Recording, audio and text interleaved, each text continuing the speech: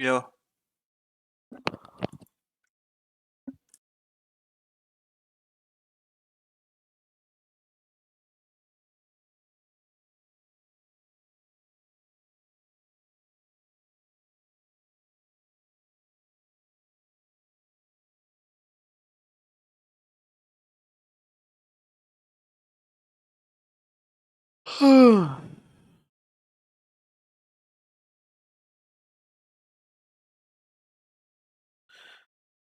We have 2 games today of VCT EMEA. We have the new Act 2, and the patch note and shit. I'll probably look at it later and cover it later. We have VBL Giantix followed by KC Thematics later. Thank you. Thank you. So, yeah.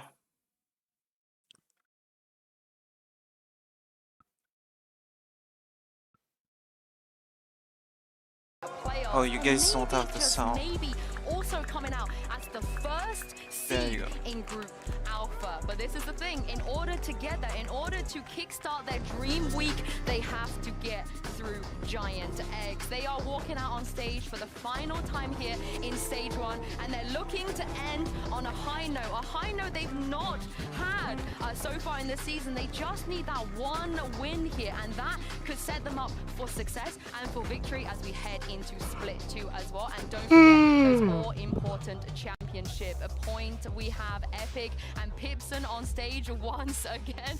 Good to see Pipson very animated, but Epic, as we've known and love him to be, he doesn't give away a lot. And the fact that he doesn't give away a lot, I feel like, again, has been a massive win condition for his team. And so many reasons that he has to be smiling, right? But we won't see it. Sometimes, you know, in the camera, we've catch it's the sweat. glimpses. It's the sweat wipe. Yeah.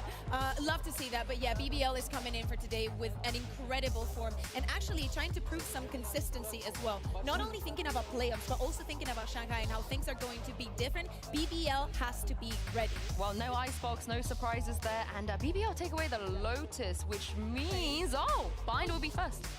Bind first up. I like this. I'm curious to see where else it goes, because BBL, right, up against Navi, they took Breeze out, which is a map where they looked pretty decent. They dominated Koi. They don't decide to pick it. It gets left through, and they end up taking it out in the end in preference. A split. Split, actually. We their home ground. About, the home ground, how incredible it could be. But then it would just secure what we've been talking about. Giant X being able to win some maps here and there, but never being able to close the series. And I think it would be devastating for them to then go all the way and then lose on Yeah, that's not where you want to go. I mean, if you're Giant Eggs, you want to close this out 2-0, in fact. And for BBL, of course, if they win this series, they will be locked for playoffs. Let's talk about this Bind, because I feel like a lot of teams, you know, they've adapted to the Gecko. They like the Gecko. Mitch, these two teams, they don't seem to veer that way at all on this map. Would you like to see maybe the incorporation of Gecko here? Well, I think if anyone's going to do it for BBL, it could help to improve some of the problems. We saw them get crushed by Koi, and look, Fnatic showed that Koi are a formidable opponent on this map for sure, but the reality is there were some things there that were lacking. They couldn't find the space, they couldn't follow up on it, and that hasn't been a problem on most maps for this squad. Yeah, exactly. And we need to think about the fact that it's Giant X that chose this map, right? Yeah. The last time that we saw them play in this map was against Fnatic. They were running the Euro, and it didn't seem very convincing. It's not only that the result was not very good, but it's the fact that they did not seem very comfortable with it. So maybe there's a change in the agents. I would love to see some changes, but no Gecko, no party. I also don't mind it. Like, from a certain perspective, you have your way of approaching the game, and yes, we're seeing a lot of teams pick up Gecko, and it seems to be the right choice for the majority, but Vlad was saying last week on the desk, you know, it's not a one-glove-fits-all kind of situation, and sometimes you have to play to your strengths. Are these BBL strengths when it comes to Bind? I'm not sure yet. As I said, there's been some question marks over this.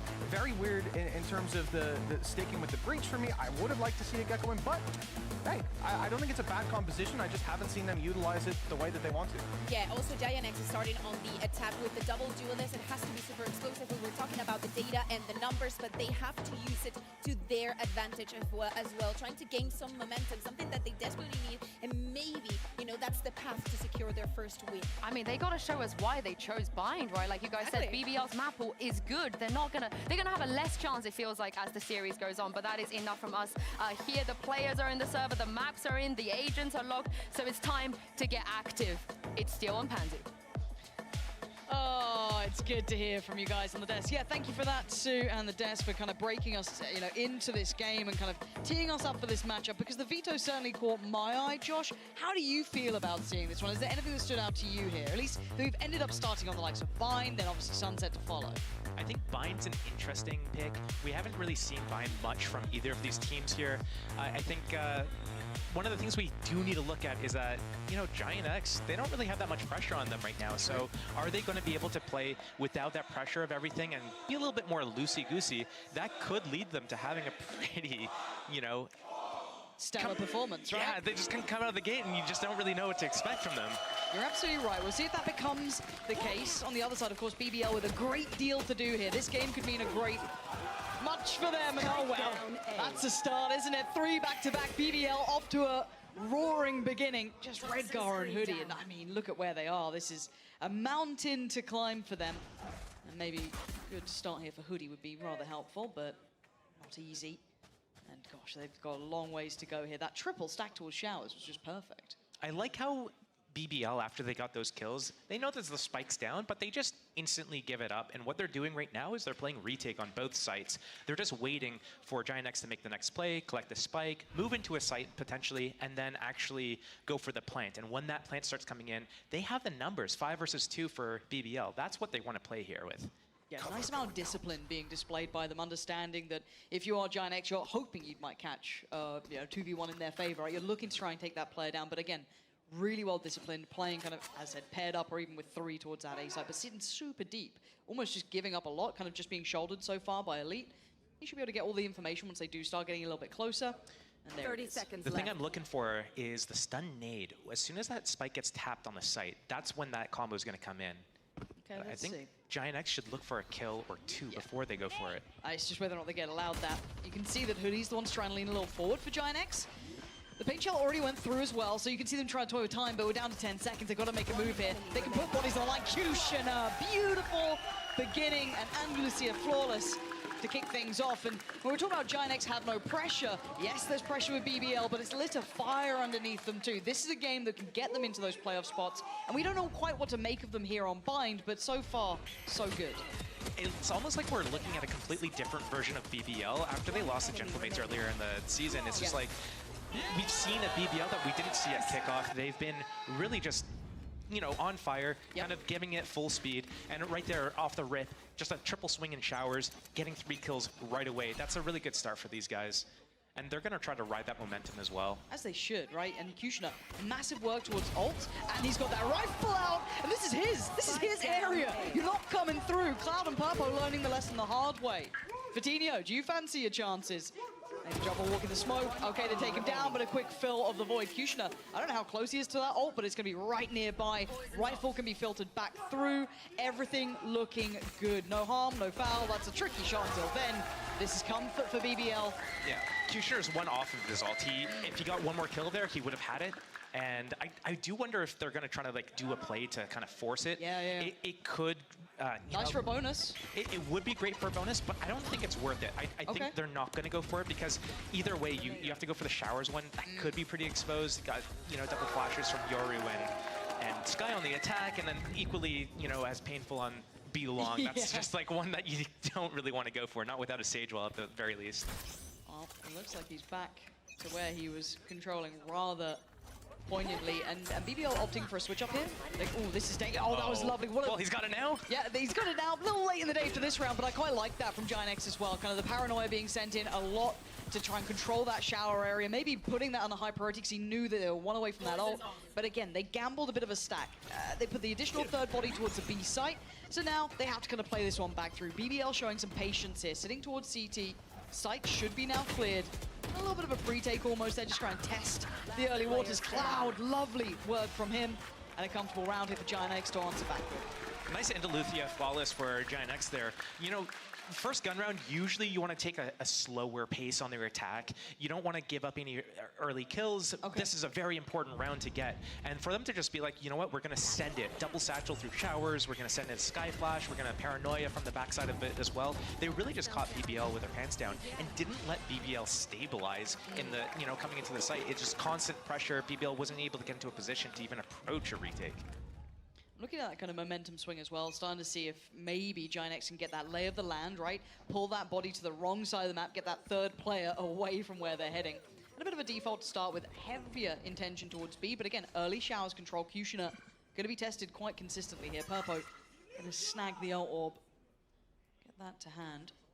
Looks like we're, you know, in store for the first round. That's going to go the, you know, work the clock a little bit. I know on pistol round it kind of went the distance, but that's only because it was a 2-on-5 for a minute. Yeah, caution being shown there. Flash just going to be behind the smokes and not going to get everything they wanted, but they can retake the space still. Flash decent enough to clear this close angle. We are getting Kushner to early pivot over towards B. He does have the rocket ready to be used. The problem is, if they do a little bit, if Giant X does a little bit of like a jab towards B and then go A here, it looks like that's what they're doing. It means Kushner's not going to be out of position.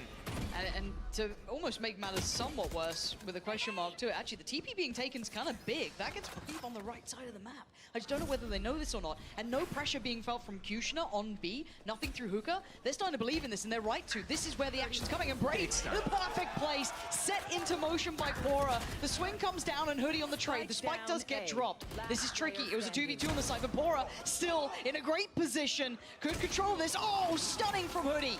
Keeps control, keeping in mind Purpo was nowhere near. That was all on Hoodie, and he succeeds. That was a bit of a messy round too. It's not like Giant X had any like super clean things going in there. The initial kills at B were great, but Kushner on BBL just being able to just like run back and forth and not be in a position to use that rocket. It's like, do you use it now? You're on a, you know, a light buy maybe, an eco round potentially. So what's actually going to happen here? It feels like that was a wasted opportunity from BBL. Maybe an opportunity to stabilize now though, but again, tricky with the weapons they're coming in with. Sheriffs and Stingers, yes, that ult, as you highlighted, still in play, but they need an opportunity to use it, right? A moment. So they've gone for an aggressive start, right? Straight down middle. And Giant X seem aware of this. Either a step's been heard or something's been noted, because both players now paying attention towards this. And Purpo's turned his attention elsewhere, maybe trying to take that space up towards Octagon, but it is still going to be pretty much kept in control here by Cloud. And a player I want to keep my eyes on as well, Cloud is one of the highlight players in my mind when it comes to Giant X. Need to see him performing well here. Looks like the regroup has happened. Para hears this. They know there could be a really big backstab coming out. Timing's everything, though. Keep in mind where Hoodie is as well, so could be a little offset on the timing, but they have players in the right place. The positioning, I mean, Brave still got his, right? But they couldn't make it out of the side. Bit of a trade here. Easy, what a shot! Back to back now, Hoodie all on his own, and he was the last man. The back line, they know where he was. And the spike deep in BBL's control. Rifle in Pora's hand, still a utility, still a flash. Reezy's got a lot as well to work with. This is huge. Now they've got to be patient, though. Make him work for this. They've got to work in unison as well. Can't take too many risks, but they might have lost beat as to where he is. So taking a bit of a quieter stance here. 20 seconds, he has to get that spike. Going to try and give himself the cross. Looking for that first player. And they're making him really work for this. Sitting deep towards elbow, not even challenging this. Waiting to tap on the spike. And really has to make the safe choice. So tough. There's no good option here.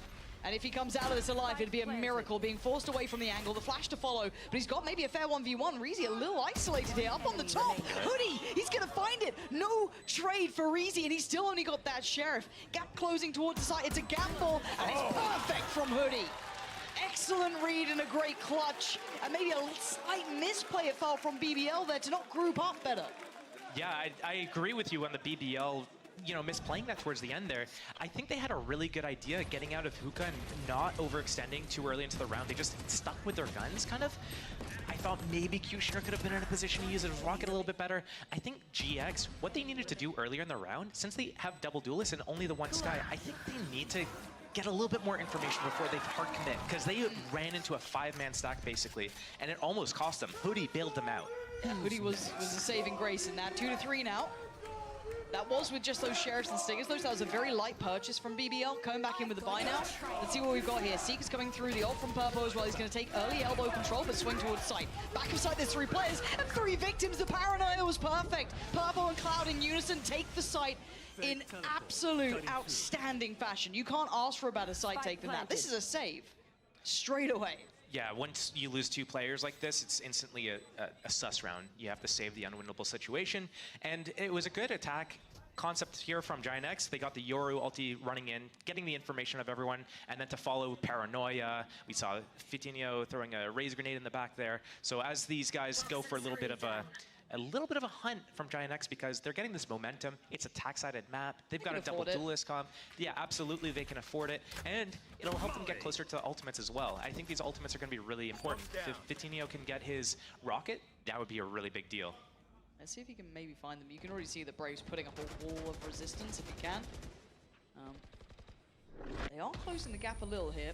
Let's see if they can keep these rifles. For now, it looks like it will be status quo. They're not going to overextend. No. Okay, so both get to walk away with the rifles. Not an overt hunt from Giant X, but I kind of would have liked them to maybe pursue that a little further. But yeah, this side take was just lovely to witness. Again, the utility pour-on was fantastic, utilizing the Yoru almost just to force them away deep sight and being so ready to punish. Just perfect. Now, timeout for BBL because, I mean, it's 4 rounds in a row here. Giant X haven't really been dissuaded from what they're doing. They've been able to kind of take the space they want. They've been running the map pretty well once we got into the gun rounds. What would you do at BBL? You know, if you're on BBL's position here and you want to try and take that, either map control, the early info, what are you meant to do at this point?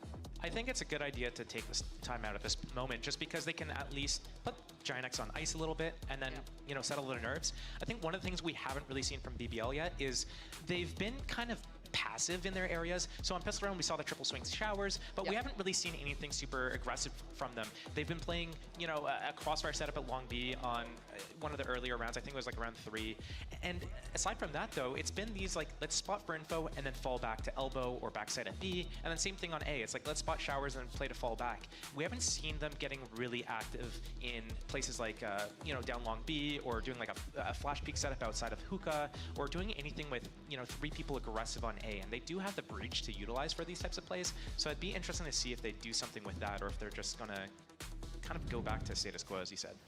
Yeah, again, a bit of a half buy really into this one. They still have those 2 rifles, so going to try and complement and supplement them slightly with Sheriff Stinger. And we saw how close they got before in this sort of round, but on the flip side, Economy's in a fantastic place. Fitinho 2 away from the ult. You already have Red Guards there and Hoodies.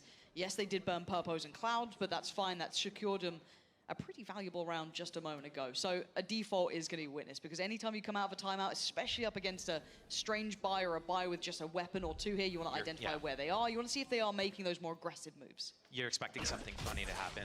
And one of the things I'm not liking too much about what BBL's doing on their defense is they're way too split. They're not trying to do any all-in plays, and this is a perfect round to do that. They have 2 rifles saved, and then everyone else is on Sheriff and Stinger. This would be a perfect opportunity to do like a 4-1 stack and just gamble a site. And this dog is going to show everything that they need to see for them to get the shift over, but still barely moving. Yeah, and now Reezy's in danger, and again, you're looking at who else is here. The rifle, Reezy was just swept aside. He did take 1 with him, but still, it's on Pora to maybe try and do something. Has he been noted? I mean, he's smoked off, but there's a late lurk coming his way as well. That's in the form of Red Guard, so he's got to be a little careful, because that rifle could be a fantastic upgrade for him. Massive to get. That's Elite and Brave the ones to watch, but it's actually Pora finds Fitinho. So this pause has not worked well so far. Giant X going to need a couple more bailouts here. You can see Pora trying to have a little bit of a battle with Red Guard, but Red Guard wins. TP gets some real damage done, but Brave and Elite making that value known. They were the 2 that had the rifles. They had to be the ones to make the change. 13 seconds, and Cloud's got to be careful. This guy is a god, though, but he's only got 8 seconds. He has to commit to this. He has to do something. Elite and Brave getting closer by. The execution squad makes it, and they bring those rifles to the right site. It's funny because when I watch this, it's almost like Giant X is, they're in the right position to close out these rounds. And BBL, there was hesitation. As they were trying to rotate to B, there's hesitation. It's like, is it B? Okay, we're going. Oh, wait, no, let's not go. And then they end up going again. And in this hesitation, you're thinking like, oh, Giant X, easy. They go in for free. But Reezy gets that first kill from elbow. And then you're like, okay, what's happening? And everything slowly unravels. They forget about the hookah player. And he's able to get one before Redgar's able to come in and clear that. So it's just crazy to me how like both teams seem like they're a little bit on edge here. Yeah, I think Giant X are struggling overall. I mean, the season has been rough for them. Those kind of 2-1 results never in their favor. On the other side, of course, BBL with a lot of pressure. Speaking of pressure, a quick escape. The evacuation button hit. And the double TP coming in from the back. That means B site is completely exposed. And I think GX knows this. They know it. Well, they're trying to commit to this. Pora's managed to slip a little ahead, but that paranoia is good again. We've seen this before. It's worked well. Didn't get to close down in time, and actually Purpo a little off timing on that. But Fatinho on the trade will secure the site. You're hearing the ults, right? Fatinho flying forward, finds Kushner, takes control of CT. This now becomes not unwinnable, but nearly. Nearly. This is so difficult to try and play back in with no foothold towards that B site.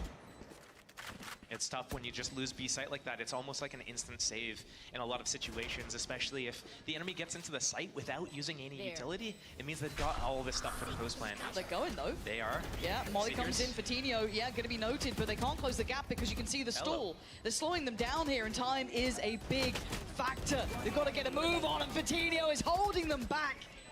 Not allowing any naughtiness this round. Reezy trying to make a run for it, but Fatinho, fantastic work from him. 4 in this round. Again, trading that initial problem when Purpo fell, and then just controlling the site perfectly. Reezy will be lucky to make it out of here alive. Already they're very nearby. Cloud already having a little bit of a glimpse here. Bitty on the hunt. Yeah, Reezy just trying to keep this rifle. See if anyone can gap close. No, I think he's good here. Okay, so they get one away, but Giant X again.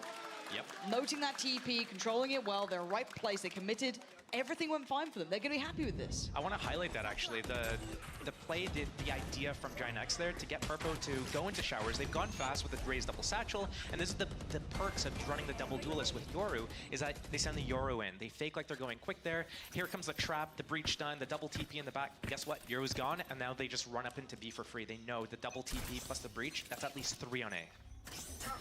This time it's only 2 on A here. Paranoia play towards showers, often gifted over just to allow Fatinho that control. Smoke towards heaven. It feels like it's a very early commitment to this, and it is. Purpo chasing very quickly there. 1-for-1 trade out. He's taking a lot of space though. That site control 1. Worth. Yeah, absolutely. We'd be happy with that. Pora does have his ult, so wondering if that's considered here. It's going to be rough to try and close gap to this though. Ults in, no plant yet. Pora clears Fatinho, good trade for Cloud. Site control not fully won over yet by either side. Reezy gonna tip the scales, it's BBL. They're winning back on the site. That little bit of hesitation, that little moment to play back through, set into motion perfectly by Pora. It worked out very well for them. Yeah, I think one of the strengths from BBL is their retakes, so it doesn't really surprise me too much that they were able to, convert that round. But the thing that did confuse me was it looked really sloppy from Giant X, individually peeking 1 by 1, then getting stuck on the bench and stunned, aftershocked, comboed, and it's like, well, what are we doing here? We're popping the Viper ulti, we're not even getting the spike planted here, and we have the 4 versus 4 so early with that aggressive play from Purpo. We gotta be better than this, guys. Yep. That's probably a round that Pipson's not too happy about. He's a cheerful boy, is old Pipson. We'll save that one for a VOD review. Yeah, that's one to look back on, because it did feel a little disconnected. And again, if you're going to sacrifice Purpo for all that space, you better bloody use it. Now, the ult on the other side's come through for Elite, so he's going to try and take away all that early access towards A, right? That's just an early bit of control. Reezy's got contact towards B long. No eyes towards showers, but you can see that deep hold coming out from Kushner. So they've got everything somewhat wrapped up, and I want to see if they can keep control of this. As Giant X have been pretty good at the push and pull on this map. And wow, okay, just finds Pora. And that's also the breach ulti gone. Pora was sitting on that for a couple of rounds now. No chance to use that. I do wonder if Giant X is going to go back into A. They did use the Skydog at long B, so they're not going to have that to clear out the Viper. But what they do have is the Yoru ulti, and that could be a great combination with the Seekers from the sky as well, and they might just target focus that Viper on the defense. It doesn't look like they're... It looks like they're going to fake it, then go B. Great. No, he's going to get caught from the Seeker. Oh, that's so unfortunate. And yeah, look at... L. They've just completely drifted past each other. again, he doesn't kind of get all that 30 punch with this. seconds Purpo's done left. really well. He's cleared a lot of space here. And they've pulled the rotation. They've got, the red carpet is rolled out towards B. There's no one to stop them here. The only real factor is maybe that you've got Brave on a really deep lurk. I don't know if the timing's even going to be valuable here, but They know Brave's around here somewhere. Yeah. The Seeker caught him.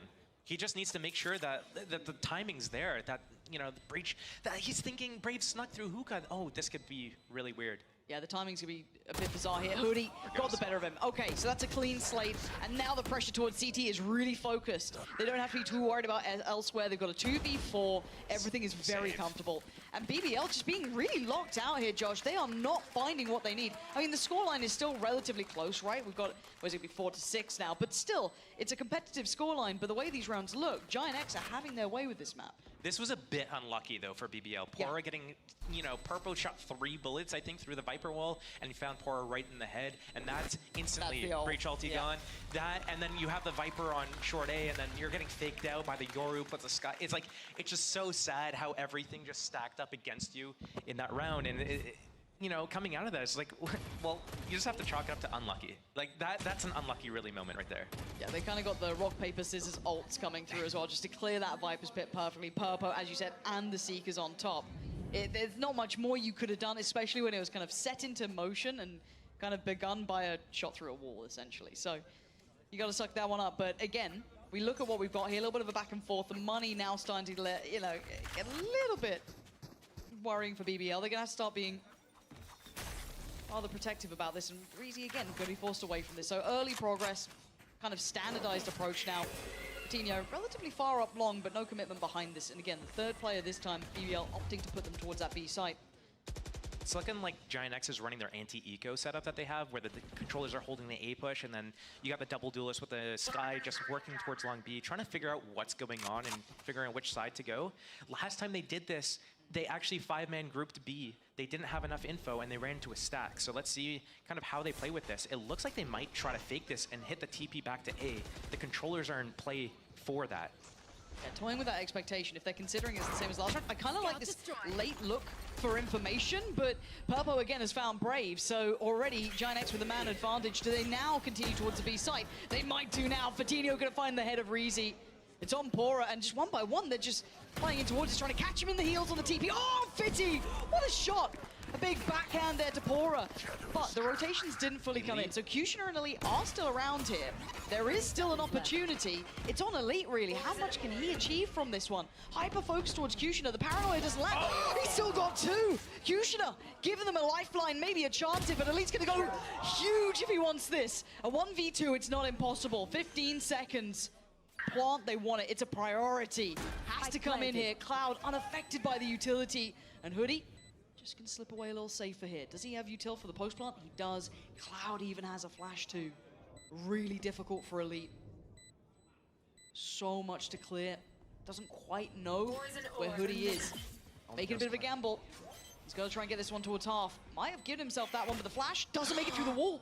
Huge opportunity now. Elite, you know they had to check that. Cloud had to put his body on the line. And now a chance to defuse. Hoodie is right under his nose. Elite clutches the hell up. That was outstanding from him. You don't see that every day. And again, what are you meant to do about that? That one flash meant that Cloud had to body check it to see if it wasn't a full defuse. What a blunder. Oh man, just so many things went wrong there. You had such a big advantage, Giant X. You're going in through the TP, you're going into A site, losing 2 great kills there from, I think that was Kushner, right? Yeah, getting it was. the two Yeah, Vandal 2 for 1. headshots. Yeah. And then Elite coming out, the backside of U-Haul getting the kill on the bench, and then closing out that 1 versus 2. Everything about that was so clinical. It was really well played by BBL in that retake, and that is where their strengths are. They've been in those situations so many times that they're able to pull those out.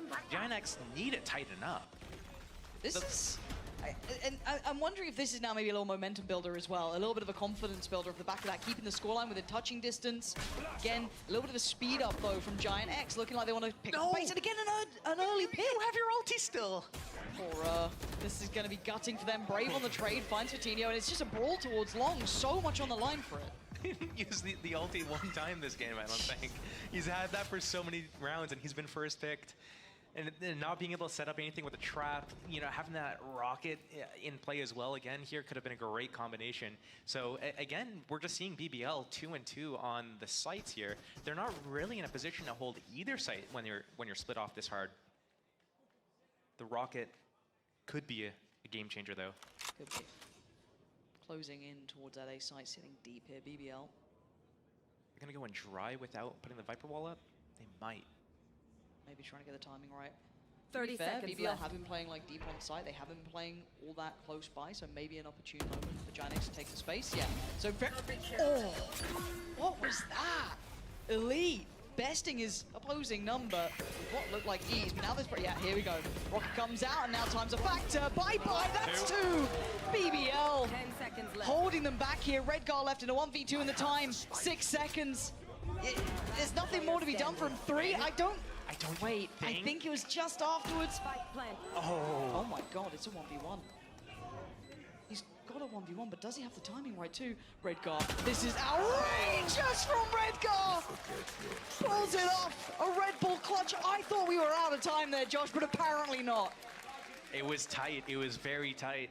And these back-to-back like clutches from both teams here, we're really seeing a close game because of it. It's from these heroics, it's from these early initial picks. A lot of like, you know, one-for-one trades early in the rounds, but you know, another big 2K here from Kushner with that rocket going in there. At least he was able to get his ultimate off because Para, he wasn't able to. So you gotta count the silver linings, the little things that add up. I just can't believe that actually worked out. Like, legitimately, I thought the timing looked so off there. I thought it was wraps, but no. 5-7. Okay, pretty competitive here. Now, keep in mind all the wins the Giant-X have pulled out so far in the season. Now, really keep this in the forefront. They haven't converted into full match wins. It was only map wins, and that was mostly on Lotus and Breeze. We haven't got to see them kind of leading in this scenario. So let's see if they can close out and get a win here, at least on the first map. Start things off well. Could be a different look for them. And Kushner, early damage taken. It was good info early from Cloud's jump spot there, and we're seeing a big rotation over to B. They had really aggressive positions up short A, Giant-X, with the Yoru and the Cubby, but they're just over-rotating here, and it might play out into their favor. If this is a B hit and BBL commits, this could be really big. Yeah, it could. Giant-X doing serious damage here. You can see Purple wants a bit more. And maybe a little over the top here. Got to be careful to not allow opportunities and then not. Fatinho and Hoodie making sure things don't spiral out of control. I got this spot. That's what Reezy's probably worrying about now. A 1v4. Not easy by any means. A little bit of damage on Fatinho, but again, not really enough to change this. And you can see the crossfire. It's just a firing squad. Goes for the TP. He's looking for a consolation prize at this moment. There's nothing really he could do. A kill and a plant would be decent left. recovery from this round. But I mean, great defense here so far from Giant-X. Yeah, and the positioning on Redgar basically means that Reezy doesn't have anywhere to fall back to safely, right? And there's no point you're going to consider that. No, Redgar, lovely timing, good positioning, kind of playing around on that lug very well. And the fuse comes through. Giant-X going to take the lead even further now, and this should unlock a couple rounds off the back. Yeah, this is looking good for Giant-X at this moment. This is the position you definitely want to be in. Obviously, this is going to be a little bit of a more difficult side. They're going to have to be a lot more active. They got the double duelists. But I like what they did in that retake situation. Redgar was behind showers. You saw the rest of Redgar's teammates just waiting at the CT pipes. Basically, if Redgar goes out and finds him and loses the 1v1, the position is exposed, and now the other 3 can play the 3-on-1 and know exactly where to look. Flood back, yeah. Really confident with full information. Yeah, no one's going to get picked off too early and then be too spread apart, giving isolated fights. Well played. Okay, so this, if you're looking at the buy, I mean, obviously, Frenzy, Sheriffs, and Ghosts, that's about it. A bit of a walk up behind the wall. Purpo's an aimer, though. Only going to get one this time. That's a Guardian not too far away. That could be recoverable. I mean, I don't know how long Fatinho wants to stay around here. They're trying to police this, yeah. Redgar on the case, trying to keep control of it. Lovely from Redgar there. Just farming on up. And again, this round looking like it's fallen by the wayside. No bigger threats. As Kushner makes a go of it and actually finds Cloud. NT. Oh, something no. Hoodie. Gonna keep things moving on for Giant-X. That's 9 now. And that's 3 rifles for Giant X going into this bonus round as well. It's going to be interesting to see if they try to do something a little bit crazy with this. They do have Yoru. He could do some sort of TP play early on. And, you know, even if they don't go for like a fight with it, he could do something to stress out BBL, make them waste time in the round. So I wonder if we're going to see that or something like that, because that is the strength of this comp, this agent on this comp, on this map. Let's see what Purpo's up to. It might be a little aggressive, at least where we're seeing him start here. 3 for 3, short A cubby start. Yep. Mark that one down on the anti-strat. Yeah, looking for this. Decoy. Yeah, BBL sitting pretty. Oh, Purpo, so nasty. Instantly rotates to B as well. Oh, he's done his damage. That's exactly what you're talking about, though. Try and get aggressive, utilize him like that, TP out, keep him guessing. Hard to get that read now. So much weight on BBL's shoulders. This round feels so stressful. Red God just shouldering this. It's going to be... He's going to have to pop his paranoia here. Yeah, try to stall it. I don't know if that caught. It did. Yeah, Kushner gets slowed. He can't close the gap, and Red Guard waiting. Bucky ready. Kushner on the corner. Not the shot you wanted. Kushner still standing. Unfazed. And that could facilitate a plant. Vitinho with his nade ready. As soon as the spike gets tapped, the nade's going to come in. Maybe the flood behind it. Might see it. There it is. Yep. Cancel on the plant. Cloud gets closer but doesn't commit. 2 flashes ready for the next. And a big flank from Hoodie. Yeah, the timing's going to be really rough because they've got a fight on 2 fronts, so hard to handle. But actually, the corner gets controlled. Pora denies Cloud, but the trade is there for Purpo, and Hoodie finally strikes on the back lines. He doesn't have to overdo it. He can just fight in unison. It's gorgeous from Giant X. That was really well timed there. That was really well timed. I like what they did. They, you know, waited for the spike plant, then they naded. Then they waited for the next plant, and then it was a sky flashing and pushing. But he went alone. He was kind of like a sacrificial lamb to set up Hoodie for that flank. So without, you know, that stall, that, you know, delaying them from planting the spike and then keeping the pressure from the forwards, then, you know, they could turn around, and saw Hoodie on the flank. But because of all this constant pressure coming out, they were trained to the back of the site, and Hoodie was able to come out in the back and get 3 for free. And this is what's going to put a little bit of a question mark in my mind when we talk bigger picture, is that BBL have had some exceptional series. I think that's pretty fair to say. They've had some big opponents. I mean, Na'Vi, Heretics, Koi, you know, Na'Vi and Heretics as of late as well, and they've been good at those. You know what I mean? All right, relax. I can see you smiling. All right, I was heavier on the first You had me two. on the first 2, and after that, it's like, well. Hey, look, okay, it was, you know, Na'Vi and Heretics are pretty good. So, I mean, by all accounts, this shouldn't be a hard game. Giant X have always been scrappy. They always seem to pick up 1 map and then lose 2. It just seems how they're fated this season. But is it this new freedom? What's happened here? To be fair. Okay. Not what you're known for, but sure. What do you mean? I am. If there's one thing I am, it actually is fair, okay? All right, we'll see. I've been critical, but I've been fair, okay? Giant X, all the series that they've only lost once where it was a 0-2. Everything else has been a 1 and 2 loss. So it's not like they're, you know, sitting out here getting dunked on by every team. And on the flip side of that, BBL's also kind of been overperforming, I would say. Yeah. It's not like No, people that's a fair assessment. I think people are surprised, like, oh wow, they're actually doing really well. It's kind of like a little bit of a surprise. So, you know, combine both these facts together, and we're seeing, you know, how this situation unfolds. Yeah, this is a really nice position though for Red Gar. Oh, he's only gonna be left alone now. He's got to get out of there. Elite's taken away for Tinio. And these rounds seem more dangerous than any. Seeing Elite get a rifle too. Was this pop too early, I think? Might be. I don't know what he's going to plan to try and do with this one. No one can really do much off the back. They're very ready for this. Yeah, Kushner and Reezy waiting.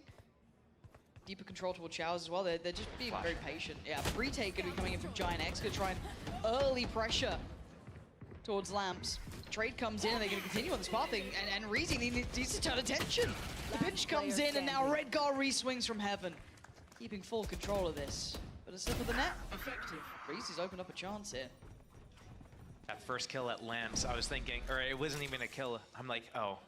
Did the TP just bait him? It might have. Slowed him down. Turkey on Sheriffs is so 30 dangerous. seconds left. Oh, but they're prepared. They're prepared for that. Played it very diligently. I like kind of sending the clone through on the TP just to kind of keep him guessing. It stalled him out, right? It caused him a second to consider coming back towards A. But hesitation, still, 4 rounds back to back this half. Giant X couldn't have asked for a better start here. This is everything they would have wanted, really. Yeah, this is great for Giant X. This is exactly what you need to have going into, you know, the rest of the series. Obviously, if they're able to pick this up, it's not like it's, oh yeah, a walk in the park. It's still going to be a difficult series to go through, and you need to close out, and anything can happen. I mean, they can end 13-11 at this point for BBL, so... I've seen stranger things. Absolutely. We got the crowd, though. We got the 6-man for BBL. Yeah. Ooh, that's a leg shown. Redgar, paranoid already. TP taken. Crunch time towards Showers. Help Showers. Purple on the hunt. Oh, it's gorgeous. Purple's gonna be happy with that one. Breezy and Kushner going down, and Giant X just handling everything that's thrown at them. There hasn't been, it looks like a problem that they can't solve.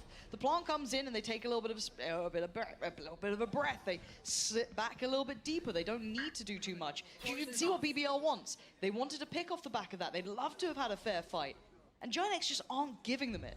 Yeah, they're giving up the site completely, and for good reason. Once BBL plants the spike, they're committed here, and now it's a 5 versus 3. They can come in together. Maybe even Redgar uses his ultimate here to get some information of what the positioning's like for BBL. And I think you're reading his mind there. Perfect. So Elite going to be forced off the angle, forced to invest utility, but they do need to start getting a move on here, because there's still a lot to try and clear. Brave's going to control towards Heaven and CT. Elite does well to find one. He knows Redgar's still around. But Bora spammed out of position, and it's all on Brave. This guy can be a monster, but he can't even deny the defuse. There's so little to do for him. Desperate attempt. He needed some of these bullets to work, and they're not going through. Defuse comes in. Giant X up to 12 here. And again, they seem so prepared for every eventuality in this. It's funny to see BBL trying that exact same play on their defense with a trap toward Showers, and it just couldn't work out because Purple was going in there as Yoru, and instantly as soon as he got stunned, bam, he's gone. He's teleported away. And now BBL gets caught in the Showers there. 2 of the players there getting crunched, 2 in the back, 2 in the front. Nowhere to go. So really well executed there from Giant X. Good job, guys. Yeah, so Good job, guys. Good job, guys. 19. Not even super hyped, Yeah, just like, not even just like, nice, let's go, good job, guys. It's a good job. Ooh, going aggressive. Kushner, quick TP, and it's Purple again. Yep. His value on these early kills is outrageous. He's doing so well at that. It's an early pick, backs away, down to 4 now. Took away Elite. It gets a little bit trickier maybe in that post-plant positioning potentially. We have to wait and see. As it stands though, BBL have a little bit of control, but look at the rotations. They are all in. 4 players here ready to go. Dog gets invested, first denial. Reezy has to pause, maybe considering the Seekers. Trade comes in, it's a battle through from Showers, but it's Brave. A highlight player. A quick investment of the ult towards CT could give them some space to work with, and it's a 2v2 now. A little bit of space given, but they didn't do anything with it. I feel like it was a little bit of a wasted ultimate for there. Maybe hoping that they'd get the plant in that time, but it's fine. They've gotten away with it, and they didn't get caught on that. Flash, yes, but they've already kind of gone close to the side. The drop down's there, swing from Brave. That's 4. This guy is out of this world. Brave gonna find 5 and give BBL this round. That is on his shoulders. There you go. Gotta get that, Brave. So well played by BBL there, getting into the site there pretty easily. Big kills from Brave from the side here. Oh. Just love to see that, huh? Guys, again, when you talk about this roster, when you're talking about BBL, a lot of the key factors in my mind has been 1, Kushner. When he's been having those good games, those impactful games, incredible player, and then Brave in the same breath. Those 2 have been your highlights. So seeing him starting to warm up here, that's pretty good for the bigger series, because trying to come back from a 6-12 scoreline, not going to be easy. I think Brave has been one of their big players for the mid to late rounds, especially the clutches. He has been one of those players for the team, and we've seen kind of flashes of that from other players on the team, like Elite, for example. You know, we can't ignore him. His impact on, you know, Cypher, Viper has been pretty important for these guys.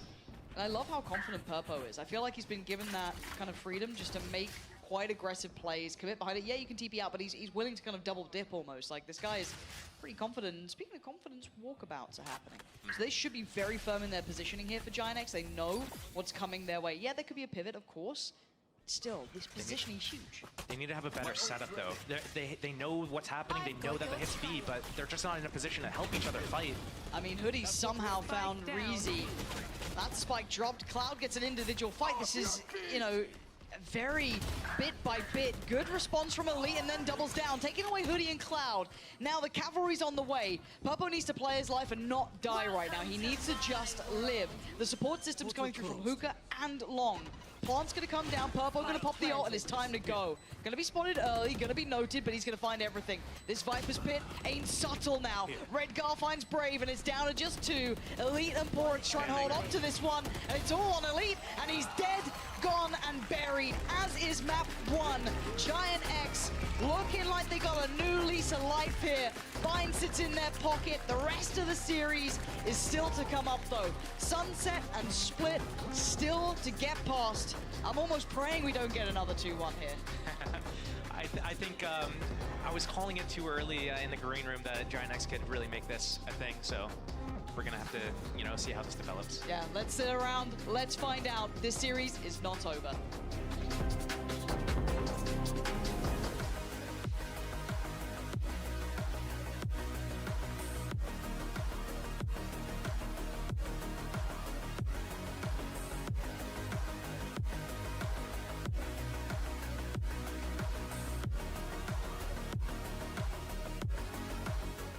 I know a place that will break you into 1,000 pieces.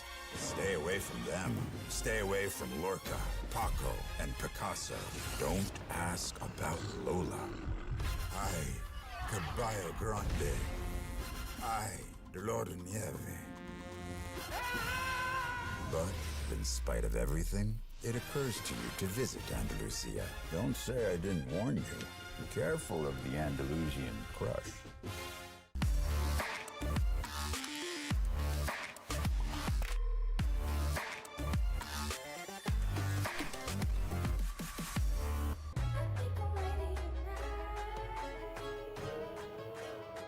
Hey guys, it's Jimmy Lin.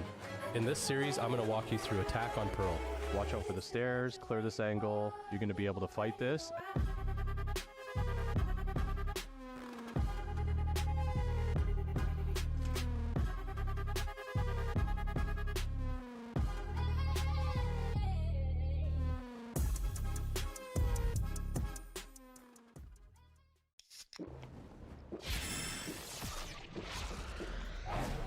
Red Bull gives you wings.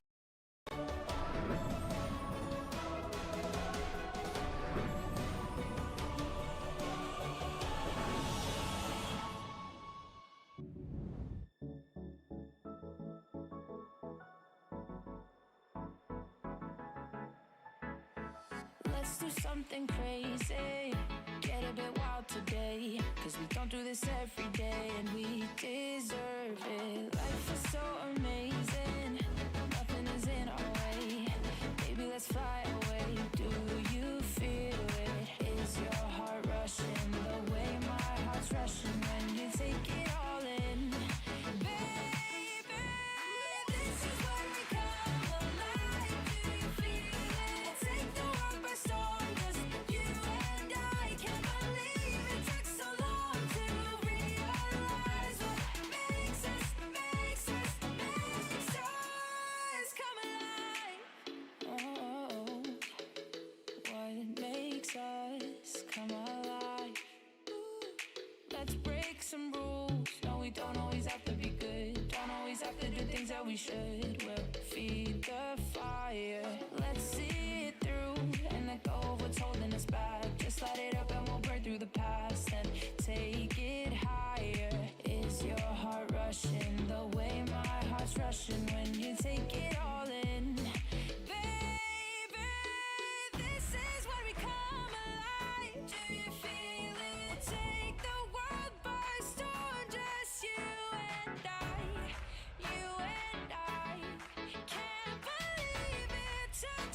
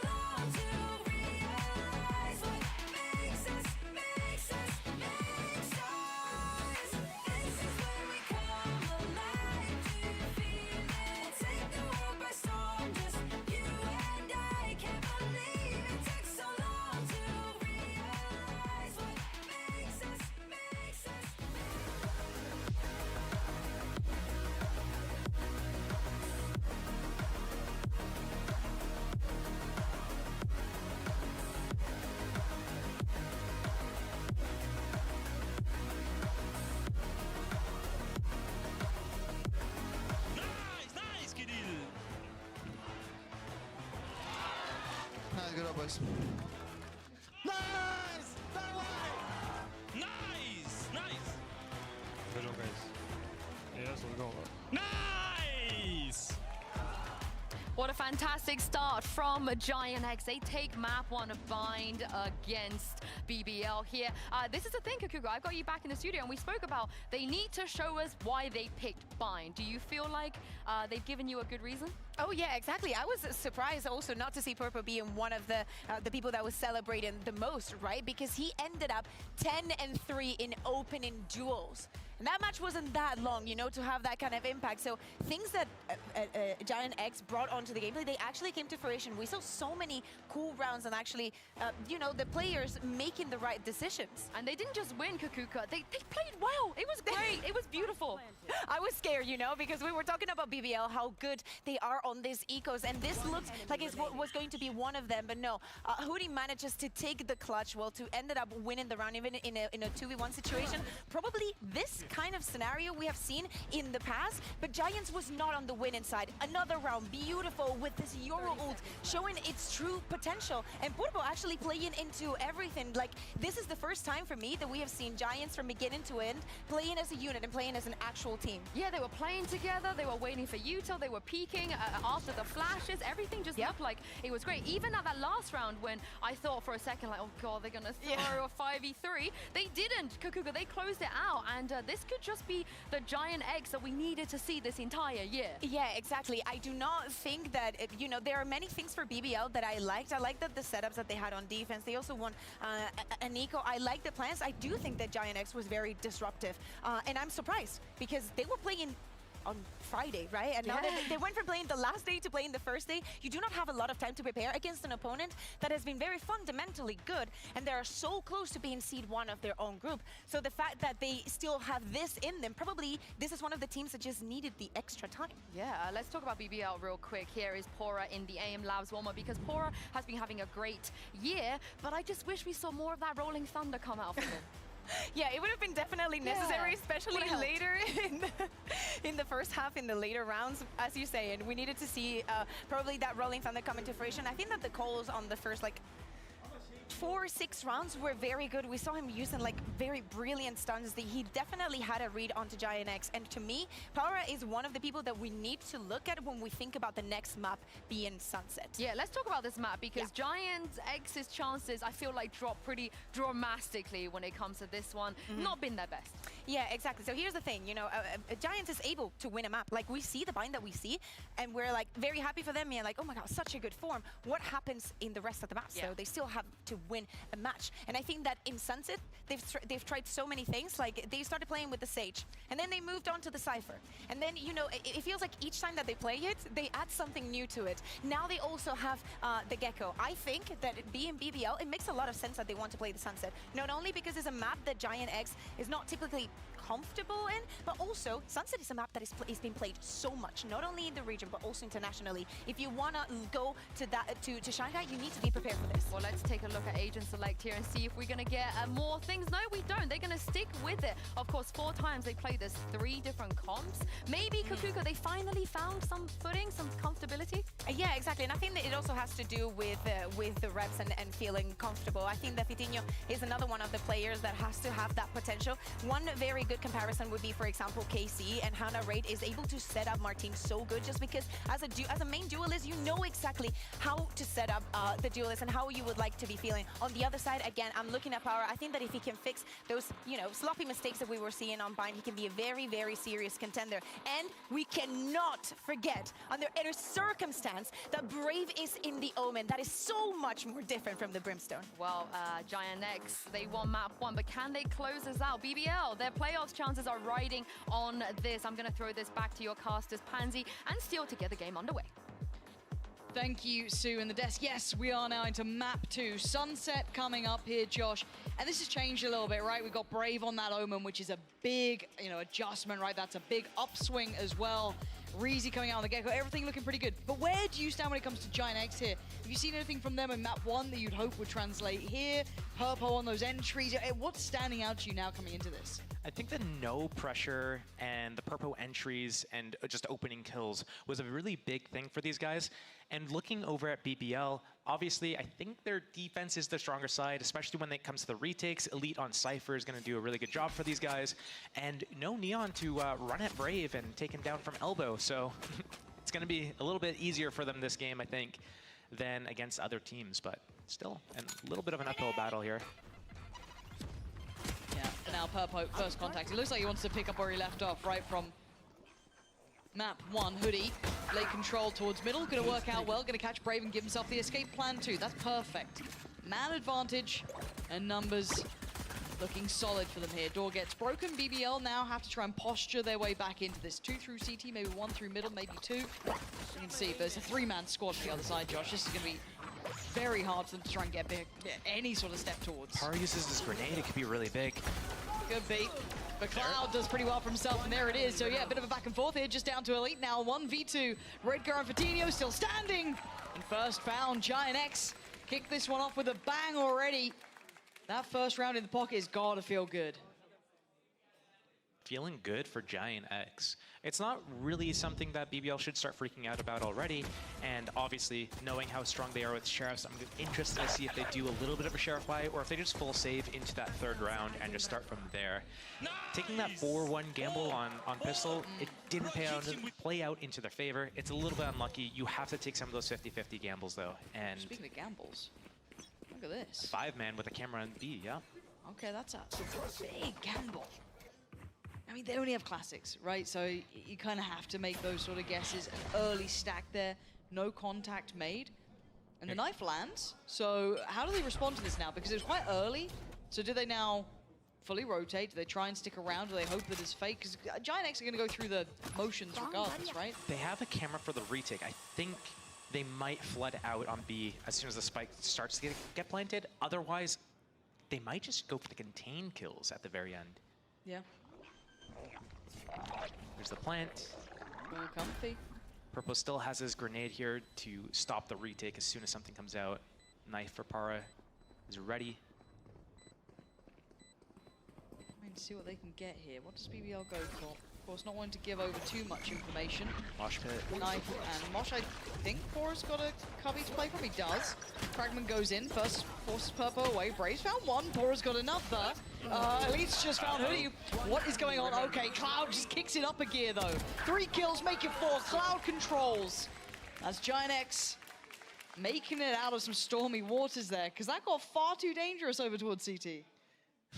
It's from the CC. Crowd control? Is that the pun you were going for? Cloud control? It wasn't, but I kind of like that you thought I'm that creative. Well, you know. Thanks, man. That's really nice, Josh. You have a little bit, maybe it's like a subconscious thing. That was really sweet of you. Thank you. What a nice guy. Against popular opinion, obviously, but, you know. Bonus round coming in, and we do have Cloud with that ult ready now as well. So you've got quite a lot coming into effect. I want to see how this gets utilized. Do they have something in mind they want to approach this with? But as it stands, Giant X just kind of going through standard approach, and there it is. Ult gonna be worked in. That's gonna be probably Fatinho following that as far as he can. Excuse me, Purpo. Used to seeing Fatinho on that raise. So gonna get them elbow control to start with. And response-wise, BBL slow to respond. They don't need to be quick about this, I guess.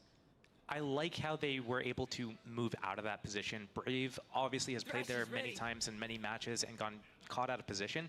I just wish that they had a next phase to this. I don't think that they can sit around in the site. Brave sitting in site with Reezy sitting in spawn. I feel like if the A hit comes, there's just no way that they're going to hold from here, not against a gun round by.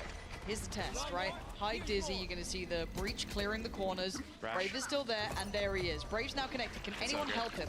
I don't think so. A little bit of stall, yes. Cushion has found Hoodie, and it's Reezy to find Redgar, and he managed to near or live through that timing, but Reezy! The timing from him was on the money, and Fatinho can't do any more. The BBL still finding some actually pretty impressive value on that one. Didn't get forced out of those positions too readily. That was kind of like a angel play from Redguard there, trying to teleport up onto the boxes. Once the Thrash goes in and you have the Dizzy going out before that, you're getting the information on the site. Yeah, You there it know is. it's one player, he's at the back of the site. Just make sure that you come through the smoke together, gun out, look at the one spot that the enemies are going to flood through. They're going to try to protect Brave. Brave is detained on the site. There's nothing he can do. Ignore him. You have like a good 5 to 10 seconds where you just don't even have to look in that direction. And yeah, getting caught in the back, just not acceptable. Not if you want to win the series, the split. Now, it looks like Giant X instantly with the pace change as well. Quick pivot through towards Market, having a little bit of a glimpse. Spots no one. Kind of being halted here for now. Rotations are coming in. You've got 4 players on this side of the map, so this looks like it's going to be committed as well. Anything to pressure CT? I'm looking for it. Not really. The cross is dangerous, and Reese is going to punish Fatinho. Already, this is getting a little deadly. Yeah, and the spike's now been dropped. Not worried about this one, as they're going to go for the pre-take, going to take back that market space, fight for this area. And so far, so good until Purpo forced away a little deeper. Don't underestimate what this man can do. And look at the wrap through CT. Redguard, does he get his timing right? He just got around the corner before Brave could check on him. And there's consideration here. Brave's watching this one. They could get pincered here. They've got to be a little careful. Purpo still with a boombot to throw into this one. Purpo's going to find Kushina. Now Redguard starts to lean forward. 2 lined up and 2 executed. Giant X, what a play back in.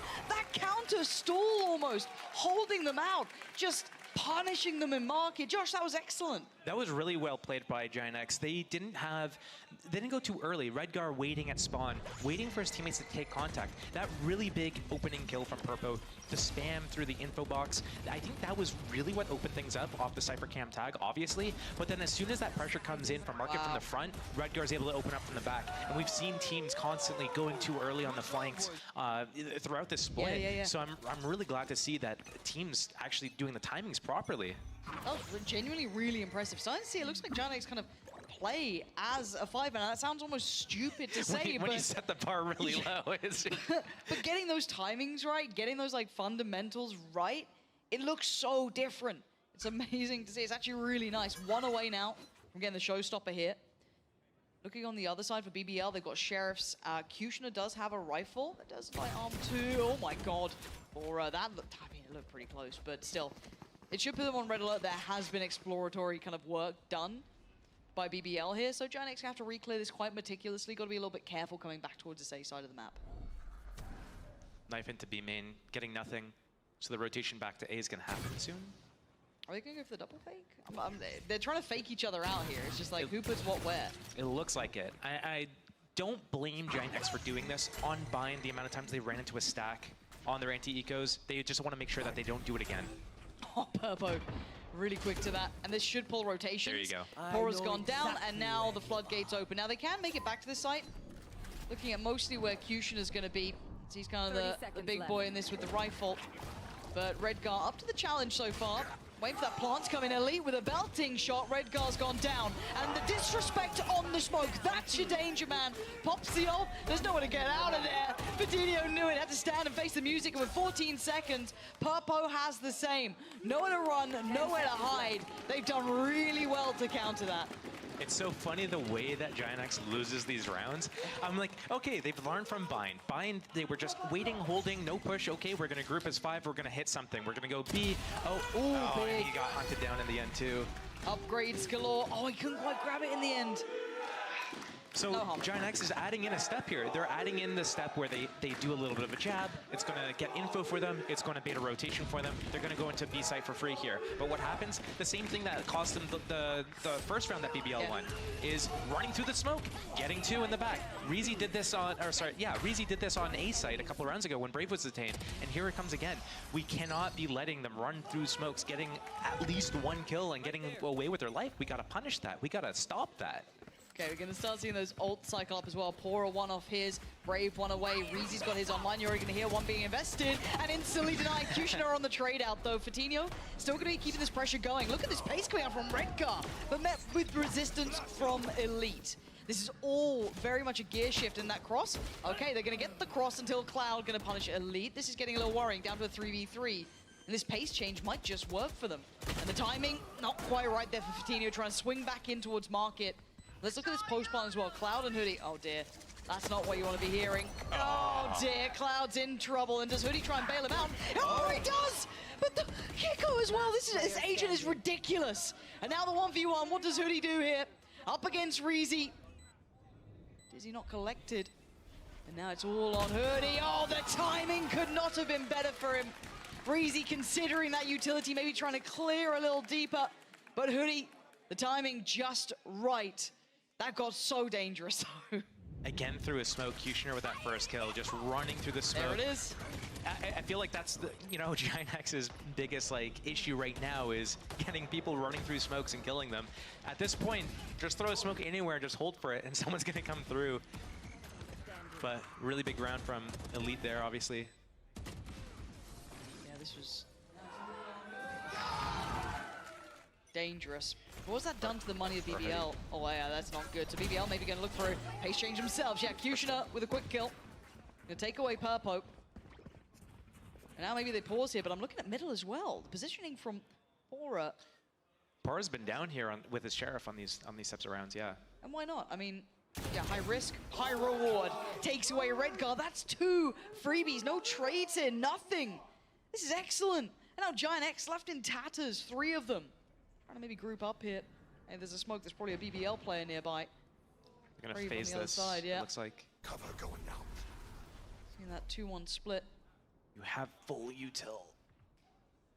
Trying to get this close dry, I guess. Brave. Looking to try and isolate him, but does he have a pocket plan? I think he does, yeah. He's not forced out of position here. Just kind of messing around with the TP as well. Keeping them on their toes. Do they even check this again? They do. But it's been traded out. The numbers are so favorable here. 4-2, but the rifle still in the hands of Hoodie. Another round of heroics from him, potentially. Yeah, it's looking like it might be. Oh! Outrageous from Hoodie. He's made this now a 2v1, and Pora, who tilted the scales earlier down middle, is now going to be tasked with near on the impossible. Fatinho is making no mistakes in this one, just going to charge in. There is no harm, no foul, and now I'd rather they secure it. Maybe an overdue, but at this point, that round was deadly from the start. That's actually worth, anytime you get your ultimate off of cooldown like that, you want to use it. You don't want to, like, we saw that last game, right? Yeah. Map 1, Para has the ultimate, the Rolling Thunder for like 6 rounds, doesn't end up getting to use it. So here, you get it early enough in the half that you might be able to get it back before, you know, get a second one. Absolutely, use it, close out that round, build that gap. BBL is a huge momentum-based team. If you give them any ground to win a big clutch and then they're able to string another 1 or 2 rounds, they're just gonna run with it. So if you keep like icing them and just block them here, block them there, it stops their momentum in their track, and then they start making these kind of bad mistakes, these mental kind of like lapses of judgment, and that's where you're going to be able to start stringing more and more rounds against them. So it's the anti-momentum. Anti-momentum. Anti-momentum. You like that? How do you feel about those? There was a phrase going around, girl. I think it was like the anti-bonus. The anti-bonus. Yeah, which is just a buy round. Basically, like, I hate it because it got banded around and people are like, yeah, anti-bonus. I'm like, you have the anti-eco, they're on low buy, and then you're playing a certain way. The anti-bonus. It's a bit of a stretch. I think it's a bit of a stretch. I don't know if I commit to that one as hard. But 5-2 though. And this game still feels incredibly volatile, right? I feel like we haven't like gone into a rhythm. Even with Giant X leading the scoreline, BBL have been incredibly dangerous in some of these rounds. Now, this looks quite all in. Having to have a look at the ults here coming through. Yes, we did see one just burnt. Hoodie utilizing his as well, and of course Fatinho at the end there. But early start for Giant X, showing presence towards A, and Kushner getting curious. They swing on this? I mean, Brave shouldering it. He gave that up before he saw anyone. It's going to be a blind. Giant X have been going kind of dry to some of these hits. This time around, you can see the Paranoia is just going to draw out fire, maybe note the presence. But they're carrying on this track, and actually Brave could be in a bit of a predicament. Yeah, he is. The timing on that, lovely work between the Dizzy being thrown, and now you can see the ult coming out. This is an execution squad on the other side there. There's nothing you can do than face the music. But they're going to clear Kushner, right? You're going to clear Kushner, right? Like, you don't let him get away with this. Oh, lapse in judgment for a moment, and that's all he needed. Fatinho now with a 1v3. What you got for us, Fitty? Nothing. BBL, get it back on. 3 rounds now on the board. They figured with the double elbow swing fight from BBL, surely there's no one else on site, otherwise he would have swung and fought with us. Nope. They don't clear the box, and Kushner's just hiding, laying in wait. Fundamentals. Yep. They don't even have to like really go out there anyways. Like you have Just the wing. kind of watch. Yeah, the wingman's going into plant. You have the spawn smoked. All you have to do is sit there and hold the smoke. Or if he wants to stop and deny the plant, then he has to show himself. Yes, and then commit. once that's happened, now you can kind of deal with him. Okay. No contact in the middle.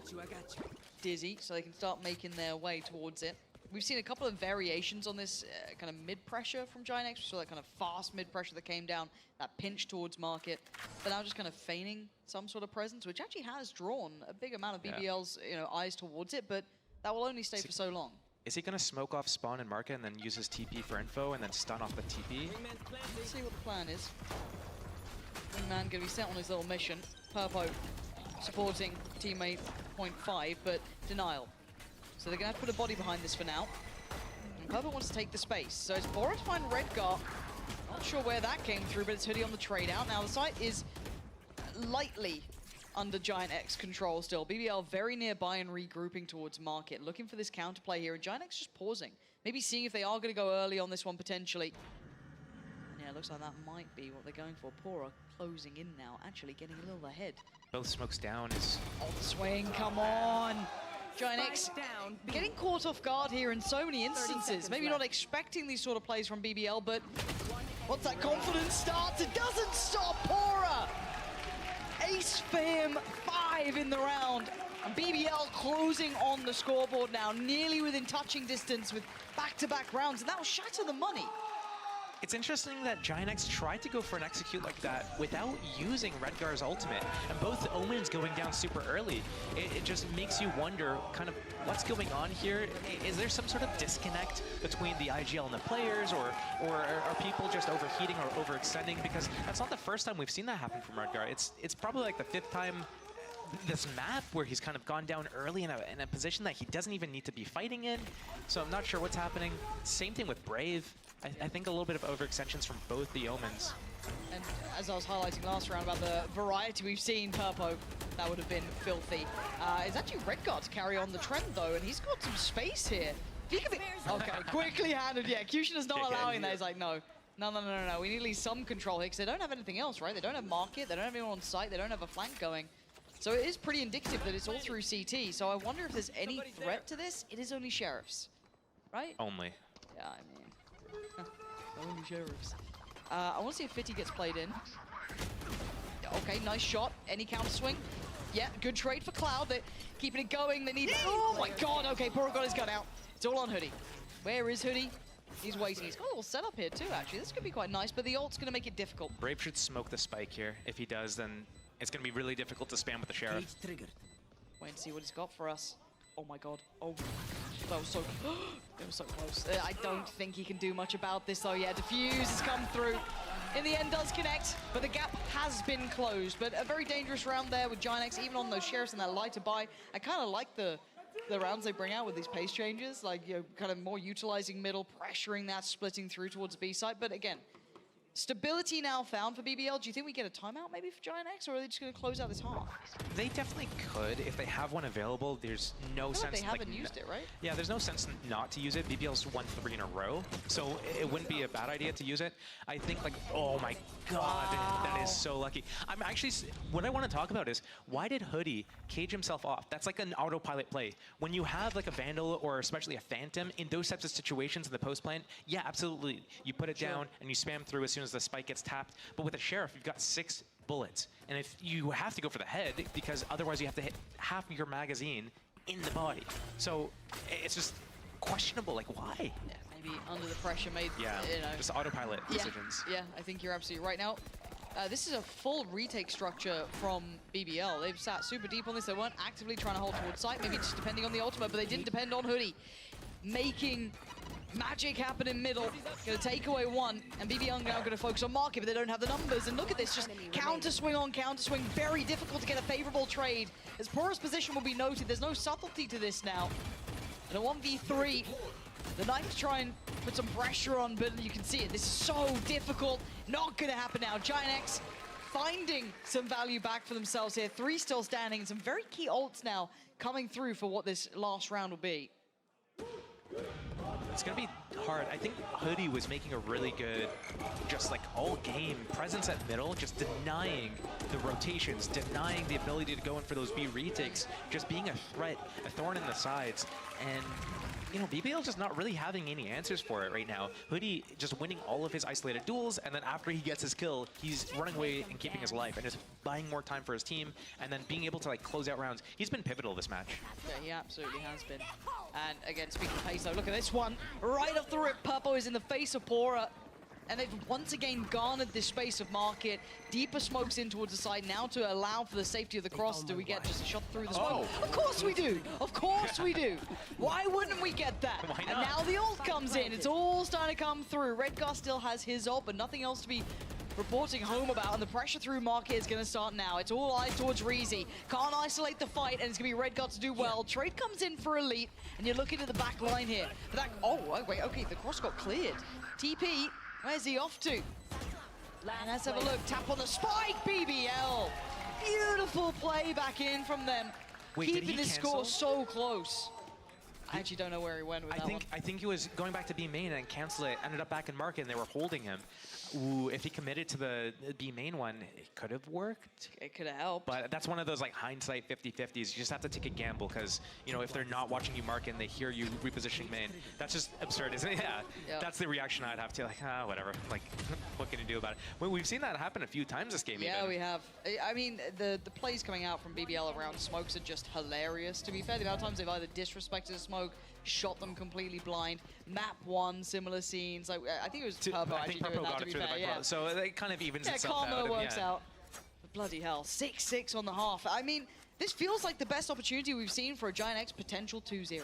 Right? Like, this feels so possible. All right, third map, here we come. Yeah, I'm just absolutely cursed here. Why wouldn't I? You know what I mean? Give me the full map pool. Why not?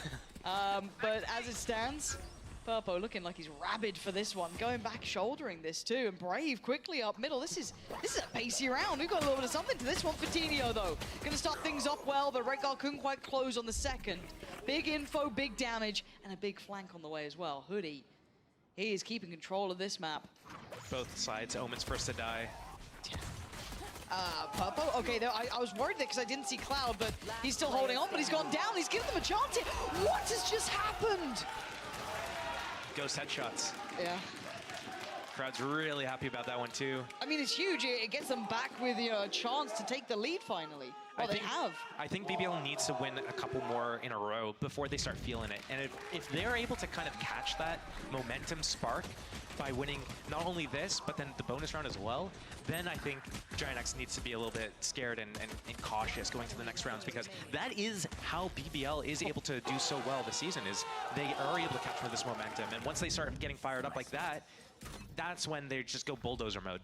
Yeah, my teammates don't respond to pistol round wins that well. You know what I mean? Well, put more stakes on the line for your teammates.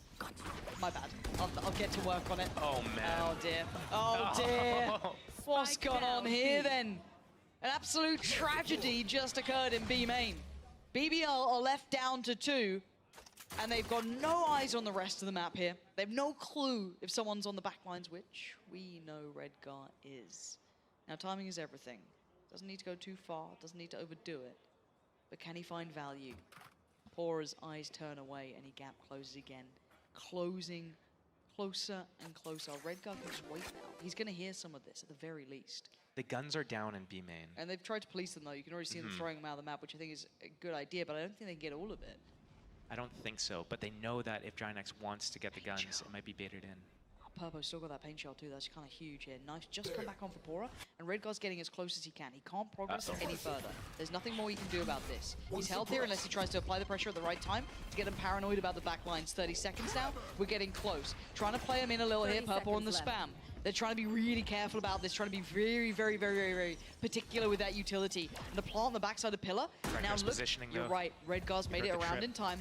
High flash to the left side of Pillar and the swing on the right. Purpo spotted it. Redgar, his position's excellent. And they play it together. Giant X making mountains out of molehills in this round. That's what you love to see. Lovely pressure here in there. Just kind of dying to a death of 1,000 cuts almost. Really played that well. I like the push on B main early. BBL trying to use that momentum. Oh, we just won a big pistol round. Let's go. It's kind of like they weren't expecting this. Great combination of util, great triple swing. Winning those first 2 Sheriff kills were huge, but I really like what happened at the end of the round there. Redgar was behind B main. He knows there's a trip there. Yeah. He breaks the trip, knife out, runs all the way back to CT spawn, and his teammates go out and fight, and they're expecting B main flank is coming, so they're pushing forwards. Redgar gets all the way around to Boba, gets that big flank off. So really well played to close out their round there too. That was lovely. I want to give a lot of credit to Redgar, because again, he's one of those players who will get flack on occasion, but that was very well done. And we see the starts here. So Giant X going to get early A main control, orb to boot, and meet no resistance. So again, you put a question mark, you won't have full security, but now seeing this, you know it's towards middle, and the paranoia play was out of this world. Kushina set up for success, but Cloud wanted to answer back, but only gets 1. Kushina still hot for this. Watching the angle though, a bit of a range fight there for Hoodie, and it's not clean. They've identified his position. That spike is still not fully committing. Slowly drifting around the map here. Does Redgar get his positioning right again? Oh, he's finding fights everywhere! Redgar wants this himself! And now this position's a problem because Hoodie can close the gap. And you're going to see where that Dizzy came from. They now know where Reezy is. That's probably the spike here. Paranoia a little early, but it plays into Hoodie. Gets the angle, gets the kill. BBL trying to go for that gear shift, and right now they are breaking down into pieces. Elite a 1v... Oh, he's got the 1v2! Ties him up in chains, and BBL still dangerous as ever with the Red Bull clutch. I don't mind the idea. I feel like the execution was a little bit off for Giant X there. Coming through, I feel like Hoodie comes to the smoke first before Redgar goes, or Redgar could just TP out and they can play the 2-1-1. They know exactly where the spike is and everything. But it's crazy. Just like both Cyphers, Hoodie and Elite this game are just taking turns, closing out these rounds for their teammates. Oh. Close affair between these two, right? It's like who blinks first sort of deal. Imagine if Giant X won that one after another like Redgar huge round, you know you're pumped up, but no. Held back, kept in check. BBL are gonna feel that momentum. Elite basically bailing them out. Big saving round for him. Both teams have to sweat for this win. They want it. Who wants it more? It literally is that. Jesus, Elite picking up where he left off in the last round. And Kushner still has his rocket as well. This could be pivotal in this round. Para needing to get a good knife value off if he wants to be able to stop that. I wonder if Hoodie should just abandon B site and they just full gamble. I mean, we have the info here. We see everything. It's easy. Okay. Info found. Not particularly telling, but Redgar. Faking the positioning. Gonna pull the eyes. Gets another utility burnt up early. Rotations are in. He got out of time. Redgar. Oh, man. Okay. Kushina gonna get slowed down a little. All right, he kind of pulls the ult away, and now his body's in the right place. Giant X might get a little bit more settled in here. BBL gotta be careful in the crossout. There's a gap between this, and he still finds value. Hoodie and Redgar in unison, denying Pora. Kushina brave. Reezy still alive, as is Elite, so there's still a chance. And now it's all on Hoodie. Who's the hero today? It's gonna be Elite in this round. These two are going toe to toe, back and forth here.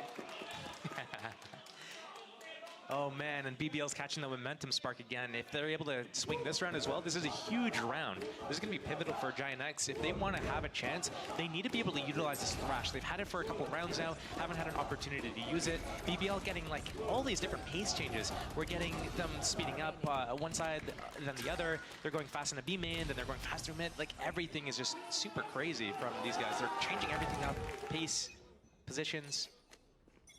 Gotta go in though now. Sheriff's coming out. Anything unique gonna happen? Are they gonna try something a little different? Yes is the answer, to say the least. 4 down middle. That's gonna be a quick reposition towards market. And BBL, what do you do with this here? You've had a lot of resistance. You felt a bit of pressure. You know they're gonna be on a lighter buy. So where do you pivot to now? They need to not make the same mistake that Giant X made. That mistake being kind of going into a site without prodding, getting any information. They really need to be able to leverage either the knife or Dizzy or Wingman, something to get some information, or maybe even just like a fake hit. They did it early at B, but when they showed themselves heavy there and then they cut noise for this long, it's going to cause Giant X to go and peek and prod and look for something. But the Cypher camera's on A, and they're using it as a retake camera. So Giant X is feeling like, yo, let's stack B, because on A, we got the retake cam, we can just go together. Oh boy. It's a long way, and now you've got Redgar already clearing, right? If you look at the minimap, Redgar's already cleared, B main, he sees nothing, no resistance. Give us a They're smoke. pretty deep here, so they're already pretty close by. One suppressed.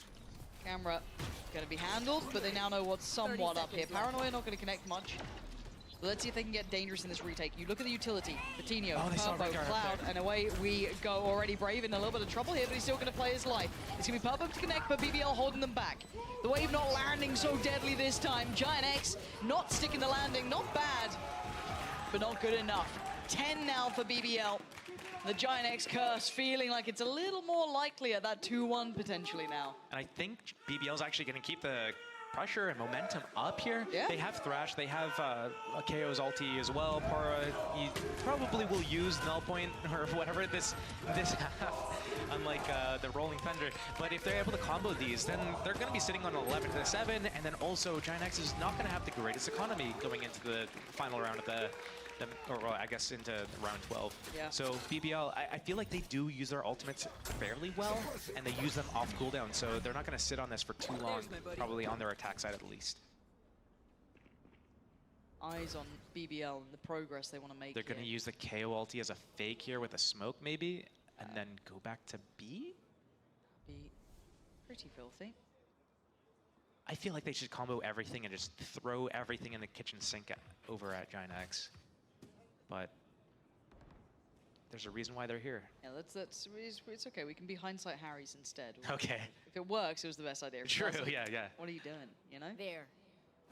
As it stands, Giant X are in the right position here, right? They are in the right place if BBL continue along this pathing. Or has all this space by himself as well. Yeah, I think maybe feeling that, coupled with maybe this read that they've got going on. Redgar push into B main. He gets all the info here as the rotate.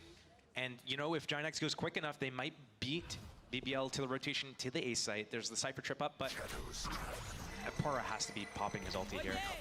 Wait and see it. There's Thrash. He's already pretty deep on this though. Purpo just trying to get ahead. How is he still alive? How is he standing there? Cloud's got in as well, and you're right, they've absolutely beaten them to the punch. Giant X somehow winning the foot race to get back towards his site, but BBL aren't going down without a fight here. Purpo playing a dangerous game. Support system on the way. Redgar en route, 10 seconds. Oh, it doesn't matter. Purpo executes so many of BBL, leaving them laying wasted on the ground. Giant X, they made it back fast. I wonder what's going through BBL's mind there when they're having Pora walking all the way up A. They have, like, we know we have the information of everything that's going on. We know that the site's free. But what I'm thinking to myself is they have such insane ults that they can go and blast in anywhere they want to. Yeah. I don't know why they're doing all this, like, push and pull stuff, why they're going towards B main, and then Kushner's using his grenades to break a potential Cypher trip to close B. They don't need to do all these extra steps because what that means is they don't have the utility for the actual execute. Yep. And when they have Thrash and Null Point, they could just go and take whatever set they want. B is usually kind of like exposed anyways, and they're going to be playing the retake. And then over on A, you could actually just crush anybody if they're actually trying to hold the site with 3 people. Yeah. You go in and slam them because there's no recourse. They're not going to be able to use counter utility, counter, you know, anything. Thrash, counter anything. They just have to run through the smokes again. But, you know, I feel like overcooking it a little bit. I think it is an overcook. I think there's no other way to put it than overcooked. And maybe that's why we're seeing the timeout from BBL now. Yeah. Right? It's like maybe coaching staff has kind of identified that. Maybe not. Who knows? I mean, that's what we have to wait and see. But it's certainly something you'd keep in mind because we're getting to that point where you don't want to be overcomplicating matters. Keep it simple. Exactly. Keep it simple, stupid. It works. Yeah. You just like... Sorry. Just had to get it in there, didn't you? But Kushner going to have the rifle. Everyone else very light here for BBL. So this could be a turning point. This round kind of opens up, you know, a a potential crack in the doorway, right? The Giant X could walk through. Now, whether or not they take these steps, we're yet to see. Again, up until this point, BBL were really on the money. They were feeling that momentum starting to build. It was looking really good for them. Now starting to see them get a little fast and loose because why not? You've got Sheriffs. This is a round you can kind of play out of tradition. And it looks like they're going to try and re-clear middle, actually, for Giant X side. I like that. Deep smoke, quick glance. I think Dizzy potentially was invested there as well to clear. So they know they're not in middle anymore, so they've got the timing right, but they still need to keep control. This BBL still very, very deadly, and that's the main manhandle. Kushner goes down, and there should be comfort now. For the rest of BBL, they're not having the kind of success they wanted across the map. For Giant X, I feel like the double-edged sword thing has been Redgar, because on some instances, he's been the reason why they've won some rounds, but then on other cases, he's been going like way too early, dying early, and ooh, okay, well, that's a bit ambitious. Oh, so one of the things I want to, well, never mind. The farming. Yeah, the farming, the ecos.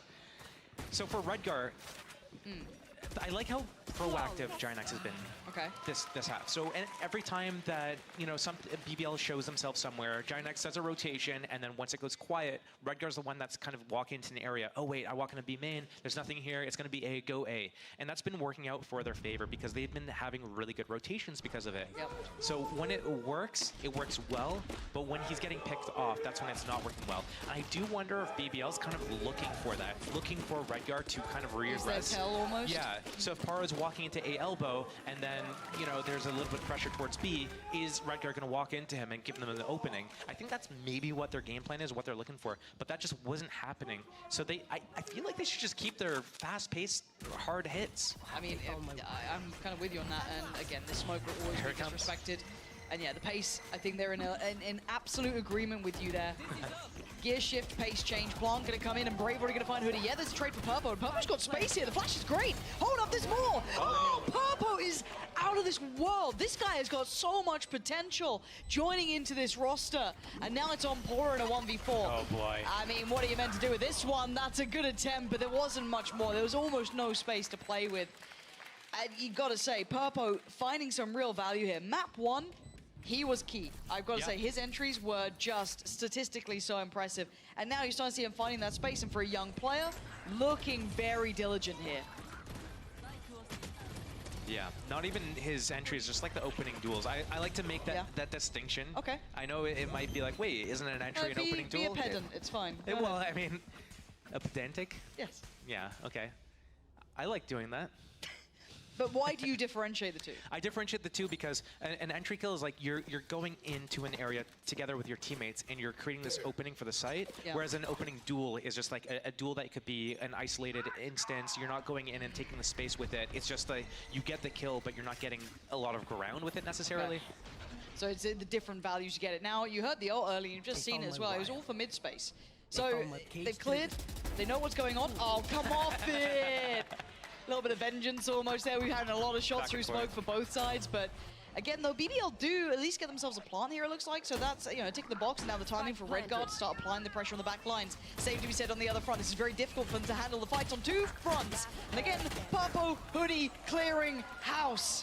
They come back in, and they're going to take the lead here. Giant X. What a moment for them to tip the scales back through 11 rounds here. Looking cool, calm, composed. They've got it. They're starting to really work this out. It's looking like GX might be able to close this out. And I do wonder if it was BBL kind of giving them that opportunity. They got those 3 rounds in a row. They have the ultimates. They can keep the pressure up. They're sitting on 4 ultimates right now. They should definitely combo these.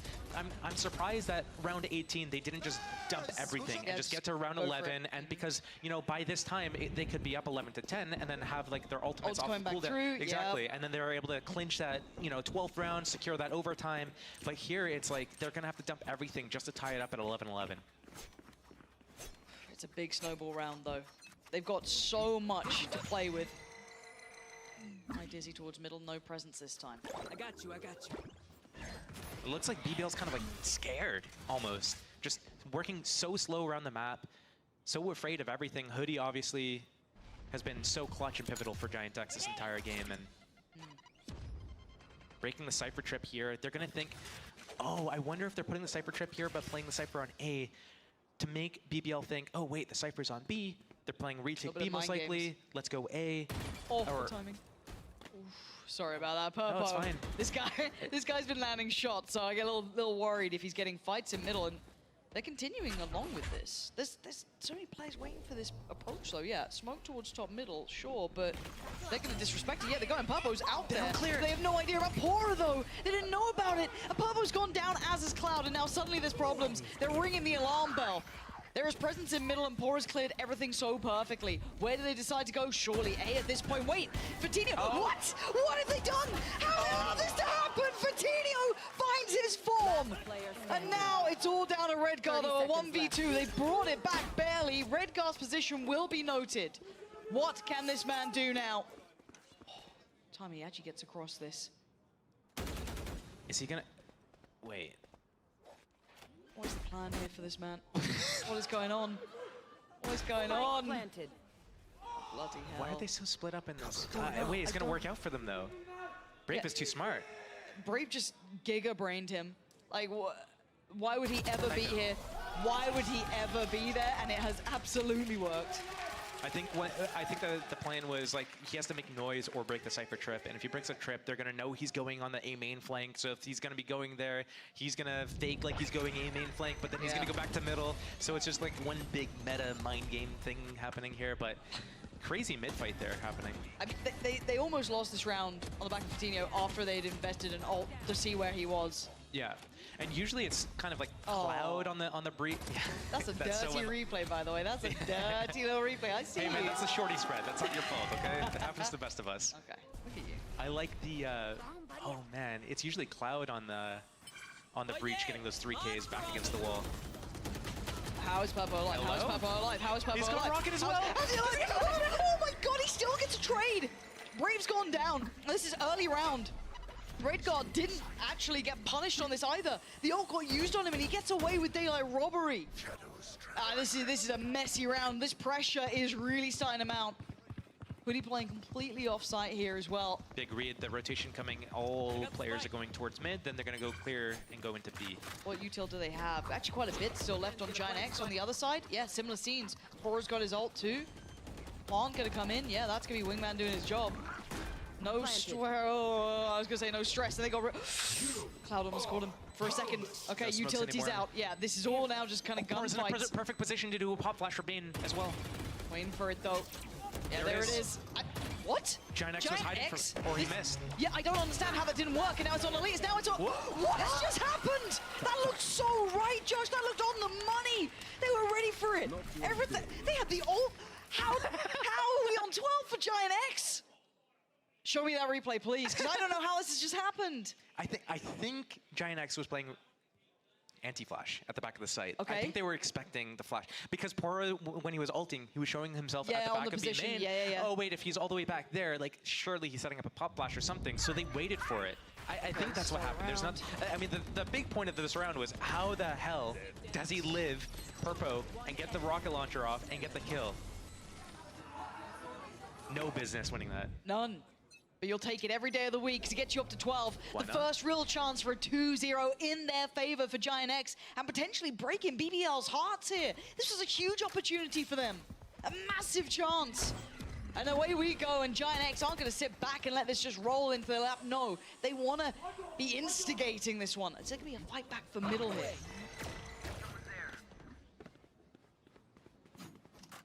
Another slow round here from BBL. It's like they're scared. Ooh, Purple. First time we're seeing that, though. There you go. The shot rattles through. They know the operator was in play.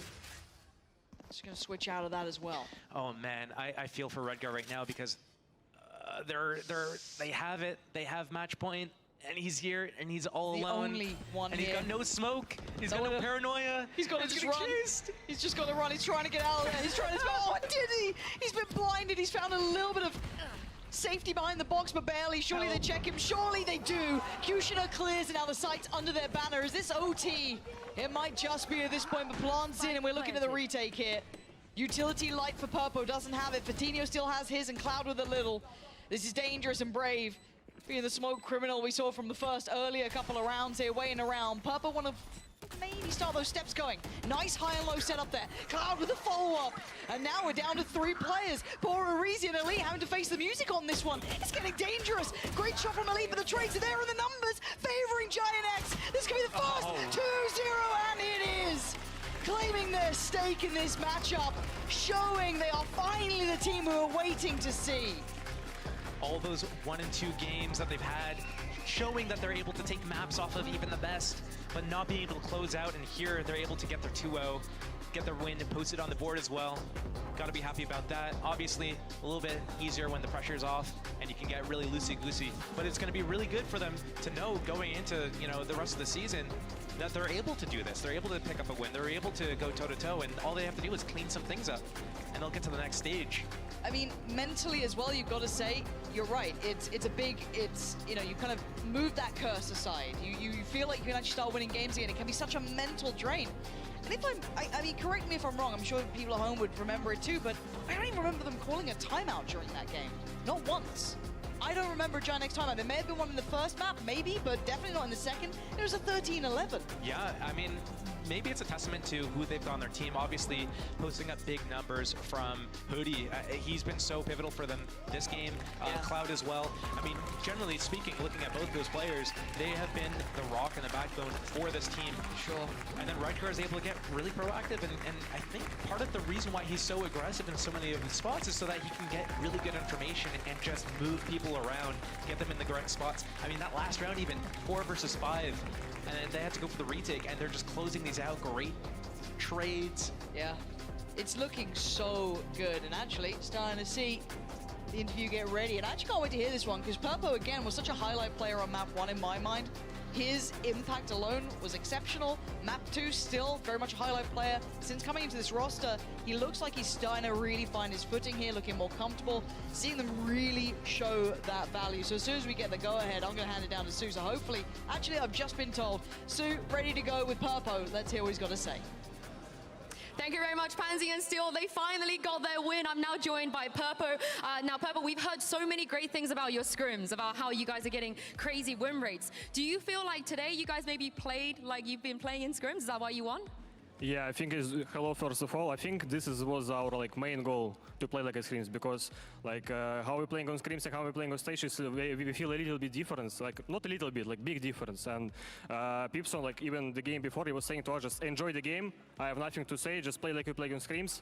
But you see, we've lost 4 games in a row, and I feel like we didn't play like on scrims. But the last game, as I said, it was our main goal to play like on scrims, and I think we just played good, especially Bind for me. And on Sunset, it was a little bit difficult, but we managed to win. But winning is a win, so it's fine. I mean, you had a great performance today. So, of course, not many teams made changes between kickoff and now. So, did you feel a lot of pressure maybe coming into this team, knowing that you had to do well? Honestly, I felt the pressure on myself, because I've been playing on flex role for maybe almost 2 years, 1.5. And when the guys, when staff messaged me in Discord, just bro, you want to try out your own duelist. I was in one side excited, but the other side I was oh, I need to actually try, because I feel very comfortable on duelist. At the same time, I feel very comfortable on flex. So it's actually good, I think, having me in the team that I can play even Omen, breach generals. I can feel. But yeah, it was huge pressure on myself. But boys helped me. Everyone helped me. Performance coach helped me. So everything good. I kind of wanted to see you on that breach here, maybe. Maybe next time, You haven't had a lot of time, because you played Friday, and now you're back again on Wednesday. So how's scrims been this week? What's been the focus? I mean, after we lost the last game, we just didn't practice for 2 days, because we had a talk with the team. So we were talking that, actually, maybe we need to change something, even how we preparing for the game before when we're sitting on the practice room. So no scrimming was good, I guess. Yeah, I mean, we just scrimmed 2 days and that's it. Oh, wow. Okay, Yeah. I mean, you guys look great out there. Yeah. And lastly, before I let you go, we've waited a long time to see you on this stage. Even back on the Gambit M3C days, we thought maybe you would make it here. Now you've made it here for this split. What would you say was the biggest lesson you learned? Never give up. Keep pushing forward, keep working hard. Everything pays off. Time will tell everything, so You're going to come back stronger, Split 2? Of course, of Yes, course. yes, I love it. Never give up, Indy. Thank you so much, Purpo, Thank you so much. for joining me. We'll see you for the next split. Next up, we have the rematch of the Kickoffs finals. It is Team Heretics versus Casey coming up. Don't go anywhere.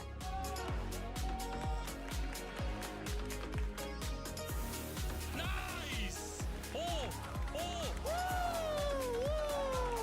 Good job! Nice! Good job, boy! Nice! Dammi di più, dammi di più!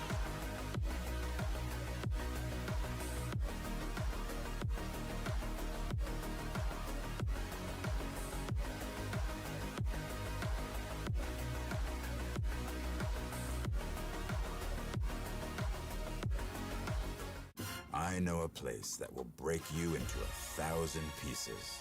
Stay away from them. Stay away from Lorca, Paco, and Picasso. Don't ask about Lola. Ay, Caballo Grande. Ay, Dolor de Nieve. But in spite of everything, it occurs to you to visit Andalusia. Don't say I didn't warn you. Be careful of the Andalusian crush.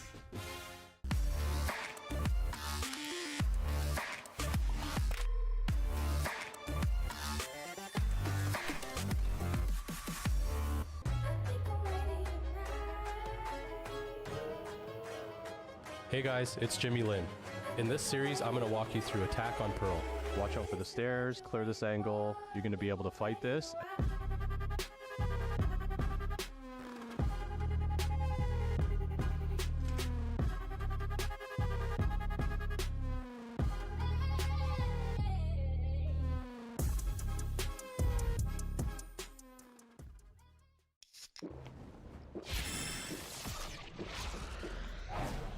Red Bull gives you wings. I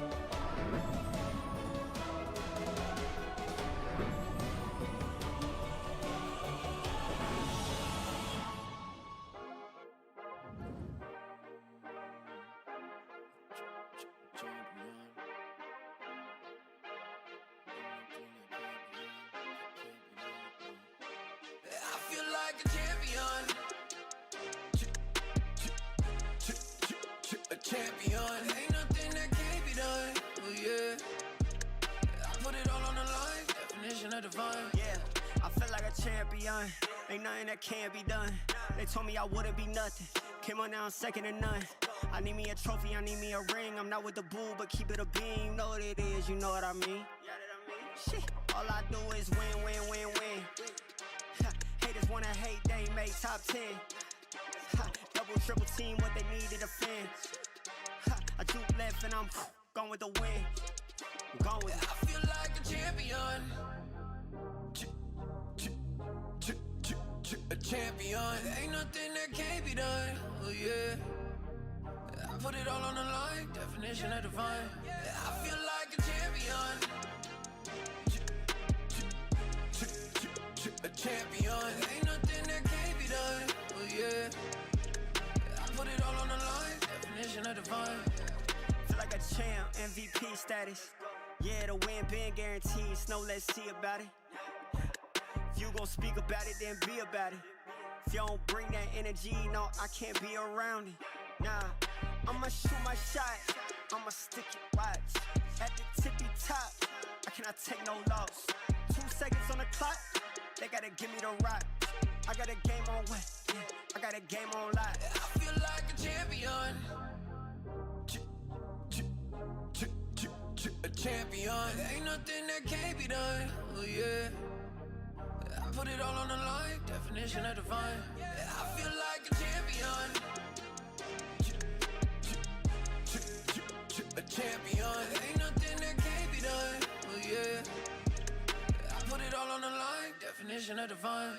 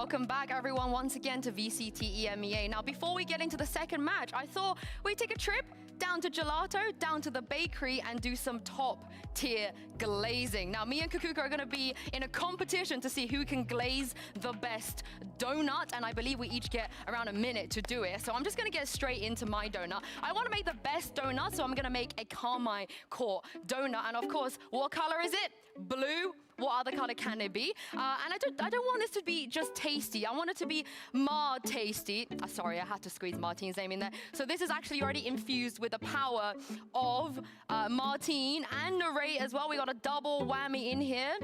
Lovely blue. I can't see if there's any other color that's better than blue in the world. So I feel like I've got to a great start. I've only got 40 seconds, so I'm not gonna mess around. I don't want it to be a one-dimensional donut, so we can add a little bit of flexibility in flavor, which Tomasi, of course, is perfect for. So I'm just gonna sprinkle a little bit on, not too much, and finish it off with everybody's favorite ice cream. That is Magnum. There we go. I actually managed to do something that I didn't shoehorn in. You know, we talk about how things has to be good for your health, good for your brain, good for your stomach, but I think this one is going to be good for your shin. Thank you very much, my KC donut. We do have a judge that's going to determine who makes the best one. We'll reveal him in just a second. I think I did some pretty good glazing here, so I'm going to invite Kakuka to come here and glaze Team Heretics. Okay. Have my donut ready. I was making sure that I washed my hands. Well, it has been a good day already for Spain, but you know, why not stretch it? I actually kind of dig that donut. It looks good, but we're gonna make one that looks actually better. I'm gonna take red because it's the color of blood, because you will be suffering. I'm actually going to start by adding some names, and I'm just gonna put the kings here. I'm gonna do Mini, not Fanatics Mini. I can hear you laughing, Sue. And I'm gonna say Mini Wood. Oh my God, actually my writing is getting great, guys. Well, not at the end. Okay, I don't know if you can see it. My mom's a doctor, so of course every letter is connected. But beautiful from the players so far. Now, another one of the important players, hey, there you go, Mini Wood, is going to be Benji Fishy. You know, I'm going to, in honor for him, going to place some trap wires alongside this beautiful donut. I hope that you don't grab it by the sides. Beautiful so far. Of course, I want to add some sprinkles because we have to celebrate that Miniboo is not only cracked on the server, he's also doing great on his exams. We don't have stars, so I'm just gonna give him, you know, a little bit of this Smarties balls. And my time might be over, but I'm gonna do whatever I want because I feel like there's never enough chocolate in any donut. I have to say that now my writing is a bit scuffed. But I am very happy with what Team Heretics is going to do today. And it's going to be even more delicious than this. Well, it doesn't really matter what we think. All it matters is what this man thinks. Fresh off a victory, welcome back, Cloud. Congratulations. I'm really sorry we're about to put you through this, but I need you to taste our donut and tell us who did the better glazing. You can start with the Heretics one. Yeah, start with the Heretics donut. Tell me how it is. Oh, hold up. Okay. Oh, it's a big bite. It's a big bite. He's hungry. What do we think? Is it good? Are you feeling the Benji Fishy trap wires when you taste it? You wouldn't be the first one to eat one. I think they are not doing great today. Oh! What? All right, okay, I like that, Cloud, right off the bat. Now, there's a lot of power in this one. There's not that you need it. I see him. But it's their color too. Blue is your favorite. Makes sense. It makes sense. Yeah, right. Take a bite and tell me if you can feel the power. You know. He actually did bite. Oh, I got a yeah? He doesn't know what he's talking about. Yeah, I think this is much more tasty. Let's go!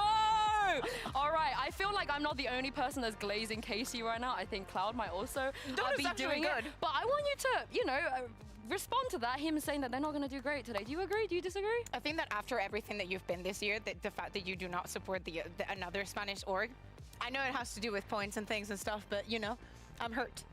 To be fair, history would agree with you because they did play each other already a couple times, and when they played each other at the finals of Kickoff, it was Casey that won. Cloud, do you think we're going to get the same Casey today? Are they going to be that good? I mean, KC were struggling last games, but I think that's what made you, making you a strong team. You know, if you are taking a look after loss, they will fix some mistakes, and I think they're gonna become like a little bit stronger or a lot stronger. You agree? I think that there were some flaws that we've been seeing during the stage that we also see in the game against Koi. I do think that Koi came in a bit stronger than they have been doing the rest of the year. But to me, the edge that Heretics still has, especially it looks like the honeymoon period for Casey was like brief, right? It was like during kickoff and all of that, right? But now it looks like Heretics is renewing it, bringing in also Wood. Do you think that for Heretics and KC, it was a honeymoon period during kickoff? Do you believe that? I mean, honeymoon period, maybe yes for KC, but they're still strong as a team, you know? It's just not about honeymoon. They're also working pretty hard. So it's like hard working plus honeymoon, and it makes them super strong team. Why do you think they're so strong? What is it about them that makes them so good? I think it's just like a bunch of people, like young people and talented. They want to work, they're hungry for wins. They've never played in VCT, you know, for some of them.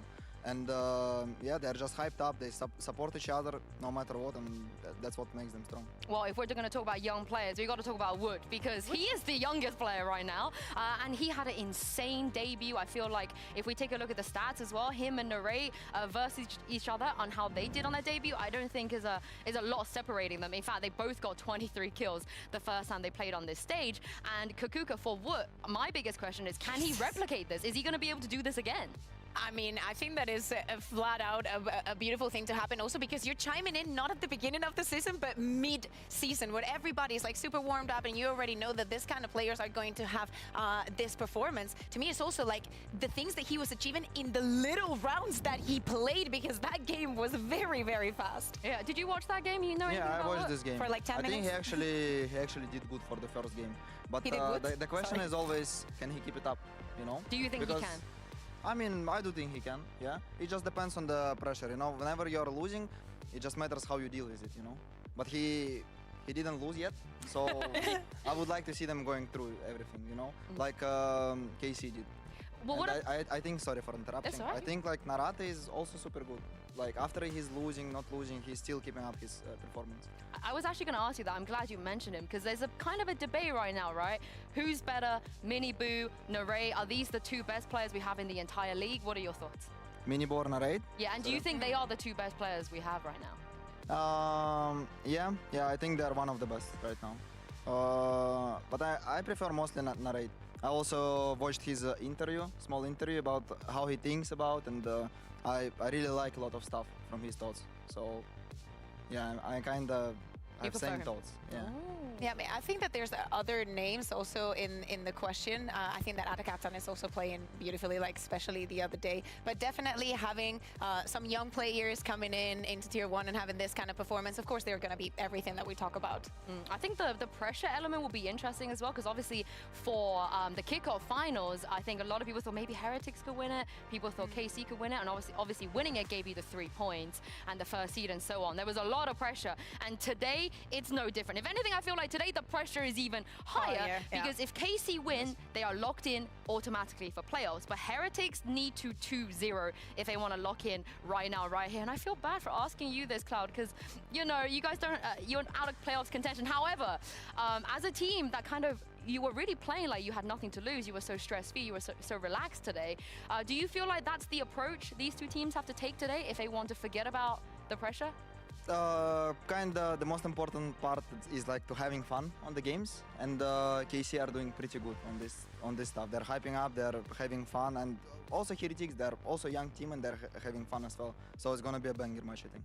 Do you think that there is a way to deviate the pressure? Like when you start feeling it, for example, like a match like this, imagine that it was you in this situation. If you were either of these teams, especially like Heretics, it's not only that you have to win, you have to do it convincingly. Is there something that you would like to recommend to the players, or what will you do in this situation? I think the most important in kind of these moments is just to trust your teammates, don't think about that much. Like, don't play on a call, you know? You just play your game, same on you were doing on practice, and that's it. So that's how you need to think about it. You don't think like, oh, it's the biggest game of my life. It's one of many, you know, and it's okay. Yeah, I mean, both of them already made Well, for Boots Masters. is the second one. Yeah, they made Masters already this year, so Kakuka, they've been there, they've done that. I mean, Cloud seems to be in the field of KC. They could maybe learn a lot from losing, come back stronger. But what about Heretics? I feel like they also, they did lose and they did come back and they looked better.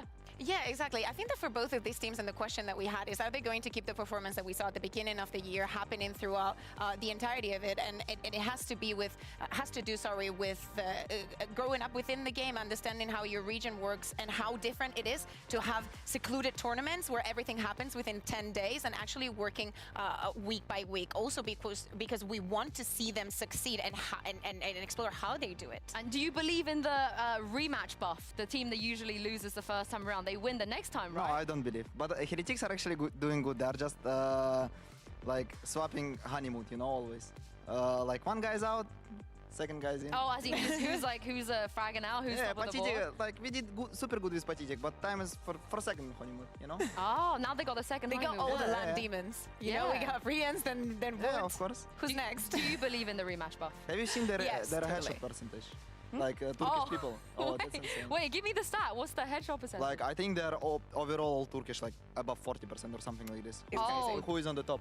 Damn, that's crazy. Let's That's bring like out the headshot machines. let's bring out the aim demons right here. It's Team I Heretics. mean, you can take top 10 ranked and they're gonna be good. And Carmichael.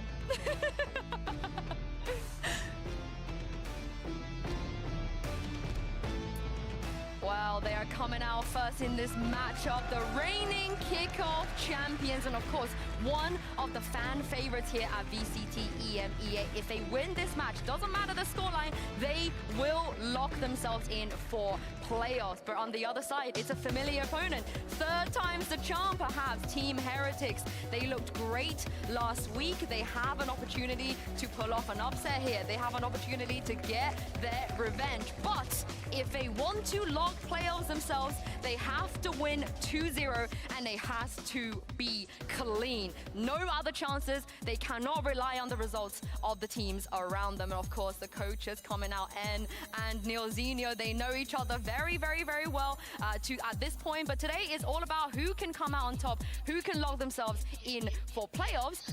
Now, I'm in the camp of, why don't we send both of them to playoffs? Why does it just have to be one? Because, you know, the season has ended up being like this. And I think that this is one of the obstacles that they're going to find in their careers. Klaus was mentioning, probably this is just one of the many matches that they're going to play. But of course, there is a lot on the line if you want to be the one that makes the change after going to Masters Madrid. Yeah, let's take a look at the map vetoes here as well. Of course, they're going to let the Ascent through. I can only assume is because they both don't like to play Ascent. So they're just playing this kind of mouse and chicken kind of game. But Cloud, of course, you haven't played Heretics because they're in your group, but you have played KC already. It doesn't seem. Oh no, there's the bind. There's the bind. You didn't get to play those maps against them. But when you did play against them, what was it like? What were the kind of strong things that they pulled out? You feel like Heretics have to look out for. You mean on the maps? I mean, you didn't play these two maps sadly, but when you did face But you know, KC, maybe especially about the icebox. You know, when you think about the new compositions, the Gecko, the KO, playing it without a duelist. What are your thoughts on the actual state of the map? I think their playstyle is kind of good, you know, because they have Sage and Gecko. It's super strong combo for this kind of map. You know, they can just put the wall, throw a wingman, then plant is secured. You can play post plant. You can do whatever you want. And also, like Gecko flash and Idox is super good if you're playing proactive. But KC have no problems with that. They're always proactive. I also like Heretics' comp as well. I might maybe just smidgely prefer it. It just seems so annoying. Like, what do you do against a Heretics icebox comp? What is their comp? I think that probably what you want to do is, I think that what you want to do is getting those reps against them and actually trying to play as much as you can. Is the duelist less comp? Is the Gecko, the K on the Sage? Yeah, so Gecko, KO, KJ, Sage Viper. It's just so annoying. It's relentless. This is Heretics comp? Yes. Oh, okay. Yeah, this is so annoying. Right? It's I just realized it's super annoying. Yes, of course. That's what I mean. Like, what do you make of this kind of combo? And most importantly, what makes KC so comfortable picking this map against them? I think Heretics' idea is just to put the Sage wall, plant the spike because they have Killjoy Viper, secure the plant, then you can play post plant. You don't even need to fight it against them. You just win enough time and you won the round. And that's the kind of idea of this comp, I think. That's the thing, and probably one of the main reason why I am excited for this map. After KC lost it, they decide to pick it. They want to go against them, and probably they have found a solution to what we're mentioning here. Yeah, I think if they definitely peaked it, so they know how to play against it, and they want to try it. Yeah, and I don't believe, have we seen them play with Wood yet? I don't think so. We haven't. Oh, what is going on? Okay, they went from having a super annoying comp into kind of the basic B comp with Reyna. What do you think, Cloud? Is this a good idea? They're just like, I think Nerezine said just, guys, can we just send it? Is this On Icebox? 2020? What is going on? Like, Is it Shados? Is Shados in this lobby just right look now? at this composition. For how long did we see this kind of thing in I'm really EMEA? mad. I'm really mad. I am felt actually like, very excited because hear me out. One of I'm the not. things in the to-do list for KC was to fix out the mid-run, and hear me out. There has to be a lot because this was not in the initial plan. but their comp was already, like we've talked about, it's annoying to play against. It was great. And Wood has only played Reyna twice ever. This is his third time playing I Reyna. mean, this is also annoying. Imagine Reyna every time picking you somewhere, you know? You And would it's expect Wood. it. Yeah, and it's Wood. also. Okay, if you were in the server right now, Cloud, and you were prepping for that Gecko Sage a KO comp, and you see this, are you celebrating like, yes, this is going to be easier, or are you like, oh, this is going to be more difficult to play against? I mean, it depends which playstyle they have, but definitely against them right now, if I would see this comp, I would say, guys, can we just hold the angles and like don't do anything on the map first 15 seconds, so we can realize where is Reyna or something. I think also like Team Heretics is starting on the attack. We can expect a lot of like set rounds and just sending it, time after time on the same side with everything.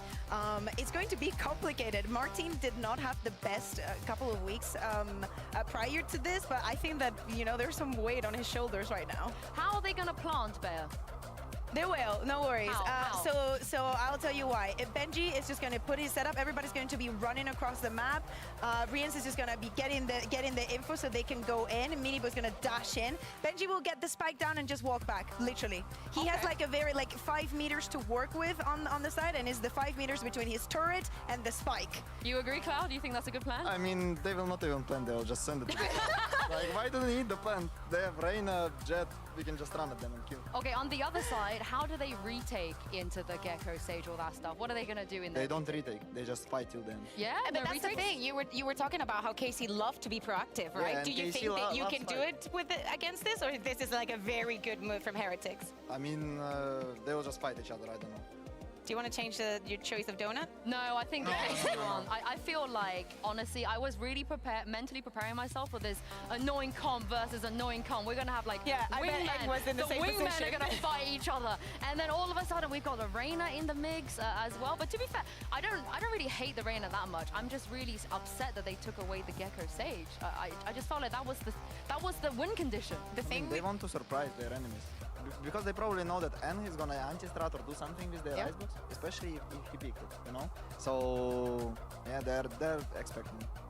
Well, if you guys at home are wondering what's going on, Pansy's not casting, but we do get a little bit of a tech issue somehow, so I'm wondering if maybe Pansy's in the crowd doing something, but she only it's just, casted 2 maps. That's like not in her contract. It's just a keyboard issue on the side of Casey. We're getting it looked into, and hopefully we'll be ready soon. Somebody smashed it after seeing the Reyna. Yes, My yes. prep! They're like, guys, we need some more time, you know? More time to think. But this is the great thing about N, right? N will know what to do. He put Shadows on the Reyna on Icebox a billion times. The problem, Sue, is that Eng is not in the server. Like, he gets 1 minute and like 2 minutes tops to talk about them after they see the composition. And I would not be super surprised if this was like a last-minute change, right? Like, probably there is a world in which Team Heretics did not expect to pick this, to be playing this map, and after they see that Casey picked it and they have a clear idea, and like Cloud was mentioning, that Eng is going to be very prepared to just be like, what if we play Reyna? Like, there is nothing that they can prep against that. I have a little bit also of PTSD, because I think that Gecko has become so important, right? I just, I also think, the Sage for the side of Gentlemates, some of the Phoenix. I can see some of these agents coming out. I don't know how much I want to see the Reyna, though. Well, we're going to see it regardless. Thank you very much, Cloud, for joining us. Thank you, Kakuka, as well. And it's time to pass this over to your casters to create even more chaos. It's Mitch and Tom. Thank you so much, Yinsu. We're ready to kick this one off at long last. No more broken chairs in the background. Oh my goodness. We got it looks Reina. like it's VCT EMEA, but it feels like Heretics came in Honestly, expecting a ranked game. every analyst around the world is rejoicing. Their favorite agent has been played. The year is 2021. We're going back to absolute rubbish comps to try and just blitz their opponent with individual aim. And honestly, they have Woot. It's gonna work. Well, the guy came in, a fantastic debut, one of the best we've ever seen, if not the best. He's currently stat leading in EMEA and now looking to defend it on Arena. Fair play. This is one way to do it. Those stats aren't skewed at all either. No, not even slightly. Not even slightly. And you know, for KC, I love what we heard out of Cloud as well. KC's a team with Aang. They're going to want to come in. They're going to have their anti-strats. They're going to know how you like to play the map. Good luck anti-strat in this. Uno reverse. Pull out Arena. You can't anti-strat no strats. How about that one? Yeah, this is definitely a risk. It's a gamble, but I said this kid is the prodigy, the prince, the man who's put ridiculous numbers up in his first match, now trying to do an extra bit more. Let's not pretend like Miniboo hasn't been a force to be reckoned with either. And it's their opponent's map choice. If they're able to pug their way through this one, it would be impressive. Oh, yeah. Look, it's a statement coming in with this composition alone. Let's see what they can do with it. Miniboo not causing any trouble in the pistol. Normal Riansby, they're all dropping, leaving Woot down below on the site and a teammate far, far away. Benji's on his way. Woot has to hold strong and he's stunned up underneath. Quick swing, there's one already. That's all he's getting. Good luck to Benji in this clutch. 50 HP and a 1v4 walled off. He's on the long sprint around the side and plenty of players waiting. Good round for Narrate as KC pick up the pistol. Yeah, I think we have to talk about what is going to be the problems of this composition. Like, we've seen a lot of people sort of talking about whether you should still be running the likes of a Sage or Harbor because it allows you to get into the afterplant, which we already know on this map in general is going to be incredibly strong. The other alternative is that you run a Gecko and you run a lot of utility, so you can clear a lot of angles and basically put yourself in that afterplant anyway. The problem that Heretics are going to rely on is you need Woot and Miniboo to be getting entries. If they have a flat game, they are done. There is no backup plan. There's not a lot you can really do as you don't have any of the combinations you would do with, for example, the comp that you have on the other side. Well, that's it. It's why you don't like to see it in your ranked games, right? When a player doesn't do well on Reyna, they're not really... That too. You know, the only thing is I have a bit more faith in players like Woot to hit their shots and find the value on Reyna than Timmy in the ranked game. But the reality is, someone like Woot, this is the exact kind of player we want to play. We're reminiscent of the old days, like Element on this map. He made Reyna a little bit of a staple for a while. Jackass as well, if you want to say someone who's still in the league. Absolutely. He was a beast on Reyna. There's always but even he doesn't play it anymore. In fact, he took Heretics on comp. There was a time. There was a time, but I can understand against KC just avoiding that anti-stratting. We'll see if there's any benefit for Heretics. This round will not be where we're searching for it, at least not expecting to find anything. With just classics on the other side, Woot having himself a little sheriff to work with, but severe lack of teammates. Yeah, expectations low. Nice shot. Never zero. Not when this man is about. We were hyping him up before he even got his debut. Had to wait a little bit longer than expected, but on an individual level, there is few 30 seconds left that can put up as much damage. The thing is, though, if there were youngsters who could match up, they're on the other side. KC, they've signed some incredible players. We've seen it already with their run to Madrid. Although there's a little bit of damage here for the side of KC. Ultimately, the Heretics didn't get anywhere near as much as maybe they would have hoped for.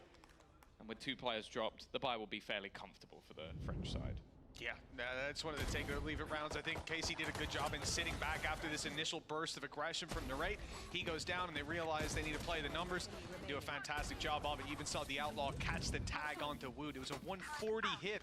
Of course, his overheal kept him alive, but not for too much longer. Did allow Benji to get the trade, but economy not damaged too much. And KC have a pretty strong follow-up by 3 Bulldogs and an Outlaw, a ton of potential damage output.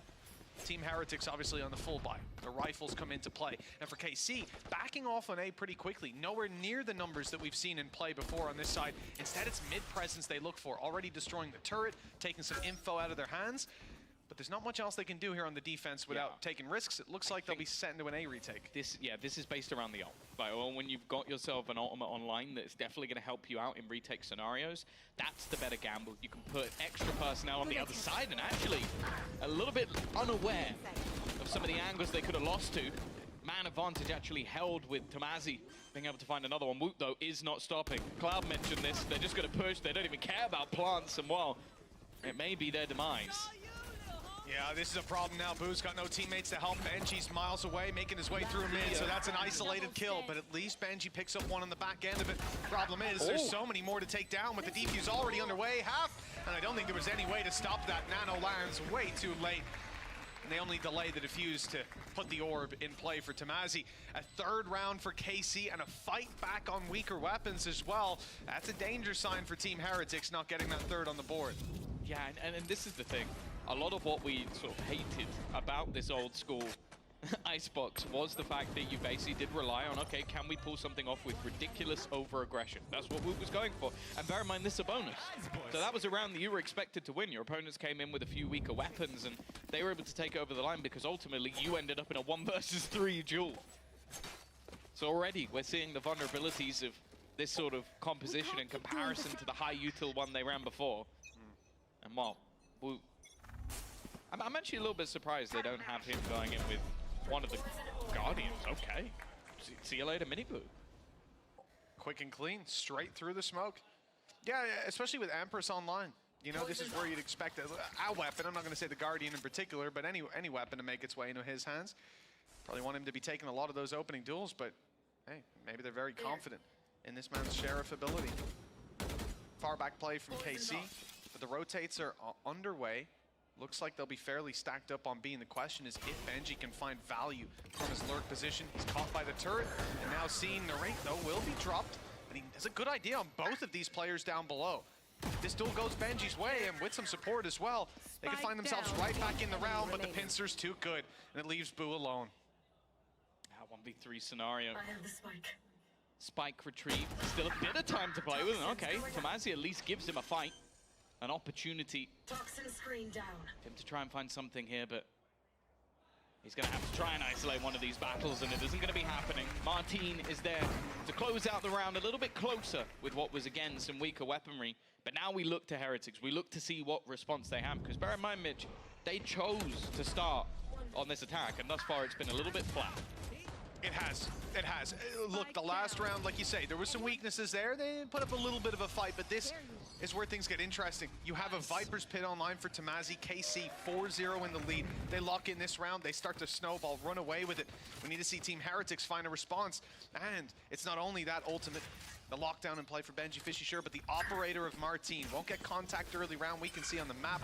The A side is where the contestant's coming through, and, well, it looks like Shin is lucky to escape with his life. Tagged down to 26 HP, and the wall's going to be used already. Initiated. Down in. The wall will definitely cause an issue or two. So he won't be able to claim a lot of the ground. You can see Narrate attempting to try and play in front of it, but eventually has to back out, going to try and play on the edge and spot anybody, but the utility is there. Again, take flight. Gonna have to be fairly aggressive in their post-spawn. Not a lot of utility for Heretics to play with here. Big problem is this man here, Magnum, on his way up behind. It's being watched, though. Benji was aware of that play, and with the Viper's Pit blocking out a lot of space for KC, they're forced into a Heaven retake. It's going to be a big drop from this squad, running them right into Mini-Boo, who's up on top for one and a little bit of damage. A lot of these players tanked up, and Boo's taking advantage of it with Martin down and the time ticking ever quicker. They might just decide to bail on this one, save those weapons through to the next round. It looks like the call is made. Those initial fights, enough to decide the fate of this round. And it looks like at long last, we're going to see Heretics with one, but Woot isn't done yet. He's going swinging, and there's a punish on the other side. Yeah, it's something in an attempt at damage, but ultimately there's probably a bit more the opposing side. Again, another fast-paced round, but it was the Viper's Pit, I think, that made the majority of the difference, and just the awareness of Benji Fishy, who's been off to a good start. I want to say that. I want to give a little bit of context as to the value of these games. So I know that a lot of the time, the permutations can be quite confusing. So I'm going to try and keep it as basic as possible. I have a whiteboard if you need it. Nope. Okay. If KC win, they are qualified. If Heretics win 2-0, they are qualified. Otherwise, I think if they win 2-1, Gentlemates, if they were to win 2-0, could overtake them. So that is where we sit. So if KC win this series, they are in. Heretics, if they lose a map, there is still a world in which I think Gentlemates could overtake them. Yeah, they'll lose a map and win. KC, lots of ultis online moving into this one. And rifles on the line for both squads. Viper's Pit out of Tamazi. Would have been nice last round to fight their way back through. But now that retake becomes a little bit stronger. They can play lighter on B already. Some nanos being used to slow down the push. Although I'm not sure it's really succeeding in that aspect. Heretics have pumped the brakes to look for duels. The rotates are on their way, and it looks like they've made the right decision. I don't see a way back here for Heretics unless it's taken quickly. The problem with B takes is you're going to have trouble getting those after plants in. Now, they're lucky in the sense there isn't really body towards Snowman. So they can sort of bait these plants, but there's a lot of counter utility. Magnum, though, has however gone down. These fights for now going in the favor of this attacker side. Tamazi tries his best. Shin now the last man standing, but he has a res. He does, but I think Benji Fishy's position's enough to end this round. He goes for the res, that flank coming through. Might just end it there and then. The wall not even attempted just yet, and it's all a patience game. Benji's not in a hurry to close this one out. Wall up, tap on. It's not stuck. There's the swing from Boo to close it. Nicely done. Team Heretics up with another. And I like the idea here, Tom, because we see exactly what was talked about on the desk. They just want to fight. The wall's up. They don't really have a position to plant and play post-plant back on yellow. Instead, they just stand out in the open, wait for the wall to drop, and what are you going to do when there's 3 of these guys facing off against you? They try to take the duels, but those narrow hallways betray them. I'm a little bit surprised though, in a lot of these rounds, I would say KC could very easily hold this B site basically just from Snowman. It's a really difficult spot to clear, especially if you don't have a lot of sort of pop flashes. I guess you have Woot's Leer that could kind of help you out, but a lot of times when you see teams taking that control, they use a Kale or a Gecko, and those are the best ways to do it, maybe even running a Harbor. So if you play from there and you're Tamazi, for example, you can just throw utility in and stop them from planting, and then it becomes very, very difficult to get anything done. Instead, because they're all playing sort of back within the site itself, within the plant area, those are battles that they can very easily swing in from without a lot of the risk that you would have had if there was someone towards the Snowman. So I think the way that KC set up was actually one of the easier ways for Heretics to take the fights that they wanted. And well, to be fair to them, they won them. Well, I think that's it as well, though, from the side of KC. In terms of making the adaptations to avoid giving these players those fights, it's going to be tough to do. Like, even as you're saying, towards Snowman, it will be more difficult to take that space, but the way they're playing for the wall to go down, you might end up peeking to check if they're still there and still have 3 guys in a firing squad on you. We saw it in the start of the previous round. Like I said, some utility came through. There was a nano back yellow, but I don't think that's why Heretics slowed. I think they stopped to let KC swing in to see if there's a player there to get the information, and they would be able to dome that Snowman player. Nobody peeked, wall goes up, they go to site, same process, but look for top site. Now, a quick bit of aggression around the tube from this Heretic side. They took top and they're taking bottom as well. Magnum on the jump peak just to spot it, and he's the one player you don't want to see in an early fight. He's got himself a pistol. Everyone else on his team has a rifle to fall back on. I think Tamazi as well. Viper's Pit. I saw the Phantom, made the assumption that that will be coming through in this round, and it's something that they may want to try and battle for. A lot of the time it's going to end up with a player isolated the B site normally in that realm anyway. Instead though, KC have doubled up, tripled up even their mid control, and then just put a deep wall in. It's something that would have to be broken, basically just being used for information at this stage, and then they even have a couple of nanos ready just to deny if anybody was to attempt a quick push. I do wonder if the pit even goes up on the back of the drone being heard from so far away. Now they have nothing to fight back through. They have to take it the other direction on the side of Heretics. That means straight into the A site, where Shin was waiting, where nanos are online and now activated, slowing it further. 30 seconds as the mosh pit comes through. That time running down, they're going to go straight into Shin in just a moment. Although Magnum's fallen, so is Narrate. The numbers thinning out on the site, but Shin standing strong. He's holding the control till Boo drop shots him. That's one way to do it. 14 seconds, and they've got time to plant, and no denial possible from Tamazi. That ult no longer online as it falls over towards B. He has to do this with the Phantom he bought up earlier, thought he'd have an advantage in these fights. Instead, has to try to win that spray, and it would have to be a collateral. Not this time. I think if he'd actually sprayed correctly, they would have killed Boo first, just because of the vulnerability behind him, but good team play in the end for the double swing. I'm out. Nice attempt from Shin. I feel like he's a little bit unlucky not to get the kill on very unlucky. I didn't realize it was that instantaneous. Heretics, though, they're on the climb back. 3 rounds in a row. And as I said, like, these are the sort of maps as well that I feel like if Heretics win, it's going to be infuriating for KC. Because you're coming in with a comp that objectively is just based around running in and gunning. Well, that's it, right? There really isn't a lot more to it, as we've seen in the rounds that they've won. And look, if Boo's going to be hitting shots like that as well, it's one thing with this comp, you have to be a little bit more committed than with some other comps. You've got to be a bit more direct. But a guy jumping out of heaven, drop-shotting people, that certainly speaks to where the brains of Heretics are at right now, looking to move towards this A site. Nice snakebite in play, and a late peek from the right almost caught them off guard. Good damage with the weaker weapons already. Woot, though, hasn't been damaged, has plenty of heals and dismisses all around him as he's dropping and assisting those fights, but none of them are needed. Tamazi, the last man standing again, but not a 1v2 with a rifle, instead a 1v3 with a sheriff. But some of the players are tagged. I don't know how much that's going to help. See at this point, you've still got a snakebite and nano. When one player's standing, it becomes a little bit more difficult. With Tamazi managing to find himself a rifle there has to be a part to this where he just thinks about bringing it through to the next round. They will have a buy anyway, so he may just want to try and do some damage, but the economy from Heretics is not in a particularly bad spot. And again, like when you're being this direct with a lot of your plays, a lot of the time the repurchase of even some of the utility isn't going to be the most important factor. 4 rounds in a row now from either side, as it will even up on that scoreline. Heretics grinding things back. I'm waiting to see what response KC have, because they've already taken themselves an initial pause, Mitch. I don't mind it. I don't mind it at all. When you go 4-0 up and now you're equalized, I think it is the time to reassess how you're approaching this. And again, the value being found by Heretics in that KC will have done so much preparation for this map, for this squad, and now that prep is out the window. And you need these pauses. You know as well that a lot of the coaches, they do like all-nighters. Yeah. Like, if you ever talk to any coach within any region, and you say like, oh, did you get a good night's sleep? The answer 99.9% of the time is going to be no.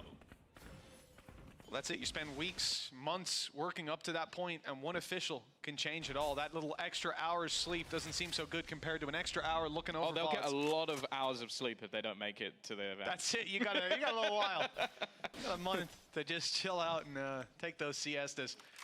And for Heretics, op in play for Mini Boot, Bladestorm back up, and a few ultis to fall back on. A pick in a position where they can't hold the body, not as valuable with Shin having a res to work with, but this squad has been pretty deathball-y. Just the lurks out of Benji Fishy that have been thrown out most rounds. And you'll see Heretics looking a bit more pointed towards the site. The B site, their target this time. Plenty of utility locking them out, but they're waiting for their toxins to come back up to put that wall in play. Where's Miniboo going when that happens, though? This is the problem. They are so ready for a player in towards Snowman, because it is one of the major danger points. If you have snake bites coming in, you can't plant. Miniboo has just been tapped out of there, and again, this is what I wanted to see. Just attempts at plant denial. Just don't even need to necessarily fight them, but they are winning every single one of them at that. And the rate with another, they're trying their best to defend Boo, and he will get out of there with a plant, but losing 2 men in the process, not ideal. Well, it's both your duelists, right?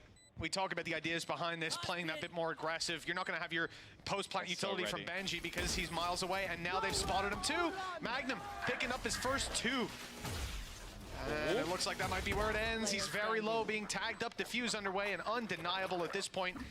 Sadly, Rian's can't do a thing about it. That rifle's forced to save through to the next round, and KC surviving with 4 players in this round, avoiding the mid-lurk out of Benji Fishy, taking down every aspect.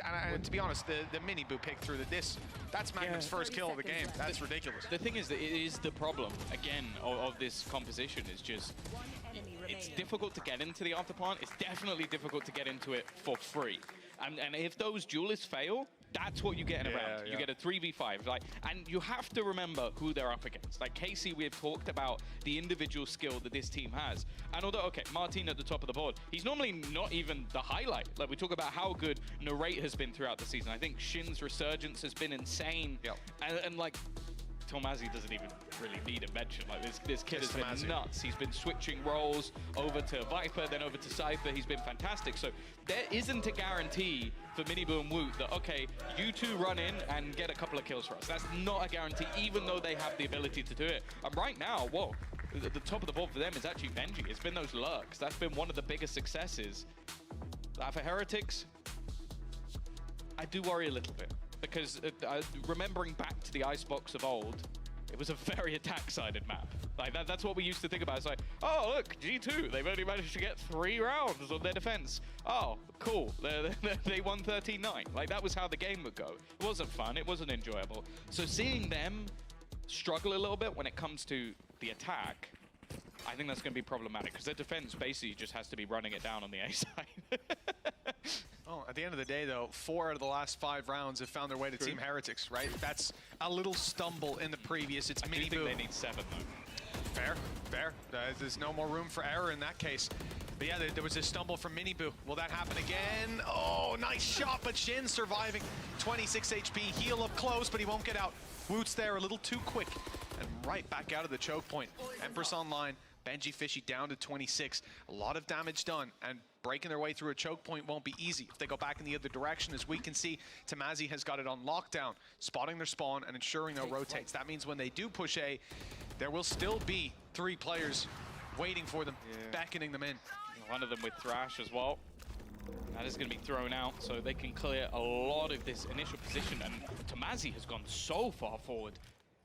He's going to have to hit some pretty nice shots to get more than one. The first one is almost guaranteed to be for free, but I think he now knows they have cleared the rest of the information. They're going to be running in his direction. Oh, it's a whiff. Oh, he played the round so well, but then hasn't managed to connect the shots. The worst part is, Tom, if he stayed took there, I think all 3 walk past him. Who's going to clear it? Who?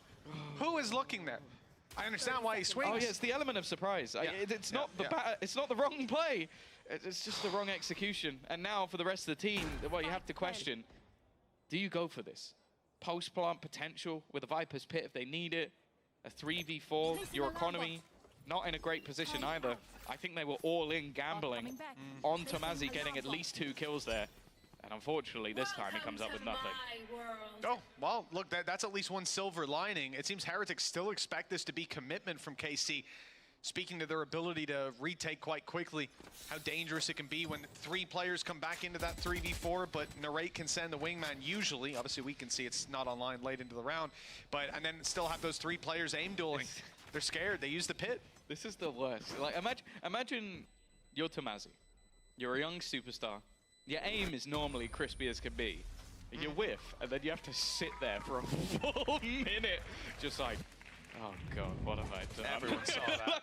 Everyone saw that, and also, just because the other team has to go plant, then you have to sit out the entire plant timer and the round ending, and you're just like, yeah, that's how you feel. Yeah, that's the face I made as well. Did you tee that up, Tom? Yeah. You know, we are twins, you know? Vision mixing. Tom Biz, Tamazi, like, you know. Ah, yes. 2 Toms. I think he got the genetic lottery, unfortunately, Tom. Yeah, you know. He got the looks, the skill, the hair. What did I get? The voice. There you go. I'll give you that, Tom. No, 5-5, round 11. 2 more to play for. Rez still online for Shin.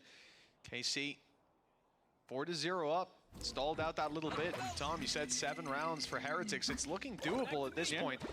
Economy still decent on some players for KC, but that op shot not landing. Even though they could afford it here, Benji just about dodging that peak. He won't get it a second time, but, well, he just runs straight into the danger. Takes down Magnum, and that's a lot of map control out of the hands of KC. They've got to fill those gaps. They orchestrated that play. They literally pushed Benji into the fight, and then he still wins the battle. It's like the script was written by KC, but he just changed one line. Even still, though, the res is available, so it is going to end up with a slight advantage, the aggression, just to try and force Tamazi out of that position. You can't allow him to deny the plant, and he won't. Spike planted. They're split into a 2-2, waiting for the further aggression towards the spawn, but Heretics have pulled back a little bit, playing below the bridge. Woot has a position here to catch at least one. And a beautiful transfer. Miniboo picking up another. And Rian's even doing his bit. Martin now, that op that rung out earlier, the last man standing. And he might not even have a way out of here. He thinks he can run to the spawn, but he's dead wrong. Benji Fishy waiting, lurking. Yet again, 6 rounds now for Heretics, and the lead is theirs. Yeah, and Andaluthia flawless as well. It's getting cleaner as they go along, and again, I think the initial juke, that's got to be frustrating. And Woot being able to get away with so much. Like, this is the thing. This is why we said, if this comp can work, it's based around this guy popping off, because he's slowly climbing. I think Benji has been an extra factor for sure, still causing so many issues. But for Heretics, as I said, I think this will be the minimum they'd be hoping for, and as I said, you've always got to be careful. Narrate a Martino, it's not pretty, but he gets out. That's the main thing, he escapes. That's all he needed. Yeah, it was an info play. He's a drone, that's it. Easy peasy. Wall up, they can't pursue. Those reveals are, well, they're fruitless. But Wood has managed to get himself a spot up top, and they could cross with the spike, but instead, Benji's on his way backwards. Wood's fallen off. I don't think that was the plan. And now Benji's on his way. Okay, well, Turret is protecting the back, so there's no need to worry about that. I'm not sure if that was caught between a rotate and further aggression, but KC... Gonna run out. Oh, no. KC are still in position with 4 players ready to fight and a lockdown to work with. The idea from Heretics is not to slow down. It's not to go back. In fact, it's to send Woot running through. He's going to charge into them. 2 kills, but no denial. That lockdown is still coming through, and they can't get out. Not quite in time. A player detained and one quite far away. This could be a little bit We've got awkward. There you go. Easy. I thought Benji was going to get back online, but now Boo has his back against the wall. The defuse behind that wall that could be dropped by the kill. And now Narrate has to pull off it. The classic in hand is not enough. A 3rd kill for the North American and an equalized scoreline. No 7 rounds for Heretics this time. Yeah, it's workable, but it definitely is going to be tough. I think this is always where you're going to have the main worries about this composition. And just the shadow of doubt thrown in from Narrate. Yeah, that first kill was utterly disgusting. And Miniboo, very unlucky. Spike planted. I'm interested to see how they're going to do this. Because, as said, like when it comes to this defensive side, the main expectation is a lot of the time you're just going to send your Jet, your Reyna around together. They're going to push one side of the map, and the utility is there to try and hold the other. It's not the greatest of strats, but if Wood keeps doing one things, maybe it'll work. I'm not going to be happy about it, but take it, you know. Well, look, 6-6 after a 4-0 down, Tom. At the end of the day, you know, it looks pretty equal. Heretics missed the mark of the attack rounds we wanted from them, but the pistol could set them right back on the correct course. The scoreline tied up, the pistols in play, seem to be leaning towards the A site. All the attackers there, and the turret very passively watching the push. Not even trying to see them coming into spawn, instead catching them as they actually make their way behind A. It means the info won't come in until much later. But by the looks of things, that flank won't come in for a while anyways. Woot is slowly making his way up behind, and that plant is on its way to the site. Here are the firefights. Martin, Narrate, Tomasi already landing. So much damage, and well, I believe that the steps may have even been heard of Woot rotating back around. You can see the post plants attempted to be set up, although there's no utility to play alongside them anymore. They're just going to be sitting back and using their advantages. At least there might be a little bit that they could try and do with this Viper utility, but ultimately just no expectation of anything here. And Woot, left on just 4, is going to go as well. KC start things off strong with the pistol under their belt. I also think this is going to be where the Gecko is going to have huge amounts of value as well, because when there's aggression, what's great to have? A flash that will tell you where it is, that you can pick up again. Yeah, the consistent, the rotation of utility you can have with this Gecko. The Gecko alone. 10 seconds to pick back up Dizzy. I still can't get over that. For a long time. I don't know if it started at 15 or if I just pretended it was. 10 seconds worth of comeback. Because it does sound like you mean he sat on the floor for 10 seconds slowly picking it No. up. I know what you mean. I'm just clarifying. Once he picks it up, 10 seconds later, he's got it back on. That would be hilarious nerf. Do that on like an April Fool's next year. I'm surprised that wasn't what they settled on for the Viper Orb. Just 15 seconds. Oh, Magnum. He is lucky the turret's here to back him up a little bit. Benji's taking some damage, and look at Magnum's adjustment. He's just running forward.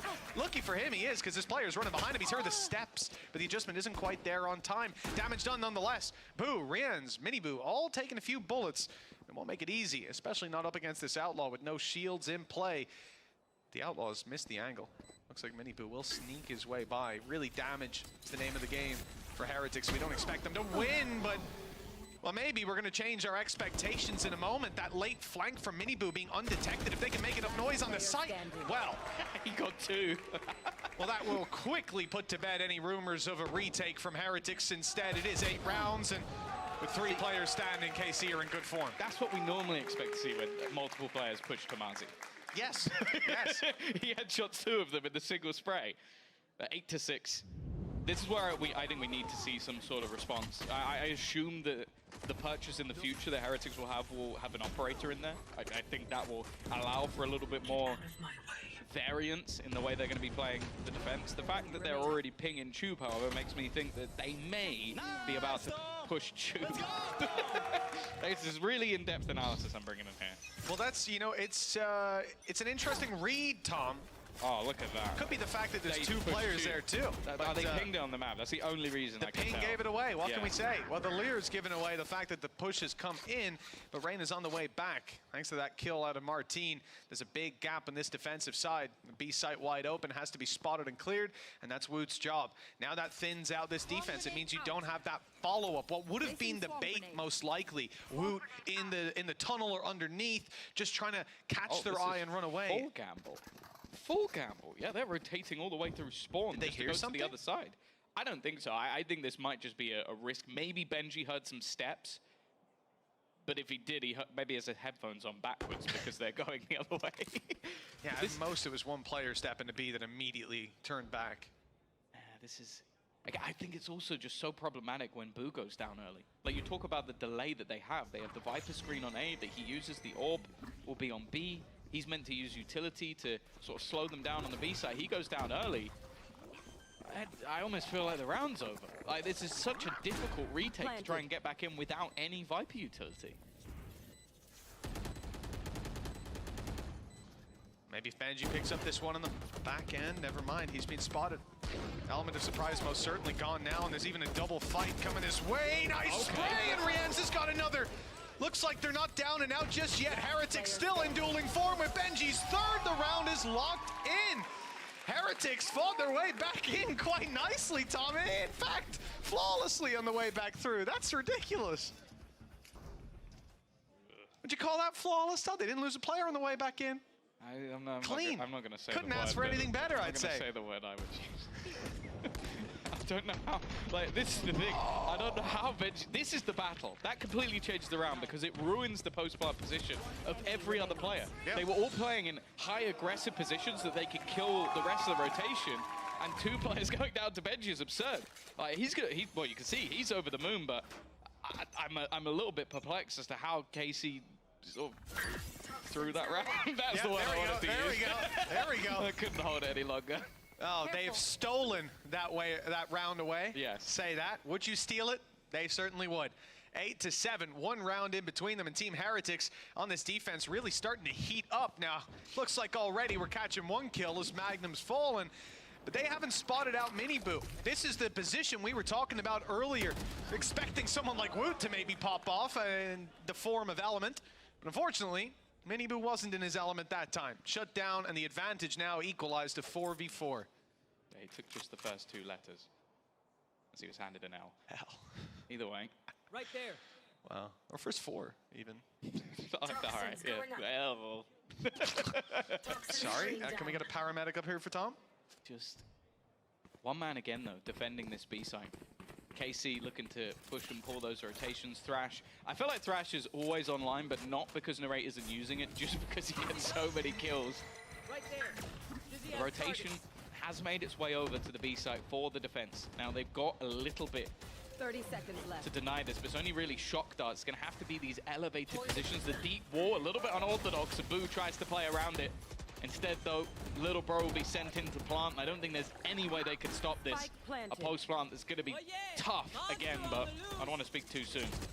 Oh, the follow-up is huge. Martine realizes they're going to shoot at that ult and maybe even be detained by it, so swings in for 1 free kill. Heretics 2v4 and a near impossible clutch ahead of them. Nice try to start it off, but Woot and Rienz quickly put to bed, leaves 9-7 on the board.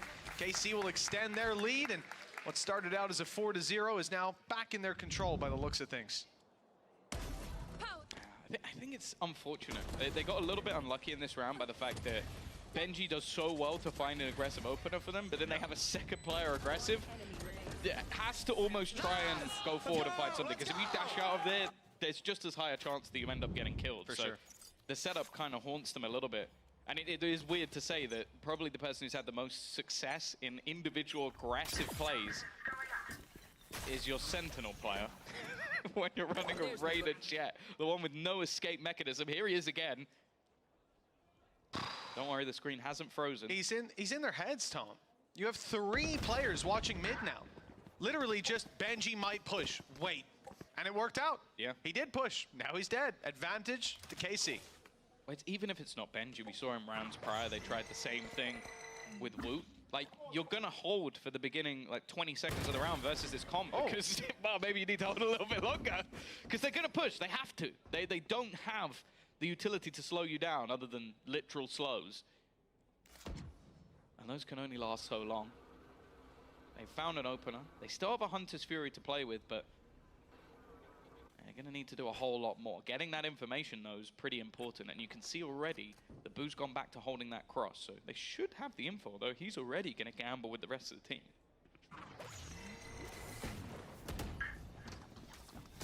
Chance for Woot to pop off. Mini Boo on the back. Never mind. Woot's down right away. Magnum picking it up. Mini Boo dashing out to try and create some safety for himself. But they're quickly on him. And there's no safe haven to sit with these pistols. No picks given unpunished. KC pretty much always having that extra man in the fight up until this last one where they go hunting for Rian's. A confident face to this attacking side. Double digits found. A 3-round lead in their back pocket as well. Now we get a buy out of Heretics. And, well, it looks like they're coming up to one of their last opportunities to get back into this. Yeah, going to call themselves a timeout.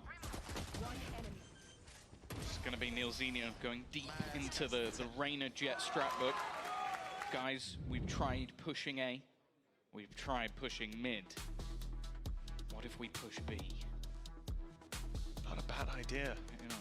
Is that what you reckon? Next round, B push. It's difficult. Obviously, we're kind of memeing because this comp doesn't. This is why I said they need a lot of rounds on the attack. Yes. Okay? It's because this comp, all you can do is push. KC know that, so they're waiting, and when they push, they die. Now, they've had a couple of openers, but again, the expectation of KC every single round is going to be that someone is going to be aggressive. And I feel like one of the main reasons we don't see comps like this played anymore is because of agents like Gecko becoming more and more popular. Agents like KO, where you could just knife, all right, he's there. Oh, okay, I've thrown a Dizzy over. He is there. And then we've got stuns. We've got so much util to flush them out with. It just becomes problematic. And then also, a lot of the time, you could get aggressive on retakes, but you've got so much post-plant utility in this comp as well from KC that it's incredibly difficult. That's why Heretics' other comp, the one that other teams, even Gentlemates, the really aggressive team, like, that comp's kind of cool, I'm going to take that. That's why teams are running stuff like that, because you can just flush so many angles with utility that you don't need a Woot Mini Boo run in and die like you have on maps like Ascent as well. Well, we're kicking back off with round 18 and a quick attempt at making it towards the B site. Looks like the call was spot on, Tom. We got to get you in the coach's booth. But the result is not quite there for KC. They've lost themselves 2 players. Well, we expected Heretics to get aggressive. Instead, it was KC doing it, and, well, the further aggression doesn't work out great either. The trades coming through leave numbers in favor of this Team Heretics side, and the plant will not be found with Magnum falling. Looks like Shin needs a duel, and he's found it. Mini Boo a little quicker on the trigger with the big gun. 10-8, the gap down to 2. Yeah, I think this was, as I said, beginning of the half, one of the adaptations I expected to see at some point was going to be that jet hop. Like, it's one of the only ways you could ever sort of pad the gap a little bit with this sort of composition, is just have one angle locked down, and or having Mini Boo to roam the map. It's now going to make things a lot more interesting for their defense. I expect that we're going to see him basically just play this rotational superstar. And he's been a bit quiet so far, but when you're playing that jet on defense, you kind of have to wait until you have this gun. I'm surprised to see KC filling in there, actually. After the shot, Martin swings out, looking for him with the Blade Storm. But he won't be found this time. The rotation from Mini Boo is quick, and it's towards the A side after that initial shot off. Looks like he'll be posted in the right direction. As KC are starting to set their eyes on this site. Nobody else left in other parts of the map, and Benji Fishy's got them locked in. Although he's not spotting the cross back, he will be there to hear any steps. But this position, you know, if you're surprised by this, it must be the first time you've tuned in today. They are ready for it, but not ready on the fight. Just one found for Benji Fishy. It's not really enough in this situation. Thinning out the control that little bit. Whilst the orb might not block a lot of vision on the cross, those players have moved to the B site with only one player defending. It is Woot that has all the pressure on his back. You did good. Maybe not. They're going back. Either way. Either way, it's going to be down to one of the duelists. I do give a little bit more faith over to the operator, especially with the 30 angle seconds being left. held, but his position has been given.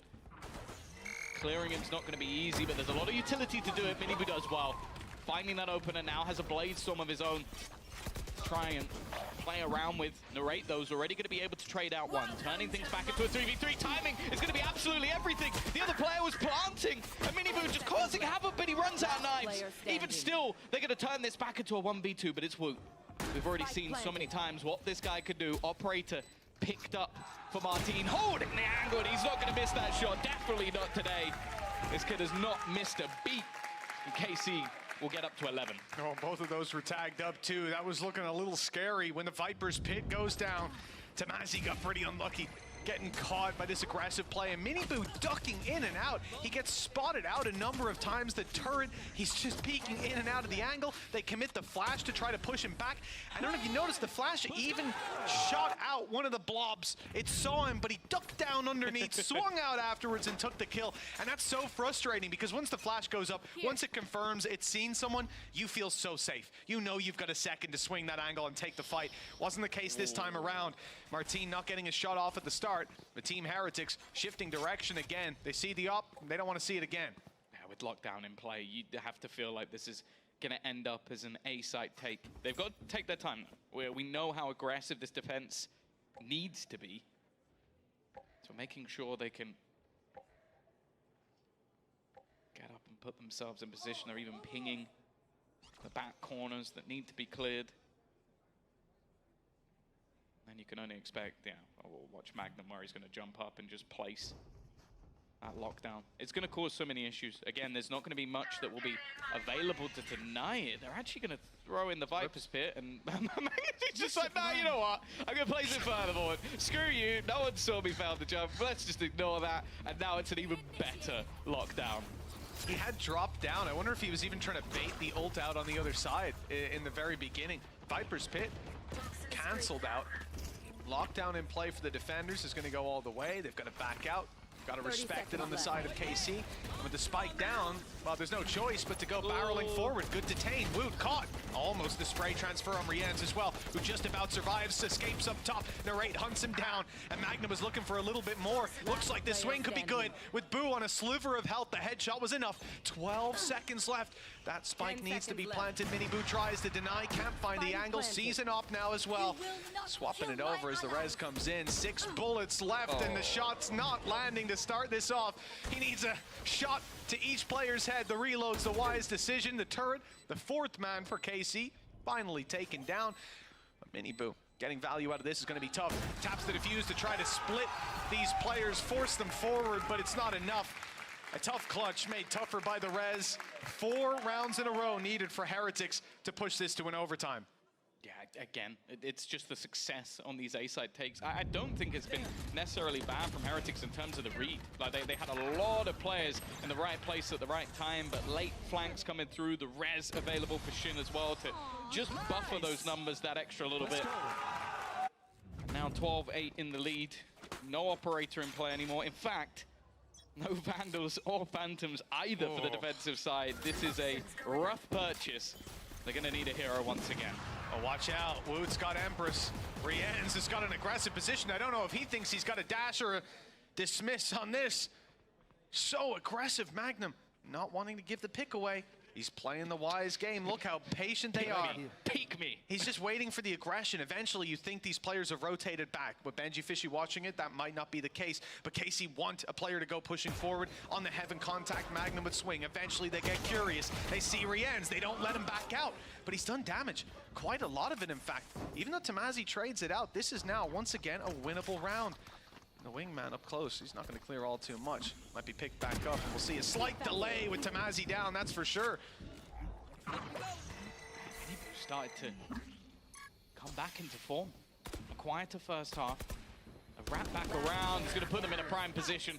And now it's left all on to Magnum to try and find anything here. It isn't going to happen this time around. A weaker purchase, an aggressive push, but this time it works. This time, but they've got 3 more in a row. Heretics have to be flawless. How many in a row have they had so far, Mitch? Yeah, well, let me see. There's one there. No, they didn't get the next. There's round 18. Yeah? They didn't win round 19. And the one they just got. Okay. So maybe now?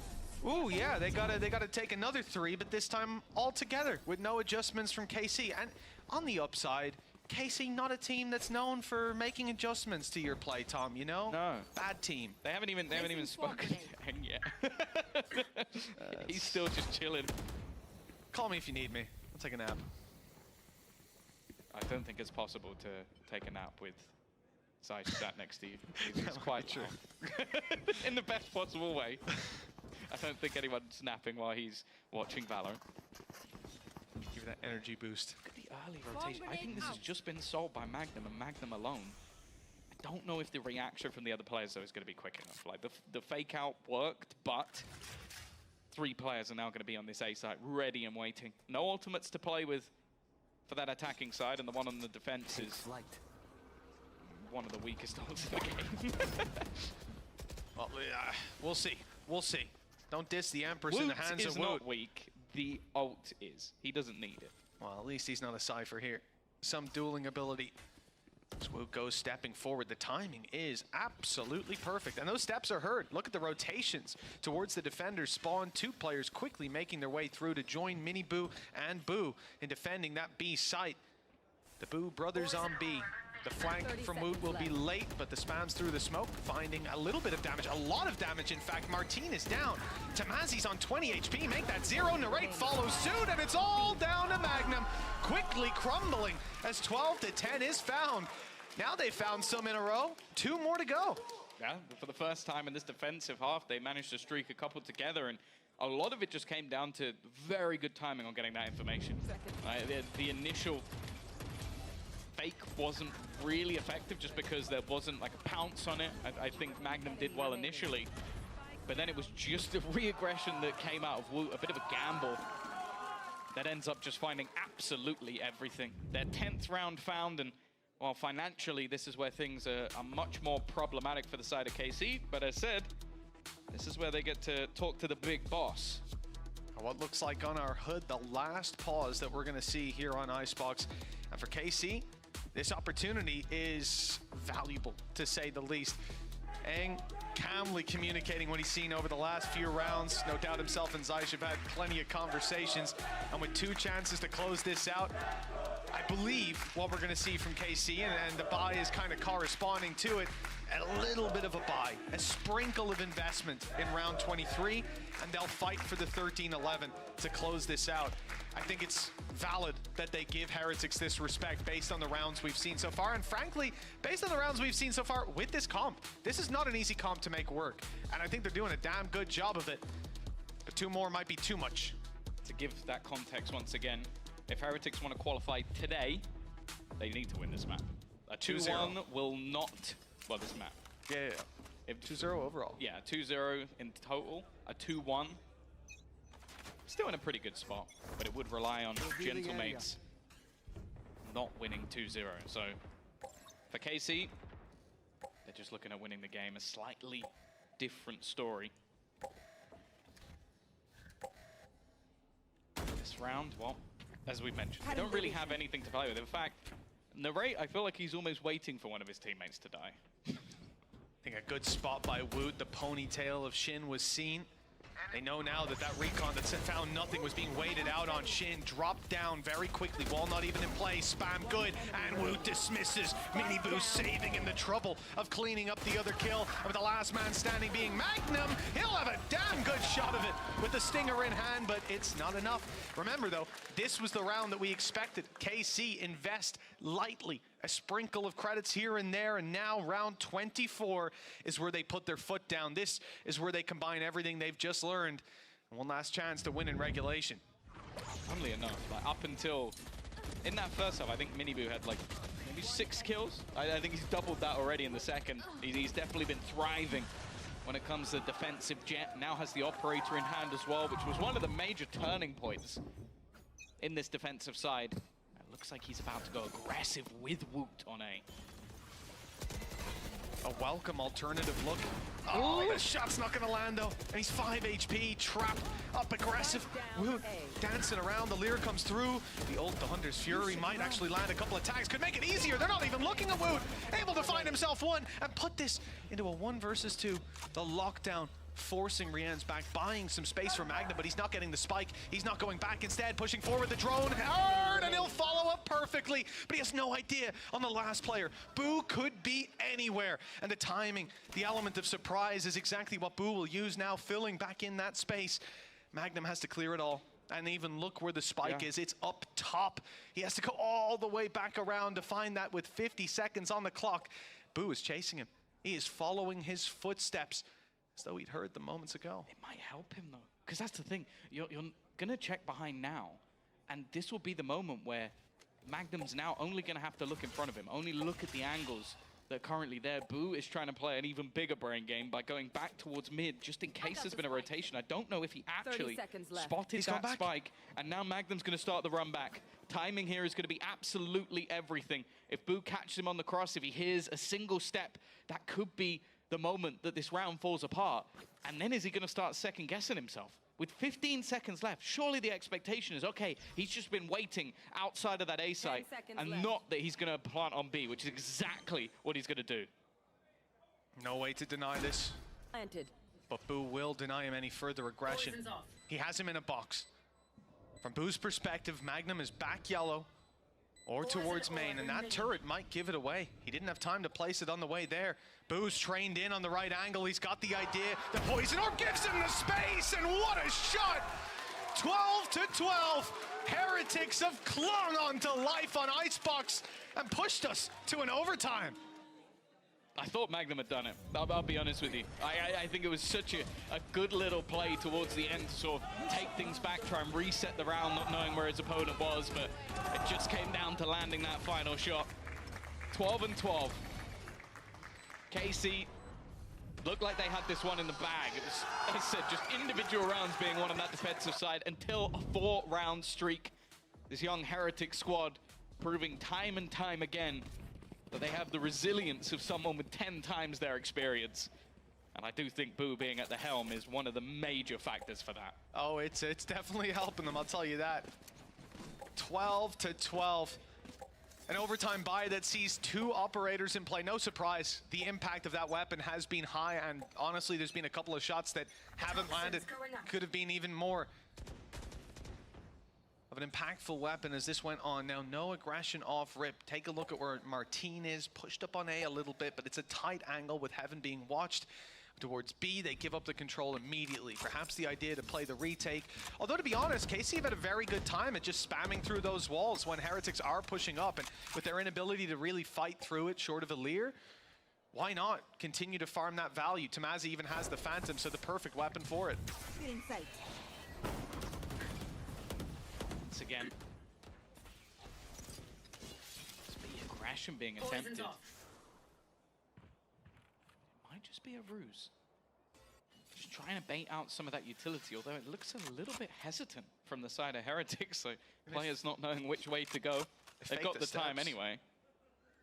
Caution here. The thing is, it hasn't moved anybody. Okay, we're starting to see Shin back off, maybe just to put the wall over on the other side of the map, but for now, at least, they're still just waiting and watching. And with 35 seconds, Heretics are going to make their move. I wonder if when they fake those steps back, if Magnum couldn't even hear them. It's worked out well for KC either way, but the players here ready to fight. Woot tried this before. There was no success, but the barrel is spotted. Magnum's in a lot of danger, but the swing from Narrate. Pixel, perfect timing. Magnum survives late into the round, 15 HP now, but Narrate is by his side, ready to take these fights, and Miniboo suffered a lot of damage, 28 health, backing out of there. Actually, no. Not backing out, staying close. Now down to 1. I mean, it's a negligible difference because he was 28 a second ago. And the value found, the element of surprise. Who expects a player to stay inside that orb up close? Heretics are playing a crazy game, but one that has results. Shin, the last man standing, put 2 on the board, 3, and he's out of ammo. Tries for the res, but Miniboo shuts him down with 28 health. What a way to decide the round. 13 for Heretics, and 1 away from closing this map somehow. Shin was born with magic in his fingertips. I don't know how that was even remotely close. And well, KC are going to be the one to take themselves a pause here. This round looked like it was going to be over. And then just, well, we need to see this again in all its glory. This kill especially, just snapping it back, and whoa. I don't think there should be that much excitement winning a 4v1, but they'll take the OT round, and, well, it was almost there. What a play by Miniboo, not just to sit in the orb in the first place, recognizing 28 or 1, more or less the same. I'll take the element of surprise. The fact that in that last fight, so I'm not sure if he fully ran out of ammo or just switched straight to the res, assuming the last player wouldn't peek, because you're gonna run down that clock, right? You've almost won on time alone. Why give him the opportunity to actually clutch it out? And that ends up winning them it.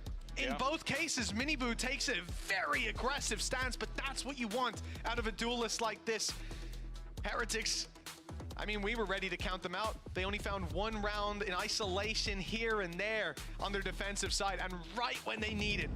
5 in a row, 4 on defense, that 1 attacking round, and if they can replicate that defensive success here, that's 1 map in the bank and playoffs on the line moving into Lotus. As I said, they're going to buy straight back into this operator. No surprises there.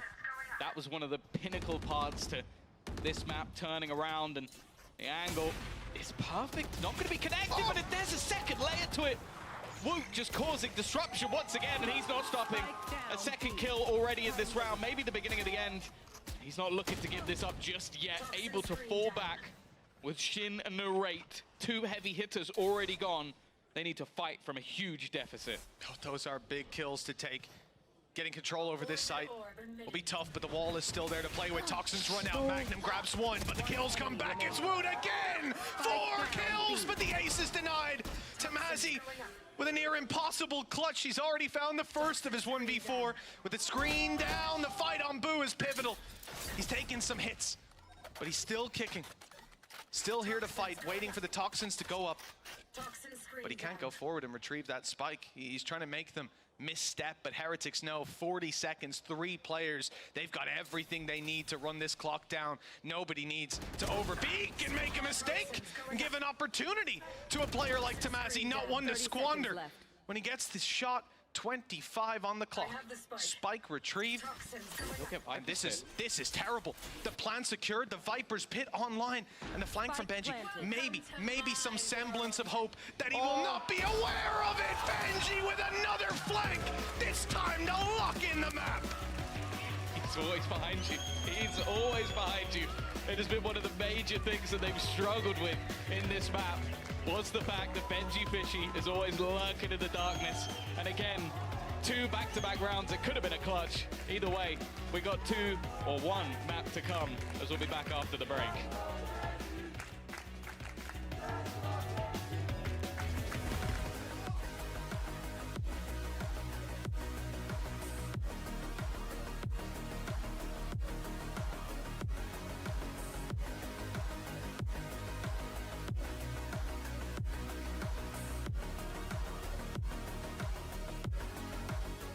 I know a place that will break you into 1,000 pieces. Stay away from them. Stay away from Lorca, Paco, and Picasso. Don't ask about Lola. I Caballo Grande. I, Lord Nieve. But in spite of everything, it occurs to you to visit Andalusia. Don't say I didn't warn you. Be careful of the Andalusian crush.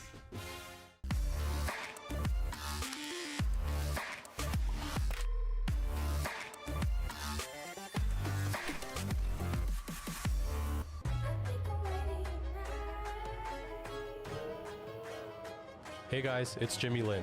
In this series, I'm going to walk you through Attack on Pearl. Watch out for the stairs, clear this angle. You're going to be able to fight this.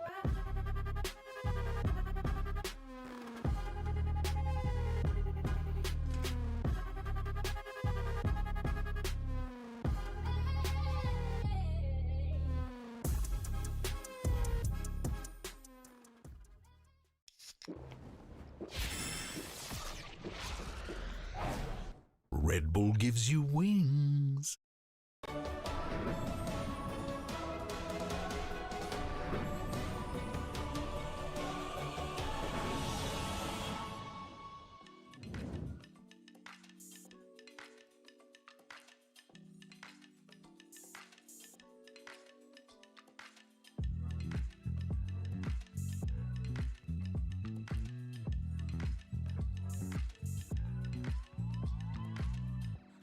You're stressing right, you need some meditation. Don't let them ruin your vibe, no time for rumination. Let's leave it all behind, take a flight, aviation. Want you girl by my side, let me show my appreciation. I want you here with me, I miss your body, baby. No, I cannot believe that you're still single, lady. Wishing I could retreat. I want you here with me. Be my lover, be my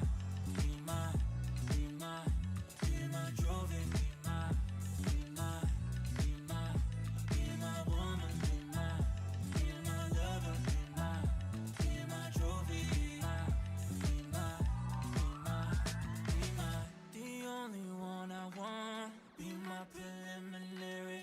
Let me caress the way I think it's necessary. Monday, Tuesday, Wednesday, babe. 7 days, are you ready? I don't need to say you know it, girl, you're extraordinary. I want you here with me, I miss your body, baby. No, I cannot believe that you're still single, lady. Wishing I could retreat. I want you here with me. Be my lover, be my trophy, be my woman, be my lover, be my trophy, be my.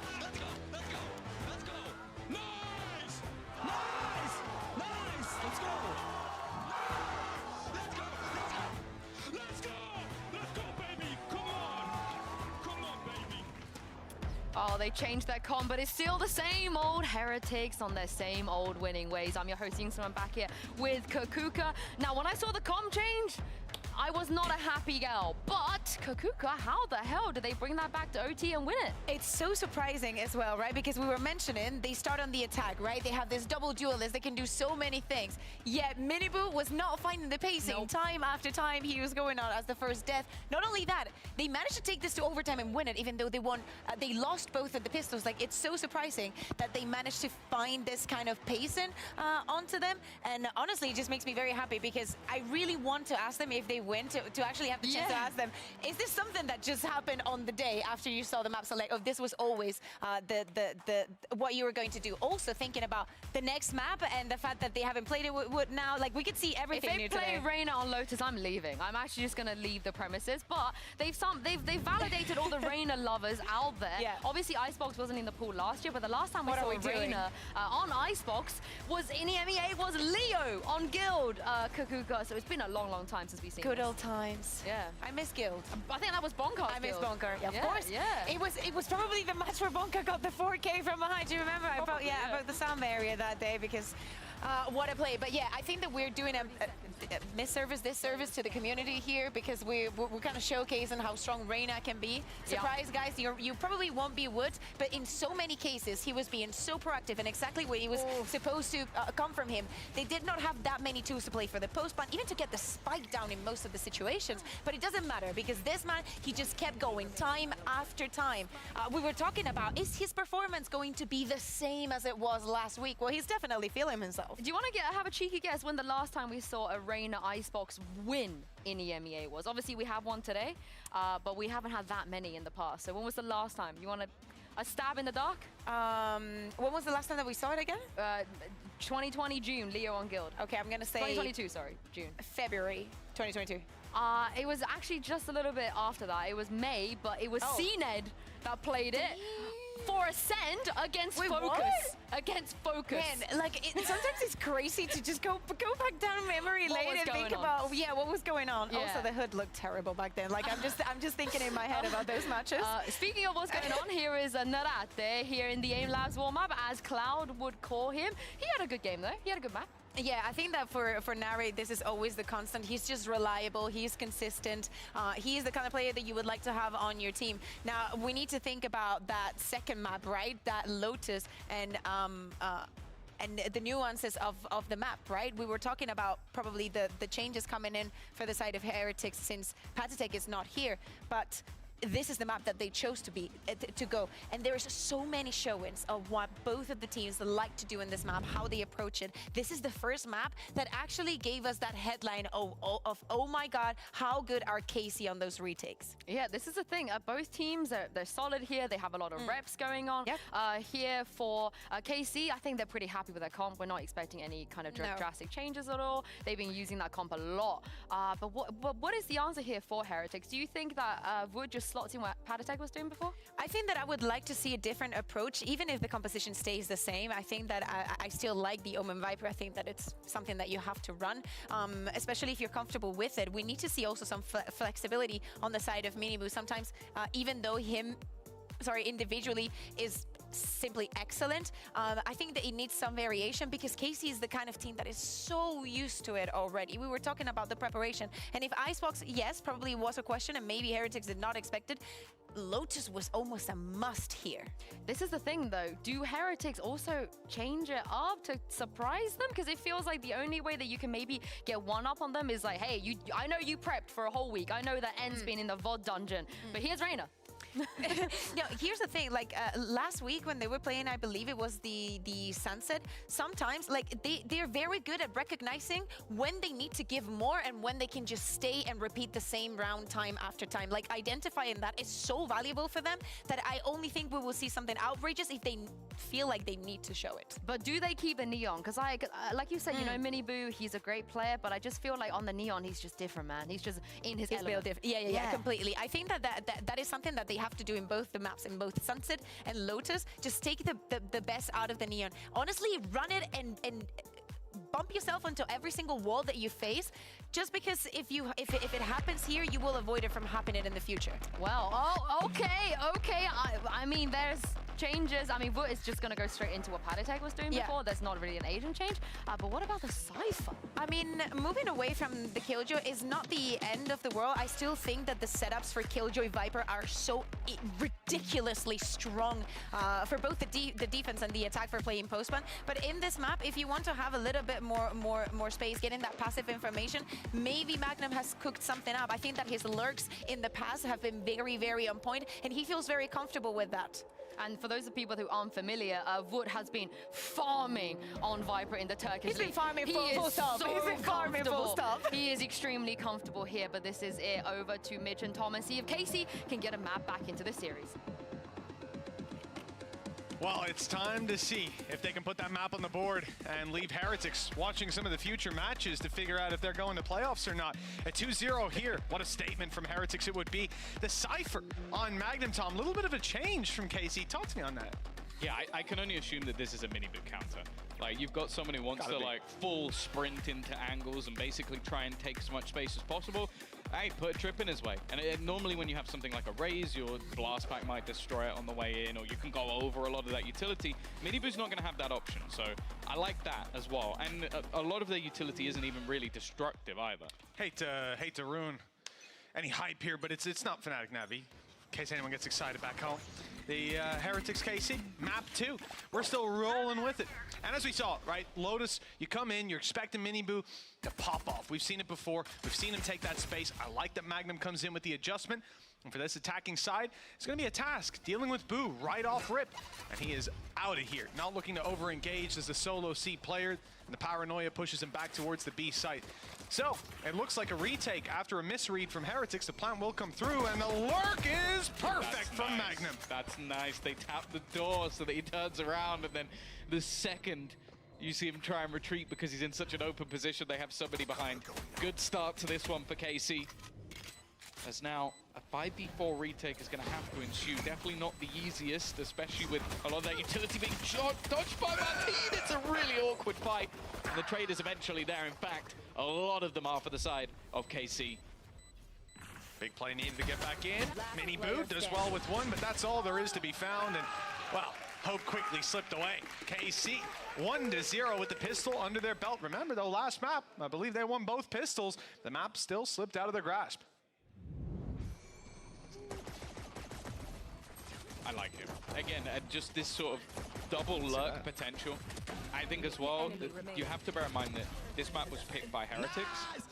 That means KC gets to start on the attack. When you run a Neon comp, it's definitely going to be difficult. Now, a lot of what Boo is going to be doing is firstly taking space, especially over on the A side of the map, with the stuns, but also just those faster rotations. In this round, he's going to be that solo aggressor, just basically trying to catch somebody as they push the jump up. I don't know if I would have seen him, but never mind. An easy kill for Tamazi in the end. Yeah, nicely connected. And the benefit of this weapon, obviously, now you can just lock down that range with a reasonable degree of confidence that nobody's going to be able to take that fight up against you. It's the good thing about making your superstar duelist from a team last year into your Viper player is you can give him a sniper rifle, he's probably going to land the shot. Well, that's it. I was thinking during the last map, like realistically, Tamazi, we talked a lot about him. He's a good player and a great duelist, but I think more so is the good player comes first. Able to constantly change up his role for his team, but still pack that punch when it comes to aim duels. Having this on his back should be a nice little benefit. Now, I wasn't expecting them to go towards the door, but with the Prowler to clear everything, you don't run the risk of going straight into a pistol. I think that's often the concern, like having Woot. And we saw it, Sender, I think, is the guy that rings true the most for me. Sitting inside tree with that Viper wall, having a shorty ready to pop once you go through, but the Prowler just eliminates that possibility entirely. Yeah, I think that has to have been considered as well. When you think of KC, if there was any team that was going to run a Gecko, I think they've been probably the most popular team for using it within EMEA. So the fact that they're opting for the fade in this scenario, it makes a lot of sense. There's a lot of tight corners that you need to check, a lot of ratty cubbies that people like to play in. And for this round, it does look like the remaining players over on Heretics, their only goal is to try and die to that spike. Yeah, I don't think there's much intention in terms of dueling, standing close to the door and cracking it open. No, in fact, the opponents are going to do that for them. Here comes this spike explosion, the wall up to keep him safe, and there you go. All down to the spike. No orbs for their opponents, no free farming. But KC are going to be happy enough to put 2-0 on the board. And I think they even got an upgraded Marshall, but they're not going to keep it. Yeah, maybe Narrate could use it, but considering he is the Stinger King, I don't think that he's going to be trading out that weapon anytime soon. And now KC get the opportunity to play a fairly effective bonus round. Still having a couple of rifles, the Outlaw in there as well for Tamazi to try and fight, and you can see this is going to be an all-out brawl towards A. Straight up fight, stuns from Miniboo off rip. Here's the push on the fast lane, and he's already in past them. They might not expect him to be here this quickly. The stun should give it away. The blast pack to get out of there has worked perfectly. It put Miniboo off his stance. He had no accuracy. He couldn't fight back, and wow, that is a convincing brawl for KC with a 4 versus 2, with upgraded weapons, with sight control, and a plant that's near undeniable. Benji, Fishy, and Woot both have had spectacular rounds. They've been lights out. A big clutch ahead of them. Wanting to get this round on the board, they still go for it. Commit their rifles, commit their lives, and Benji already pays that price. Woot, the last man standing. Surprised his team still stepping forward, but no more damage shall be found. 1 kill onto Magnum. And the rest of the squad carries forward free weapons, a stacked economy, and a 3-0 lead. Yeah, it's surprising. Like, considering how much was actually sent in there, the stuns as well that left so many players in awkward positions, and the fact the opening kill went the way of Heretics. Well, it was a slippery slope from there, that's for sure. Everything seemed to fall apart. Oh my! He had no idea where he was. That's ridiculous. That is failing successfully. Yeah, he has fallen up. Let's go! Tripped up the stairs, looked stylish doing it. Well, we're back into the game. Barrier's already up, and you can see 3-0 for KC. The attacking side stacked up in terms of guns. Heretics struggling quite a bit. The Marshall comes back out, the Sheriffs to work alongside it, and this contact play from KC is going to be deadly. Prowler already, Paranoia, and no way out for Benji, Fishy again. This Outlaw still in play on round 4, and Tom, it's either no shields or light shields. That's the same thing to Tamazi. He'll one-shot you. Still got to be careful of Woot.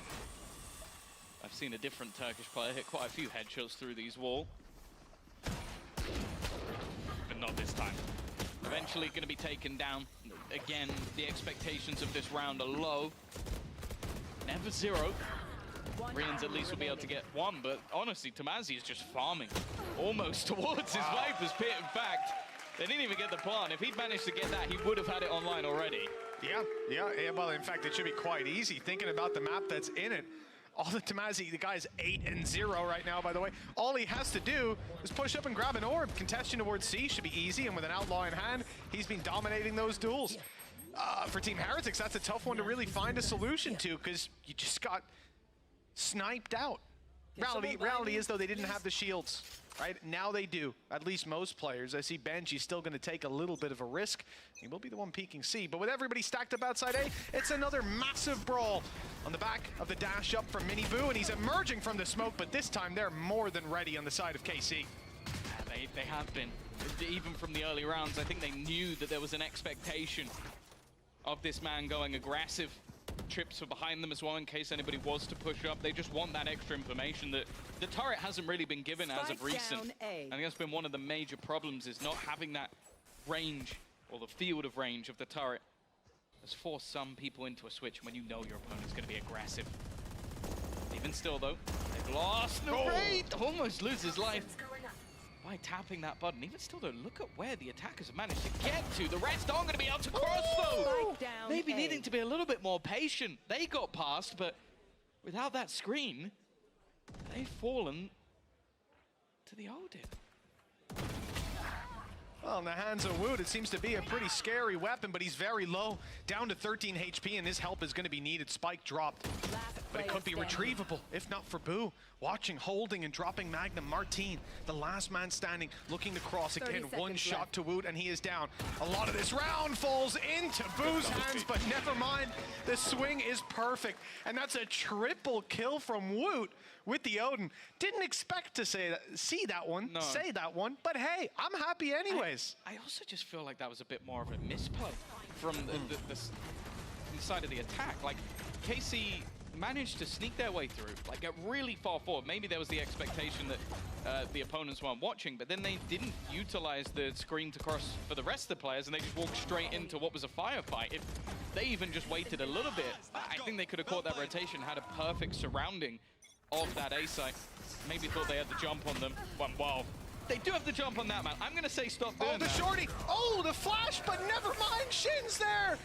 Plans within plans. KC left with a huge advantage to play with. And, well, between Magnum and Woot, I'm in for a good game here, Tom. It is some good spam play. This time straight through smokes, not even the walls that take that. And that's a big problem for Miniboo, because a lot of these rounds have relied on him getting aggressive on A early, and now there's an adjustment there from the attack. The result is clear.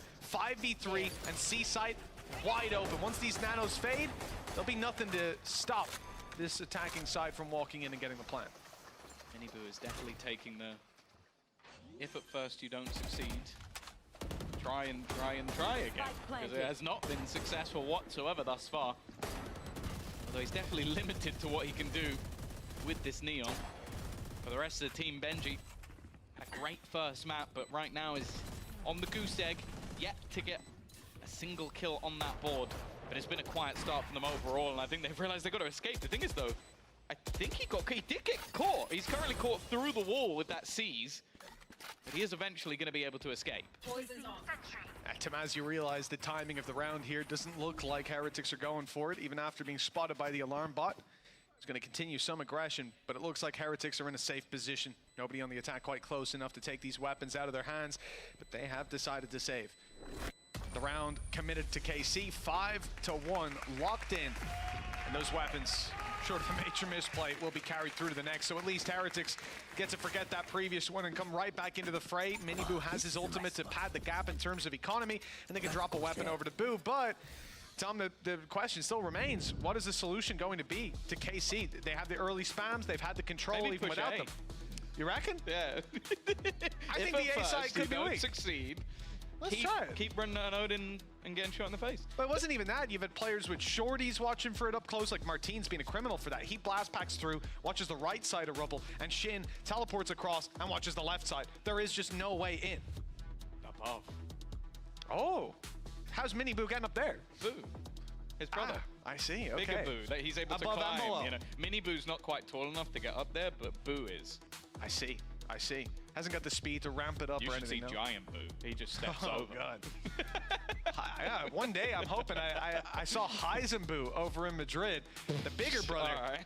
Let's see if we get him on the server one day. He could have a deadly trio. They can face off against the Susantos in the future.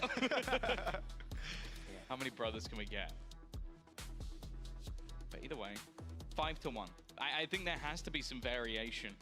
And while it does look like Miniboo is building up to go towards this side of the map again, I'm hoping slightly more passive, but again, you're running a Neon.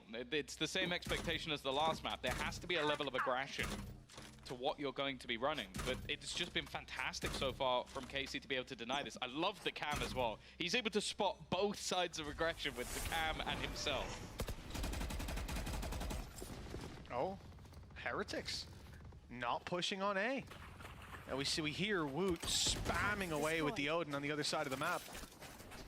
The rotation's coming in extremely quickly. Miniboo rotating to the C site.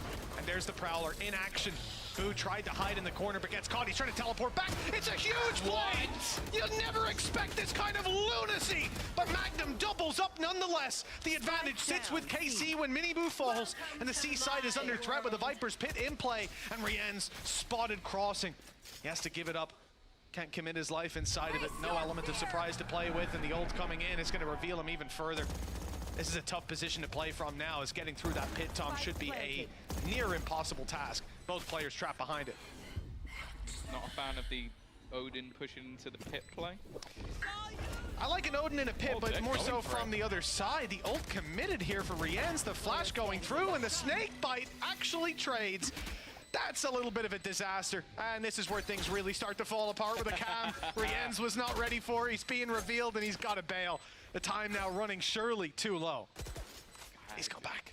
It really is ticking quite fast at this stage, and financially they are in the bin. It would have to be a pretty big blunder from this one, and what Magnum is going to kill him off without too many problems. I don't know. I think maybe holding on to the gun would have had slightly more value there, but hey, Rien's clearly believed. This is insane. To go straight back into that angle, I can't believe he had the gall to do that. Yeah. That was aggressive TPs. Play. No. Oh man, I thought the snake bite landed after. It's not that he just went, Viper's Pit? Snake, I can run through that. I'm pretty sure I can run through that. The math did not add up. And you can see the elation on the face of Eng. Almost smiled for a second. The day I see that match here, 22 HP. Like Rien's a spot, but KC don't. I'll quickly put that to bed. Yeah, I thought maybe a good little surprise factor with the player in the corner, but nope, not this time. KC are ready for everything. No charges. They're doing well to clear out any aggression that's there from KC. Spike planted. It really does feel like Heretics have thrown the book at them, pretty much everything they've got, and as of right now, nothing is succeeding. The flanks from the last map of Benji are well noted, but also everybody's playing within their means, within the site, so the first thing he's probably going to get contact with is a cam, which I'll be honest, the Cypher really has had a lot of impact so far, be it Magnum on an individual level or just the utility that he's putting into play to stop them having any level of surprise factor. So ready for that final position, and well, Boo now looking for at least something, but no, and Andaluthia flawless. It almost looks like KC are making these rounds cleaner as they go. And this is it, Tom. You remember in Icebox when KC were leading by a bit and it was looking like the map was going to be closed out in their favor. We said, don't worry about it. You tried something, it hasn't necessarily worked. It ended up working. But this was the map where we'd realistically expect Heretics to come in and well, look a whole lot better, look a lot stronger. But instead, KC had the read from go. And I think a lot of this comes down to Miniboo not being able to play in his comfort zone, not being able to take those aggressive stances in the way that they've planned, in the ways that have worked for them again and again. Flash up, and that's the showstopper. Landing on the Boo, landing on the Rien's. But even despite that, with 6 HP, he's able to fire back, take down Martine, trade out Boo, and leave Heretics with still somewhat of a chance. Even still, though, it's debate. And Magnum's actually the one to land the shot. Woot, though, has done well. Again, he's been one of the glimmers of hope. In the one round they won, it was down to him, and this Odin. Narrate is trying to be cheeky. He's run straight through the util. Almost manages both, but not quite the shot onto Woot. And now it's left all onto Shin, but the swing is met with an instant response. Woot the hero again, but I don't know if that's repeatable. It looks like another blip on the radar. No idea what you're talking about, Tom. That is textbook Odin play right there from Woot. Beautiful stuff. The wall bang on the third kill as well. To do something in 2 rounds, but not in the other 7. That's the typical Odin player. No, Tom, that does sound like you, to be honest. Hold on. Whoa. Listen, they don't always come to his site, okay? Retake him with this weapon. I got a wall bang in round 3. I haven't had a kill in 8 rounds, but that's beside the point. Slander, Tom, slander. Listen, I've been climbing that rank ladder. You don't diss this play, okay? Woot knows where it's at. 7 and 6, really starting to heat up on that Odin. And here's the spray. Can't see a damn thing with that wall in the way, but that's the idea. He wanted to damage them on the cross. He hasn't succeeded. They've had to pull an immediate rotation. KC may not have won the last round, but they're not shying away from this. Spams not able to connect just yet. He's definitely a little bit wary. Might just be surrounded, paranoia thrown through, but not connecting anything. And, well, it's almost the shorty to do the work. Immediately overdrive put into play, but Martine lands the shot and a second as well. The remaining 2 players just too far away. And with their finances almost at absolute 0. I think they're just gonna have to save this one. You'd think, but then again, we saw Rians go for a round, which I thought they had no hope in a moment ago, so maybe they're going to try it again. A part of me almost thinks Banshee's going to ult based on the rounds we've seen before, but 2v4, it's not the time for it, and there isn't time for it. That clock ticking away as the spike gets ever closer. The trap will be destroyed up close, but so will Benji Fishy at the end of the day, going through a Viper's wall on his own. The win rate on that is not that high, and at least Boo's able to cross. He's sticking around for damage. Cover going out. Damage that I don't think is really going to be felt by the side of KC, even if it is found, but they don't expect him to still be here. Opportunity to drop a few. It's even worse. But yeah, I think he's made the right call. Like I say, a kill or two, if they punish you, well, Heretics would feel the weight of that much more than KC would. He's got his ult. It's not even the most impactful anyway. And his opponents are going to get orbs for it. So if he killed Narrate, for example, you'd give him Nightfall, and if he turns around and kills you exactly the same, and you don't have the gun for the next round, the value just really wasn't there. And that's why I'm surprised they went for the 2v4. Like, honestly, you've thrown another gun. I think it might just be a moment of, okay, well, we have to get some rounds, otherwise we're screwed. We've got to try something, but it does look like the only real semblance of hope so far has been Woot winning in 2 rounds. But he doesn't have an Odin this round. Well, that's it. If the Odin doesn't pop off, you don't win, and ultimately that's how the game should go. Right. KC, 8 rounds as they look to take over this A site. It's stacked up, but it's stacked up with pistols. Boo here to support, but they haven't committed to the site just yet. Instead, keeping these ranged fights, picking them off one at a time, and when Boo eventually gets a chance to fight, he's got no comrades to pick up that weapon, no one to swing with him, no one to take the brunt of that execute. Only Benji left, and, well, in a familiar position, smoked out, and he's out of the round. 3K for Magnum, 9 rounds for KC. And I did say, you know, they won both pistols last map and they didn't win. Well, now it was a 4-0 lead. This is 9-2 with one more. I would say looking unlikely, right? Heretics have 4 ults to play with, Tom. That's got to be worth something. It would also make a nice little pattern, you know? 4 rounds in a round win, 3 rounds in a round win, 2 rounds in a round win. It's really pretty. That would be nice. Let's complete the pattern and give the Heretics fans at least the 9-3 curse. Because right now, KC are looking really clean, and they're not actually having to change too much. They're continuously pressuring this A site, and guess what? Heretics are going to try and fight them for it. But even with all the utility they're throwing in, their over-aggression or their very aggressive plays haven't been successful. Cam already going to give them information, but not a mass amount. There is someone tree, surprise, surprise. Yeah, I mean, just the timing on the door as well, that they can't follow up on it. Narrate ready to go to grab that information. I like this look at the amount he'll be able to glean from this. 4 players spotted for sure. They have the info. There's no need to commit. And it's time to make a move. What? He committed it! I thought for sure he'd cancel, but they can't hear. He knew the sound cues were lost on them. And Shin rolling over the site. 3 kills with Benji Fishy. In the same old story. No smoke separating them this time at least, but players all around, and now they've got the exact location. 3 rounds for Heretics would be something, but it ain't happening today. 10-2 we go. I cannot believe they saw 4 players there, Tom, and they commit. I thought at the last second he's gonna cancel, but now he goes all the way. I just think it's no one turns around and looks at him for obvious reasons. They can't hear a thing. Every single player hit by the Nightfall. And this is the version of KC that we love to see. So synergized in the way that they're doing things. So committed to the choices that they make. Nobody stood up. Nice action, nice.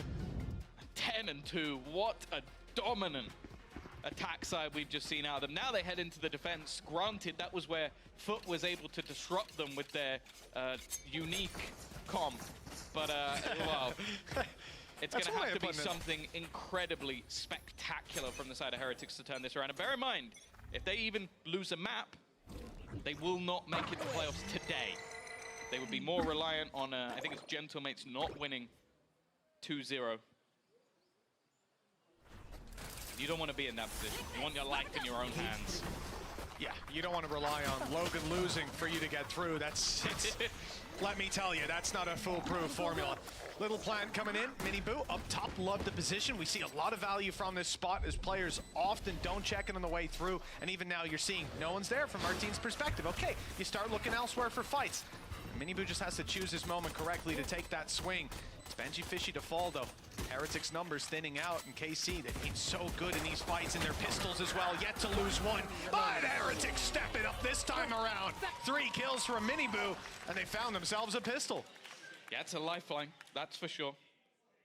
Already seeing the value that this guy can have switching up. We had it in the last map. It was the other way around, where he had a bit of a poor attack side, pulled it back on the defense. This would have to be far more impressive, as last time they went in even.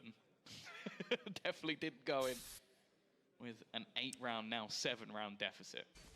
Well, if KC win this one, they'll be in a partnership with Foot in no time. Excited to see this approach the attack side from Heretics.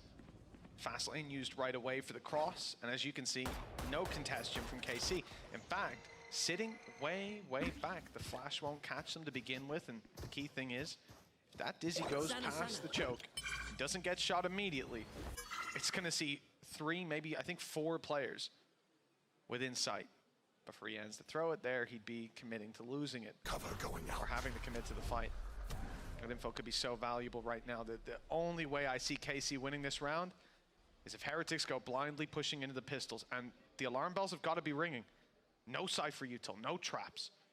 Nothing whatsoever here, and no player defending it. Why would the C site be that open? And they've made the right call. It's because this site is stacked on the other side, and Woot, wise to avoid this fight. It looks like he will back off. I thought for a second he was going to take them off. So did I. So did I. Guys, just, does no one walks see? in like flexing, like, yeah. They won't expect me to walk up. Don't worry, guys. I'm going to have my Viper's Pit soon. He could have a great opportunity to cut off the rotates, I suppose, but it's not worth it in these rounds, right? If they had rifles, if this was round number 15, maybe he does that, but not against the Classics. They just overwhelm you. Right call made by Heretics, plan secured. Now they just have to hold on against a Classic retake, if it's even attempted. Yeah, I'm hoping we're going to see Rians, well, we already do. Rians get a little bit more aggressive. He's 2 away from his ult already. Only has a ghost to play with. So even if he gets a kill and dies, that is value. Even if he just dies, to be honest. 1 away, he's actually going to get nothing. That's a little bit unfortunate. Now it looks like it might be Benji's turn. Only with the Sheriff. These are guns that can be committed, can be thrown in. It's not too much of a problem. As the rest look to try and die to the spike. And you know what? They've done well there. They've denied at least any of their players getting a mass amount of orbs. They'll remove a couple of extra pistols and they'll all go down to the spike. It's about as good as it could have got for KC there. And even still, Rians is going to be 1 away from his ultimate and have a rifle going into this now. Well, that's the big thing, right? Having Thrash online could clear them a lot of space, could get them on the board, cripple KC's economy, and really open the door for Heretics to start their run back. Don't let me confuse you. It's nowhere close to an easy run, but it is doable. We've seen it before, much to my chagrin. From 10 to 2 down. Let's see what Heretics have. We don't want to... normally you come into these rounds and go, yeah, well, they should lose it, so it's fine. They can't approach it like that, not with such a thin margin for error on this side. Yeah. This is like trying to run the total wipeout course. You're just trying to make your way across the big red balls. Yeah. And big purple ones here. You think you're getting close, and then you facepalm into the water. That's currently what we're looking at. They're at the first one. Yeah. They may have a grin on their face, but it could very quickly be wiped off, especially now there is a purchase on the other side. Utility available, Magnum being left as that solo A-site defender. He has been superb. Seeing him back on the Sentinel is always exciting. Even though Tomazis has been nothing to frown upon. And that's the thing, they have a lot of intel coming from him and the Fade, and then a lot of delay in combination with the Viper. That is just a little bit of spam that's got rid of Rians. He's got his ult online now, Mitch.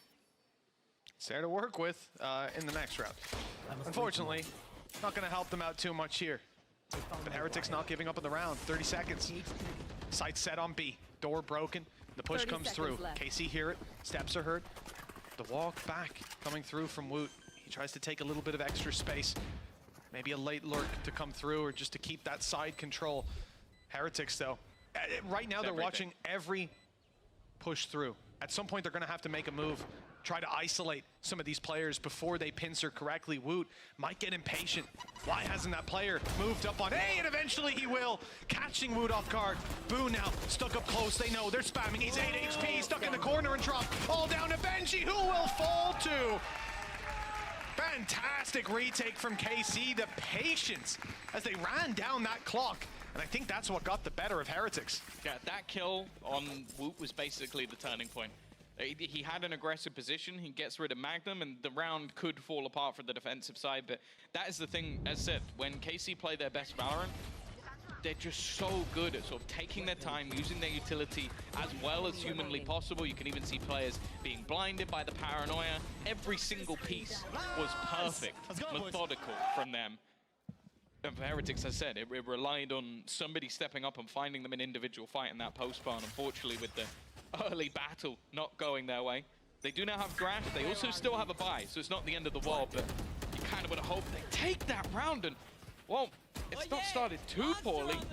They're going to continue this fight for Mount, and eventually it goes the way of Heretics. Yeah, Thrash did well to draw their eye.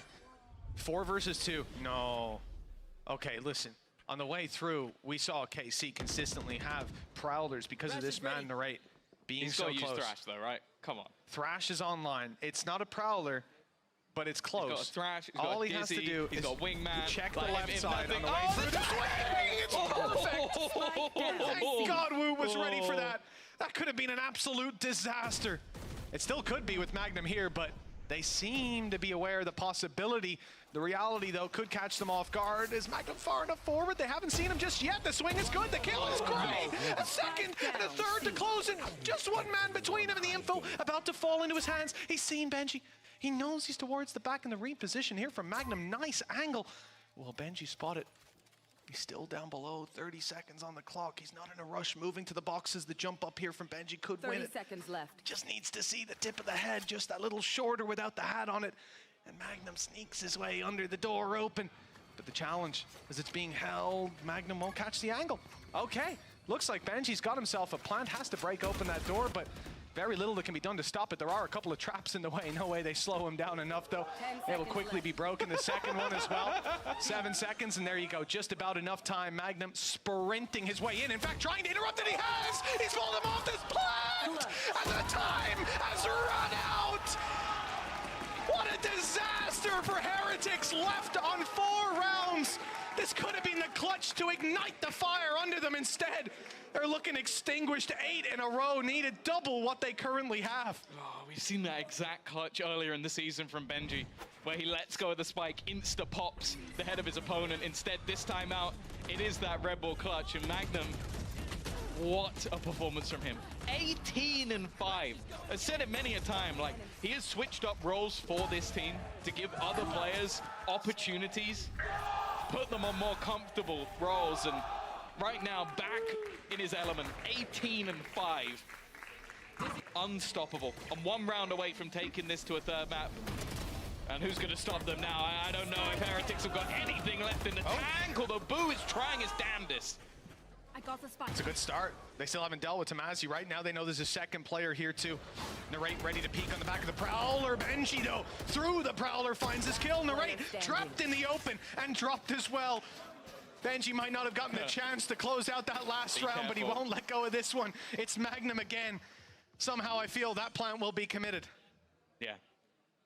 He won a 1v3 just seconds ago. I wouldn't even mind seeing the lockdown committed here. But he's already quite far ahead of it. Timing going to be everything. Looking for a spot over the top. Hoping for an angle to find, but they're both sat together at the back of the site. Already the information is to be had. Going to try and go back and see if anybody is taking a peek, but they are not moving. They are not giving this man an inch. And Woot will land that shot this time. Not going to strike twice, but even still, I don't even think they made it to the second big red ball yet. Well, Heretics have done well, having Boo bail them out of that position. Benji on his double as well. So important to open that side up for them. The 2v2 could have gone any way, but they played the 2v1 perfectly. 7 in a row needed for Heretics. My God, what a path back in. You can't help but wonder, at what point will KC just pop off reawakened. Magnum had one hell of a slow start on the previous map, but 18-6. Looks damn near unstoppable. And his utility this time set up towards the A site. Camera waiting for them to walk through, but Heretics aren't picking up the pace. Instead, relying on Benji lurking out on C to potentially find space late into the round, Tom. We've seen this a couple of times. Break some util and play it slow. I'm not expecting them to go pushing forward. Where's Woot off to? Gotta be careful. That's a 1v1. That's a bit of an overcommitment with very little info. Narrate now into the corner as well, and they have no update on that cam just yet. That's coming soon. And look at that from our team! This is all falling apart. A blip that could just end the showstopper. He's even taken himself out. He knew it was too dangerous to be kept alive. And while Benji, he's just witnessed a loss to a 1v3, now to do one better. But look at these positions. Look at the aggressive spot. He's not going to expect it. And in the end, it is an instant resurgence from Carmine Core. 13-5 domination on their opponent's map. They won both pistols on their own pick, and it ended up going close, but falling into Heretics' hands this time. A closer affair in that regard, and only that regard. Domination from KC with map 3 up next. We're settling the score on Bind.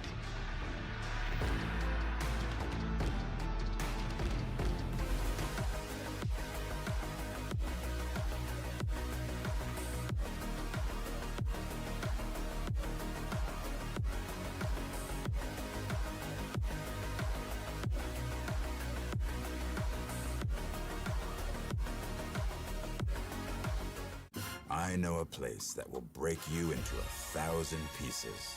Stay away from them. Stay away from Lorca, Paco, and Picasso. Don't ask about Lola. Ay, Caballo Grande. Ay, Dolor de Nieve. But in spite of everything, it occurs to you to visit Andalusia. Don't say I didn't warn you. Be careful of the Andalusian crush.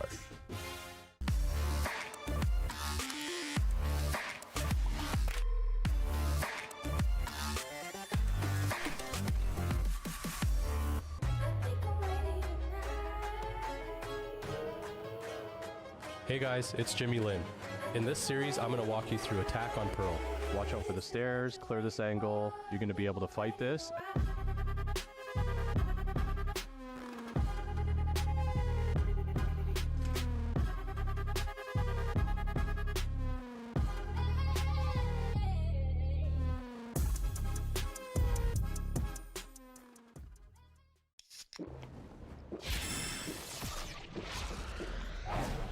Red Bull gives you wings.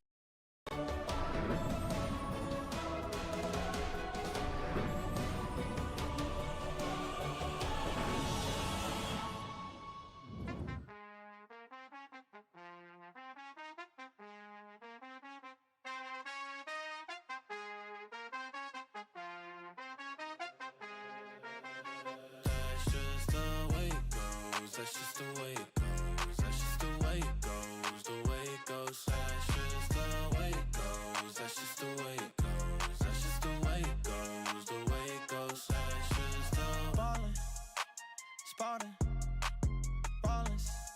Phone was dry, but now everybody calling. Good at taking risks, yeah, I always go all in. Swear to God that I'm deaf to the talking. I can't hear it.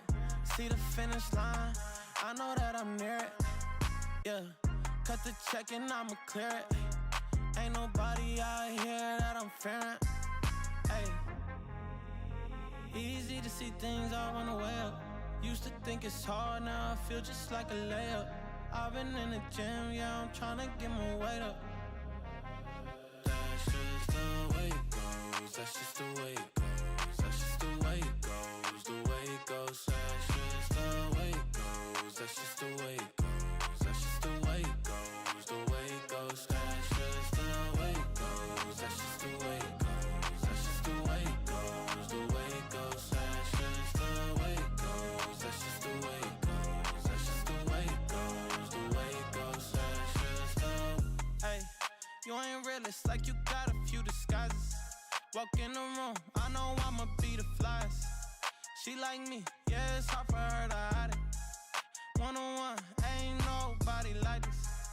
Got this far by doing me, I'm everything I knew I'd be. I don't care what we used to be, no, yeah.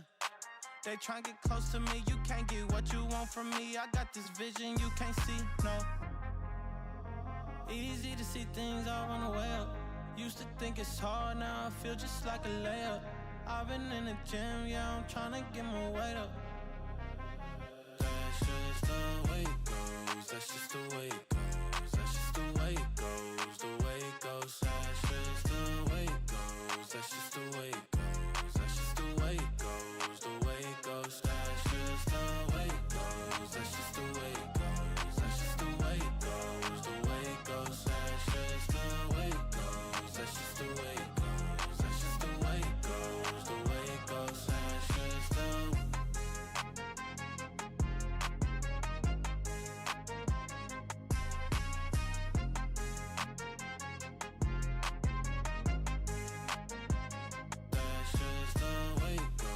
That's just the way it goes. That's just the way it goes. The way it goes. That's just the way it goes.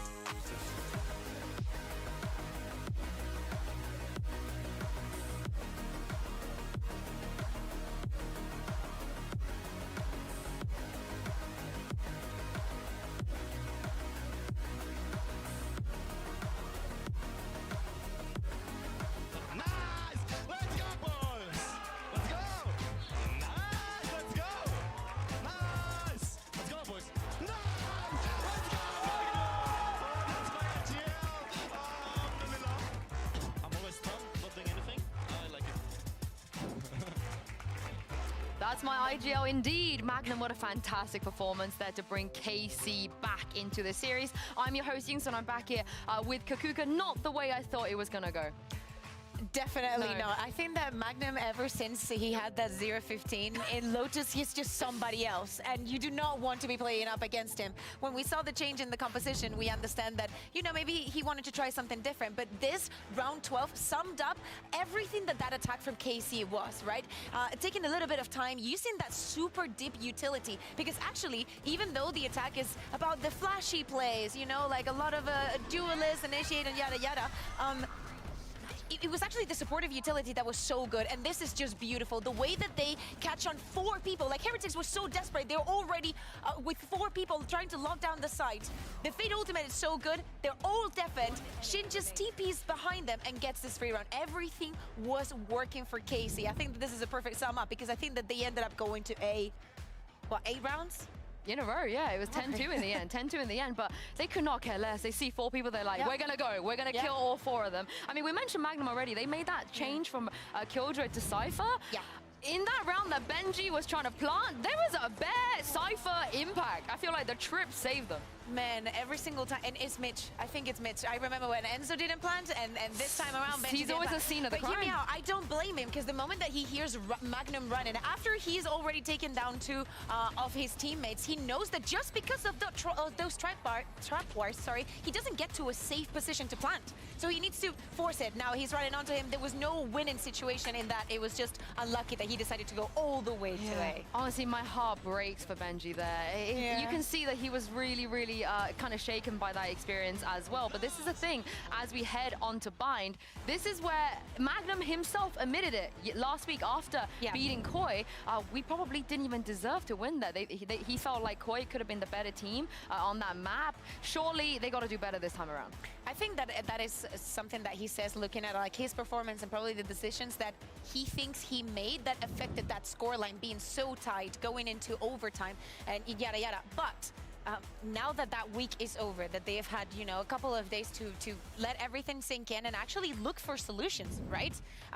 Yes, there were some things that could have been done better, but I honestly believe Koi did a much better job on that bind. It ended up, as we were saying, go into overtime, but I think it's going to be very, very interesting, because this is probably a map that to me was also compulsory today. Like, Heretics has not lost it regionally. For KC, I think that there's still a lot of depth. that has to be discovered or rediscovered for them in this map, and this is the perfect moment to do it. This is what Cloud was saying, right? When you go through times like that, you can go back to the office, you can point out what's going on, and you can fix it. But if you are Heretics, if you're Neo, Xenia, or Weber, and you watch that VOD, the majority of the times, Koi was catching Casey off guard, was being a nuisance, was just pushing on defense. Literally. So maybe this is what we need to see Heretics do, right? Yeah, exactly. And if we think, for example, of their composition with the Euro, you know, having that possibility of being aggressive, but also going back without investing anything, denying the trade, or even the possibility to have a counter strat in the moment. I don't know. I understand that probably KC came with an idea for Icebox, but they looked like a completely different team on Lotus. And also, it says a lot about them that they can go from that Icebox that run up very, very long and how it went to have this kind of performance. I mean, Casey, they chose to start an attack here, so they've got to be a bit more aware of the flanks. They got to be more aware of the double pushes on long and showers and so on, because it's not just easy to be like, hey, just push them and you can maybe do what Koi did. Yeah, exactly. I think that another person that we feel mentioned maybe quite too much might be Narrate, but not enough. Yeah, not enough. In my opinion, I agree. There he is. He's looking at us. He can. I hope that he cannot hear us. But I'm looking forward to the Gecko. We see no changes in the compositions whatsoever. As you mentioned, Sue, Carmine Corp is going to be starting on the attack. And I said I'm looking at Narrate because I feel like Martin was super well set up on Lotus. It was one of the winning conditions. Yeah, Thomas, he was also there. Magnum, I cannot say anything, almost anything negative about Casey in the previous map. Now it's time for Heretics to show up something different, to give a little bit more of that edge and go back to seeing Miniboo having the impact that he was having at the beginning of the year. Now when his team needs it the most. Yeah, it just felt like he wasn't getting traded, right? He was kind of swinging, and it was a tough time for him, but things are going to get even tougher here. Heretics, they need to win, but for Casey, it is very simple. Mitch and Tom, if you don't win, you're in the bin.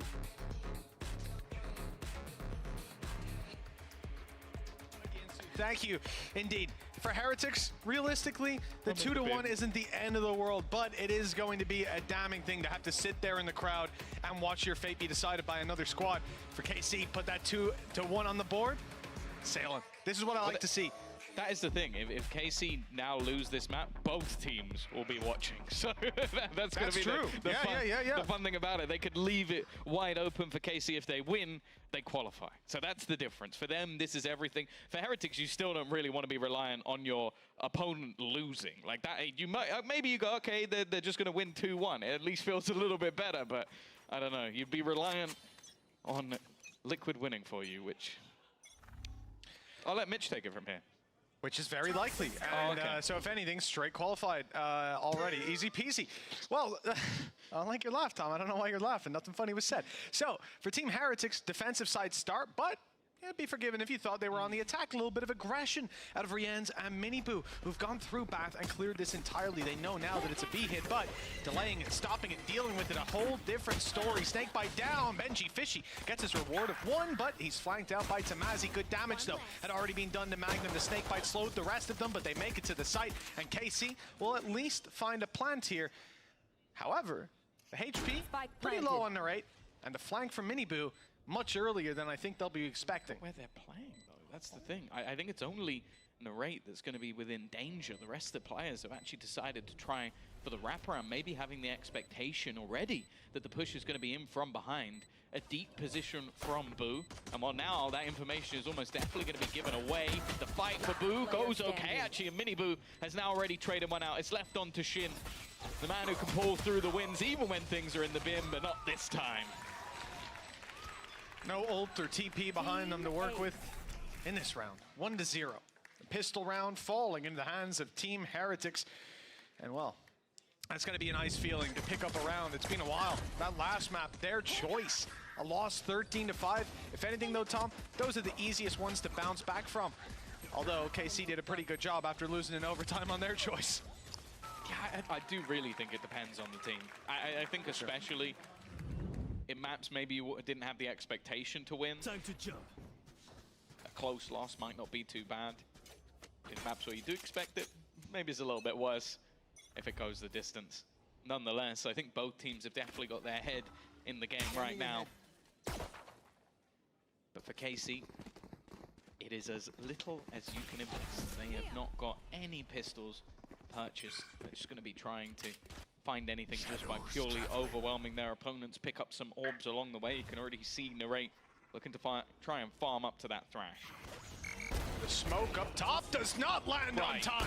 Miniboo way ahead of it with 2 quick kills, 1 for each barrel. I think the second one plant won't be found either. That's a wallbang kill with the Outlaw. Tallying up kills and ult orbs as he goes to Massey. Might be about to give an orb to Benji, but no. Well, I suppose he is. Benji gets the kill. I was alluding to him dying on 21 HP, but they can't follow up. That's an Andalucia flawless in round number 2 for Team Heretics, and well, that couldn't have went any better if they dreamed it up. Yeah, that's about as good as it gets. And I want to see the first shot, okay. Yeah, second one, absolutely nothing. Just a random shot in the dark, and even going to deny the plant in the end. Not a lot claimed in that round from KC, but this is where they'll come back in with the buy.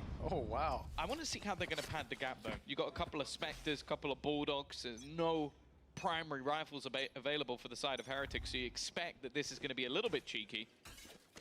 I'll say a little bit. They've already pushed Miniboo right up front, taking full control of the showers. Well, the one player the Recon got is already using his dog up on A, so you start to get the sense that Bath doesn't need to be held as tight. Miniboo going back to put a gate crash down. Can at least bail out of here and find himself in a safe position if he does get pushed on. And, well, he's about to be. The one shot landed, and somehow he managed to TP out of there safely. I don't know how. With 5 HP, he's ready to go again on that Outlaw. Oh, some decay. Deploying drone. Okay. Already, though. It's going to be those trades back. It's so messy, but there is Miniboo. Able to do a little bit more damage. Narrate with the trade. Keep things in their favor for now. It looks like he's going to go back for a little bit more, but it may not have realized that Shin was up close. It leaves Boo alone for a bonus round. An extra kill here. Could be massive, and this guy is always good in these sort of scenarios. It's going to be an awkward fight, but he wins it anyway. And he wins it clean. That's not the gun he was looking for, that's for sure. And now Thrash even going to be committed. Oh, he's gone up above. This could be disgusting, but it fades just at the moment to give Magnum a kill. If he looked down, he had one for free, but I don't know why you would check that angle. Well, this is it. Magnum was 10 HP. If he puts that smoke down a second earlier, if the original smoke went down a second later, or even if he just keeps the gun out, that round could have been won there and then.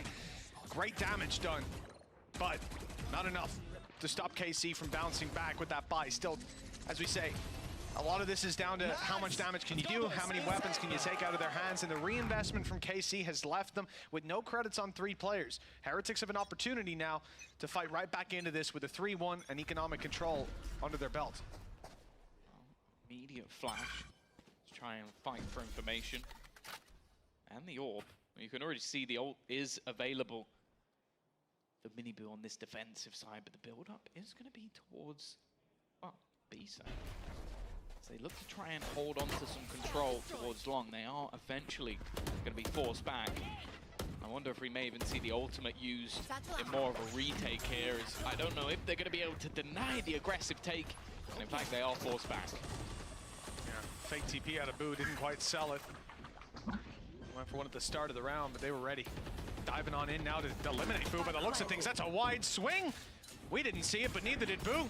That's the good thing about it. Nice flash, but ultimately only good for the trade. And in this situation, KC will take those trades all day long. Narrate gets ahead of it before Martin even takes a bullet. He's there to take the fight with him. And the buddies in the corner find that one easily. Shin closing it out with the final kill. They're equalized. Yeah, I think they may have had that realization. Okay, if you have a dimensional drift online, much more likely to play the retake. Let's not allow them to. A little bit of an aggressive peek, especially when Boo had utility. And from there on out, it is just trading. Like swinging off the contact of your teammate. And on the other side of things, for Heretics, it was very disjointed. That was a domino round. That was one where the second you lose one player, every single player is fighting to get you back in and ends up losing you even more dominantly. Miniboo's gone for a Guardian in this round. Looking for the aggression, nothing to do with ulti being in play. Just wants to get aggressive and look for those opening duels. Finds nothing, spams through walls, but doesn't see players. And so his gate crash and rotation to the B site might all be for naught. You can see the KC are stacked up ready to take the A site. And with the range in play and the main real danger being lamps that cleared that out already, and now have left these players down to long-range angles. Decoy going through, not really helping them out. As KC just sit back and wait for Heretics to show themselves. They have flank protection as well from Tamazi. Granted, someone could have pushed B and be walking behind them, but that's something they'll be conscious of right about now. Being methodical, being careful. On the other side, though, it's rash, it's aggressive! And Benji's landed a couple of kills, does damage onto that third player as well. Woot available for the trade. They've just punctured a hole directly in this attack, which is now just trying to defend, but Minibu arrives on the scene as well, leaving just Tamazi. One man to try and fight versus the might of this squad. He's given a fight or two. Still, though, this is not going to be easy. Anything but, Tom. They've got everything working for them with that spike control. Snake bite now down. It's time to make a move. It's not even deep enough. If anything, he's just snake bitten the bomb. That spike now irretrievable with the flank play from Boo, patient as can be. The best part about that Thrifty, Tom, you see both teams postured, sitting, waiting. And I heard the call from Benji. Even from here, I could hear him shout, okay, let's go, let's go. And they run it in, and it's this moment. Let's go, and he pops two quick heads like that.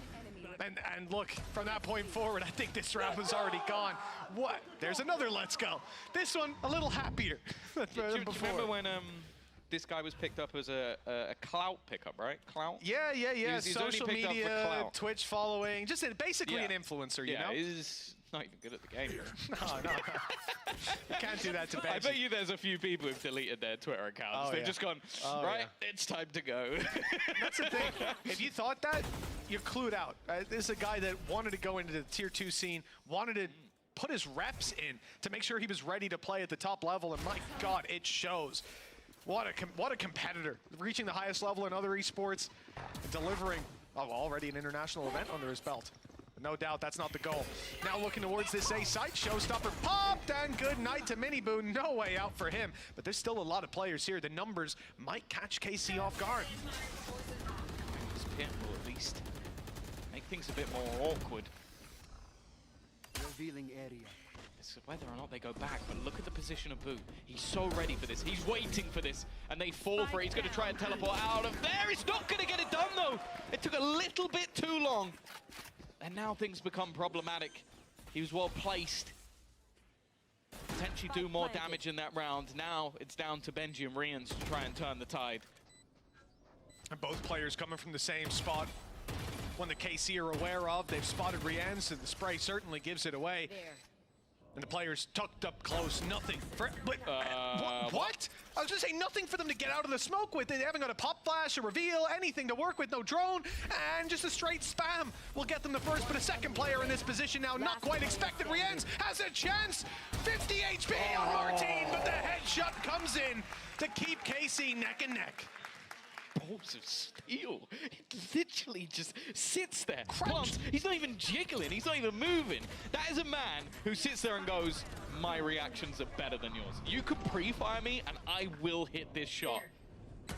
That's an alpha male if ever I've seen one. it just, I don't know how you have that confidence. He hadn't even moved from the position where he got pinged as well. Just stood there. You know I am. Come and fight me. Rians saw him. He knew exactly where he was. It didn't matter. Confidence versus the Turkish aim. We've been talking about it for the last 4 weeks. Martin might just be better. 3 and 3. Scoreline equalized ever so close, and there's still going to be an investment here. Now, I will say everyone's on a 4-buy. Now, you might be questioning because Benji's got a pistol, but we saw the last round. Nice stuff by Boo, but no way out. And Woot swung to trade with him to take the fight together. They both meet the same fate, and now the plant is on the way.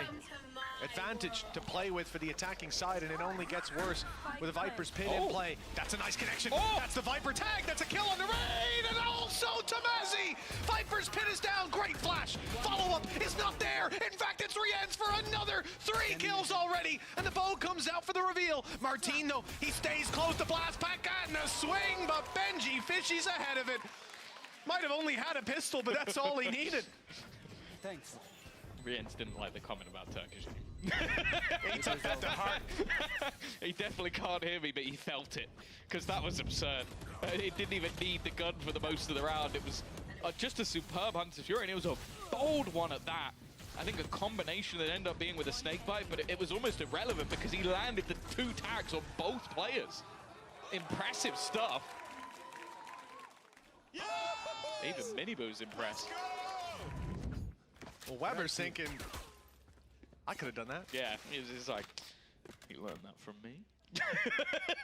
He reminds me of me when I used to play. Oh, but no, don't do it like that. That's Back in my day. That would have been my clutch. Where was the young man? Who knows? Many years ahead of him, but maybe in the coaching seat, in the assistant coaching seat. I don't know though, himself and Zeiss surprised us last year. Let's see if Heretics can extend this lead as the site is under pressure. The pistol's getting ever closer, but an off angle for Miniboo.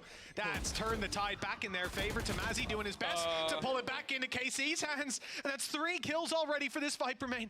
Woot around the side. Okay, his position might not be expected this late. And if they thread the needle and make it away from both these players, Seekers are online to track him down. In fact, I expect them to be used pretty soon. It's only whether or not Woot wants to keep the element of surprise. That's the main value of him not using that utility. But I like this. KC are just looking to completely reset the round. They got 45 seconds. They can now be completely elusive in where they're currently playing. Both players from the side of Heretics are sat, just waiting. And the smoke's going to hold them for even longer. The expectation that the plant will come in on that side of the map. And in the meantime, they're walking. There go the Seekers, finally looking for that reveal, and that will give them the information they've been waiting for. I think it's a wise play to go back as well from KC. I wonder if it's a part of it's to do with Boo and Woot previously playing in that position. Over on B, they expected the flank, now both spotted though. No idea where that other player is. Shin on the off angle. That was 4 kills for Tamazi, the ace denied. But Shin, being unknown, might just swing this in his favor if he gets around the corner, and the ult can even check whether they're committing or not. No paranoia to work with. There it is, a commitment, and it wasn't being stuck, so the time not going to be too heavily pressured. Halfway stuck by Woot, but he comes off it, expecting the swing. There's the tap again. Shin wise to it. He just wants to run this clock down, and it looks like he'll get it on time, but instead, he swings in for the kill. He's a safe pair of hands. Like, that's the thing, you've got so many really explosive players, and don't get me wrong, he is definitely one of them. But there is no man you'd rather have in those clutch situations. Trust him to get that over the line, be it off time, or be it off hitting that final shot. We really do have a game on our hands. 4-on-4, a back-and-forth matchup. It's mostly been those sort of thrifty victories that have been giving Heretics their rounds. Benji currently at the top of the board. I think he may have as many kills with pistols as he does with rifles. That might be accurate. I think you might be spot on. Oh, this could be very awkward indeed. So many players caught up close. Only barely making it away was Benji Fishy, now inside his orb. Able to find one, but he's dropped immediately. And the kills all going the way of KC. Boo, the last man standing. It's not quite the weaponry you'd want in a clutch like this. Or is it the numbers advantage? Showstopper for Martin too. If he goes for this one, we'll give the man a medal if he wins it. Yes, it's a judge 1v4. You want more? Here's more. They still had the Thrash available. It's a little bit unlucky, if anything, for Heretics. That was the perfect counter to their push-up. I think Martin's just had the 2 easiest kills of his entire career. Well, for Boo. Saving a judge is never really an ideal thing to do, but the fact is, with the finances being at almost absolute zero for the side of Heretics with the way the game has been going, just having anything into that next round can leave him in an aggressive position, hope that the side of KC make themselves a mistake. For now, though, they are going to take themselves the lead on that attack side as they look to climb to their playoffs qualification. Earlier on the desk, we heard it from Kukuka, buying the home ground of this squad, KC. At least that's how people are looking at it nowadays. And, well, this round, I wouldn't even say you could see it in it. Like I said, the easiest round of his life, finding that. But Tamazi has been heating up these last couple of rounds. My main takeaway was Martin's ability on the Rage, but the Viper's the one drawing my eye. And I think it's, yeah, it's drawing the eye of the coaching staff too. Breaking a smile out. That's a different look. I like it though. Tomazi's 4K in the last round especially was just absurd. Like, they came in with basically nothing. He was able to drag them over the line, and when they get into the buys, normally that is where they have their success, but I think Heretics have done really well to sort of just work off each other when it comes down to the individual sort of plays, but the trades late into the round have been fantastic. Benji with the Sheriff, not too worried about him, but the rest of the purchase definitely not looking good. And you have to bear in mind, last time out we saw this map, Woot was 23-12 on the Sky. He had an unbelievable performance in their victory versus Team Liquid. Definitely looking a bit quieter this time around, 3-7. And that's the thing, when you are this sort of explosive Sky, you're going to be taking a lot of fights. We saw him win the rounds in like crazy scenarios. You remove a few of those rounds, and maybe you face off against a better team as well, especially on this map. And this game might not go your way. I'll be honest, if he was having performances like that, especially against squads like this, consistently, just get rid of the rest of the team. You know, man's a one-man army. Let him do it all himself. Give him 4 bots to take control of in the spawn when he dies. I think you have to have that level of depth to your team. That even if you have that slower start, and also remember, you're on the defensive side. A lot of the time, you're not going to have a choice on how these rounds go. Here, immediately picked off, going towards Bath. What else can you say about it? They looked for the fight, they won it. But surviving into the late round, that's where his value can be found. Yeah, the thing is, the way that they've managed to win a lot of these Thrifties has been grouping up together and sort of swinging. And we saw that the last time it was an attempted push towards A. They hit a really nice timing all together pushing. So him going for the individual fight, not as big a fan, I'll be honest. Especially when there's a Sky on the other side. Even if he did damage, it wouldn't have had much value. Yeah, if I'm not mistaken, though, Miniboo's there with him, right? So you've got the pistol swinging, some control to be taken. Probably they're getting into position for a really deep flash that's going to clear out all of Bath and get them that early info. Remember, the pistol round is where we saw that double push-up from Miniboo and Woot. But the idea here to replicate it, not going to work out. Snake bite down for Benji Fishy. It's going to buy him a little bit of space to dance around the backside. Miniboo good for 1, but Rienz is caught, and so is Miniboo. They know Benji Fishy's around this area, so no element of surprise to work with. Still grabs himself 1, much to my surprise. But now, what can Boo do with a judge in hand? Hey, listen, A for effort, but an F in the results. He's definitely been watching Red God Devil. Yeah, at this point, I've seen that one before. 6-4. KC now really starting to stabilize. It was a real back and forth in the early rounds of this map with explosive victories, but you can see just, again, well, okay, that was full blind. The trades from Narrate have been fantastic. And this is the thing with this guy, is like, we'll always highlight like the crazy plays he does. Like, he'll win you a 1v5 versus Na'Vi. But he's also so good at just being that second man in, just running in behind Martine. And if Martine doesn't kill everyone, a lot of the time he will. KC are actually going to be the ones to take a pause here, really wanting to make sure that they're getting these attack rounds onto the board. Interestingly, though, when they played against some of the teams in the past, like when they played against Koi, it was actually their defense that looked quite a lot stronger, although versus Na'Vi, it was very similar to this, an 8-4 attacking half, so clearly spotting something. Eng's always one to be proactive. I think that's something that really takes you from being a good coach to a great coach, is if you're ahead of the curve, and he is someone who definitely is ahead a lot of the time. I think you can see the impact of that just thinking back to the last map, right? What was able to be done there with the comp they came in with the denial of space, the very ideas that Heretics brought to the table that make them a good team on Lotus, that make it a map pick for them, were just taken out of their hands immediately. They were no longer options. And anytime they tried them, they were punished immediately. I never feel like a change for them is just based on a whim. Like that Cypher, you can watch that back and you'll find impact other than the kills in almost every single round. Hey, the traps won him the 1v1 at the end of the day. So, ran the clock down just enough. Oh, Magnum. He'll be living that one back for a while. Immediate contact taken. KC.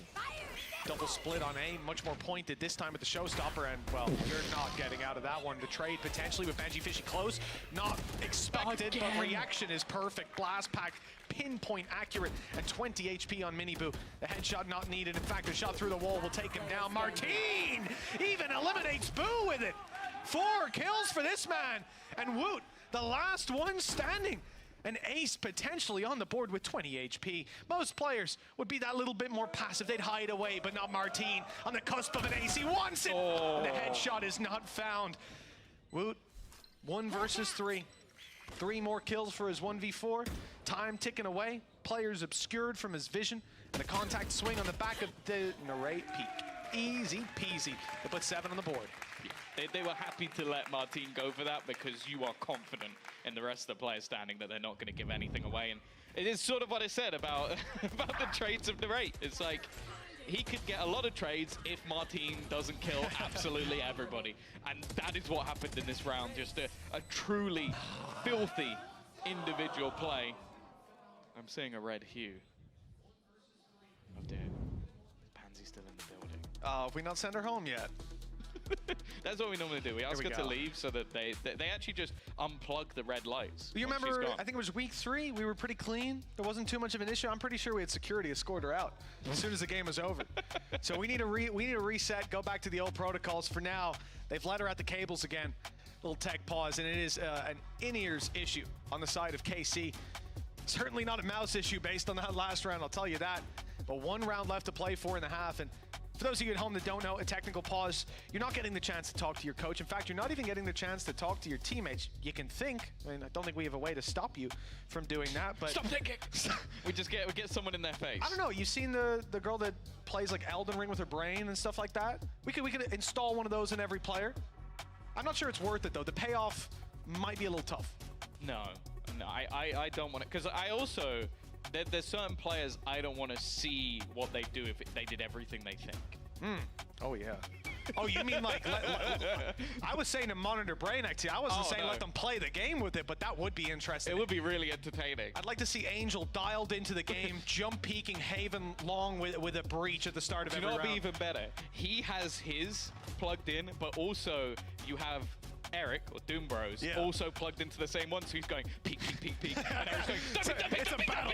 He's got to try and think quicker than him. Stun first! And he loses every time. He's like, is this plugged in? It's like, hey, yeah, we've actually dialed yours up to double. You're not winning that battle against Angel, I'll tell you that. A steadfast thinker. But here on the side of Heretics, they're not winning a lot against KC. It's been a streak of rounds for that attacking side. 5 out of the last 6. And that's going to be felt. The scoreline so close because of the pistol being under under Heretic's belt. And since then, it's just been a straggler round here or there, nothing to repeat, and a lot of impact off the back of low buy rounds. When it comes to rifles, I think KC have been in a league of their own so far. Yeah, I think as well, like going into the next half, we don't have a mass amount of data, at least from this split. We did obviously see a decent game from Heretics when they played versus the likes of Sentinels as well, but last time out versus Liquid, they were able to close us on the attack. It was quite quick because they had a decent defensive half as well. So I do think that it's not the end of the world, but they need some wiggle room because this KC side is so good at, firstly, the retakes are something they've always been fantastic at. But on this map in particular, I think especially if people like Martin are just popping off Tomazi on the other side, you're just going to have problems. Nothing but problems for Team Heretics. Well, maybe a little bit of a silver lining is those ultimates. Benji Fishy off rip has a Viper's Pit to work with, and I mean, just peep his position and his hand movements. I mean, it's pretty obvious that's coming into play. The punish can't really be there for KC this early on in the round, but Thrash is going to be committed. Straight through it goes, catching one. In fact, Miniboo was already dead by the time it came in. Martin's gone in with a shorty in hand. It's a brave play. One that doesn't work out, at least not to drop Benji. The off angle from Magnum, though. Benji's still going inside the pit. His classic 4 kills! I mean, they're all decayed down, and now an opportunity to find that ace. So many players have been on the cusp of it in this series. And he's got the read down to a T. It's timing based, though. Magnum sneaking away. 1 versus 2. Oh, this is smart. This is really smart. Just avoid that pit altogether. Look, a guy just got 4 kills within it. Just leave. The classic. Yeah, it really is just absurd what he's been able to do. I said he's getting more kills with the pistols, even in rounds where he has a rifle, it seems. This is a bit absurd. The thing is, though... Oh, no. Oh, he's played himself. Might have overplayed it. Okay. Might have overplayed it.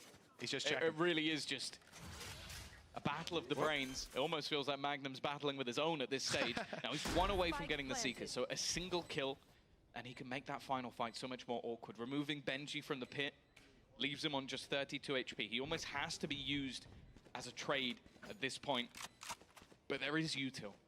You still have yourself the dart, you still have shock darts as well. Standing ahead. Try and clear out these positions, but we've seen Magnum from these spots just be so deadly in these late round scenarios, waiting for it to be tapped, knows he eventually is going to have to try and swing this. Benji takes the aggressive fight, and now there is the Seekers available, but he's not even going to need it! Magnum's going to close things out with a Red Bull clutch, and it's an 8th round now for KC.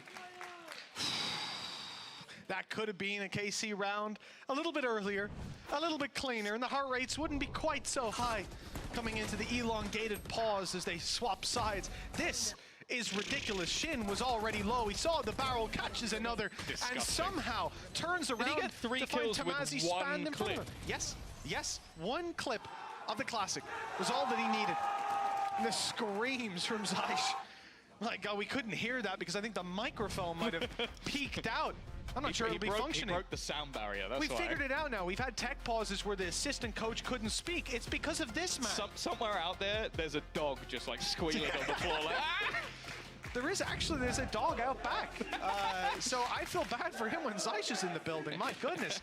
KC, 8-4. Double the scoreline of Team Heretics, who, by the way, won the pistol round to start out that first half. This has been an abysmal showing on Bind, but will their attack side be any better? Woot. Well, certainly hope so. That's a 3rd kill with a wall bang here in the pistol. And he's looking for more with the swing out from Tamazi, punished by Boo. Magnum, you've clutched out a round seconds ago. No, shut up. Shut up. Don't even bother setting this one up. He's got 10 HP and the guy is behind him. You never know, Tom. It's never over till it's over. He did know that one. Andalusia flawless, by the way. And I think that might be Woot being back. He had 4 kills in the first half. He's had 3 in this one already. And then, well, the 3rd kill especially. Fair enough. Ridiculous. A little ridiculous. Oh, double tap through. Double tap from Benji as well. It worked. That's both pistols. Under the belts of Heretics. I love the contrast between the two of them. Neil Zinho sat there contemplating his life, thinking about the long game ahead of him. Weber's just smiling. He's having a good time. Gotta enjoy it. Again, it's going to be nothing invested. KC love taking these sort of hard ecos, but again, when you have such success with the extra utility, with the extra weaponry, I can understand why. And instead, their gambles are based around their positioning. That's all they can really hope for. On the other side of things, Woot's looking to try and really pad those stats. Had the same amount of kills already in this half as he did in the last. As said, I don't think it's going to be the same story. And it's almost unfortunate, because if KC had lost that round just as dominantly, I think it would have been fine. The fact that he got nearly all the kills, I'm now starting to worry for them, because the second he seems to get his confidence back, I'm scared for them. As you said, though, that slower start, the pistol round can be a coin flip. Couple nice shots, hello. And realistically, it's the next round that we're worried about. That's where we get a real litmus test of what's to come on this defensive side for KC. 8 rounds is solid for their attack. And most recently, we saw their defense be very strong against Koi. But I mean, Koi are a hard team to pin down, especially when it comes to Bind. I never know what team I'm getting. Well, it's normally one team in one half and a different team. Well, very much so. Very much so. They have many faces. Not all of them are good. Yeah. Most aren't. Well, Woot's gone walkabouts. Yeah, he's almost got his ult, that's why. He's looking to just try and farm up an extra orb. In fact, he'll get himself 2. I think that'll put him 1 away from Seekers. The other 2 players are just going to die to the spike. That was something I was expecting, but it was just because Miniboo was so far away initially. And yeah, but there you go. He's almost got that ultimate online, especially with where you can fight for the orbs on this map. I wouldn't be too surprised to see them go for one of them early.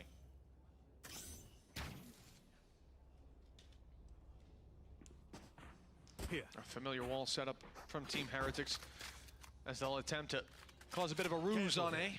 Curious to see KC's approach. So early round, we saw a lot of aggression out of Heretics. They like to push up on positions where they didn't see players, especially clearing them with the Sky Flash. Wouldn't be surprised to see one through a TP to clear out Bath or something like that with Magnum's position. He's dodged that reveal. And he's ready on the pixel, but the shot doesn't land. Mazzy under pressure as well. It seems like they're being pushed back on B, but for now it's just map control. Heretics have themselves that wall, as I said, out of Benji Fishy, and his lurks on that first map especially were sublime. Look to see some more of that later on in this round, as I think Heretics will want to take it back towards A eventually.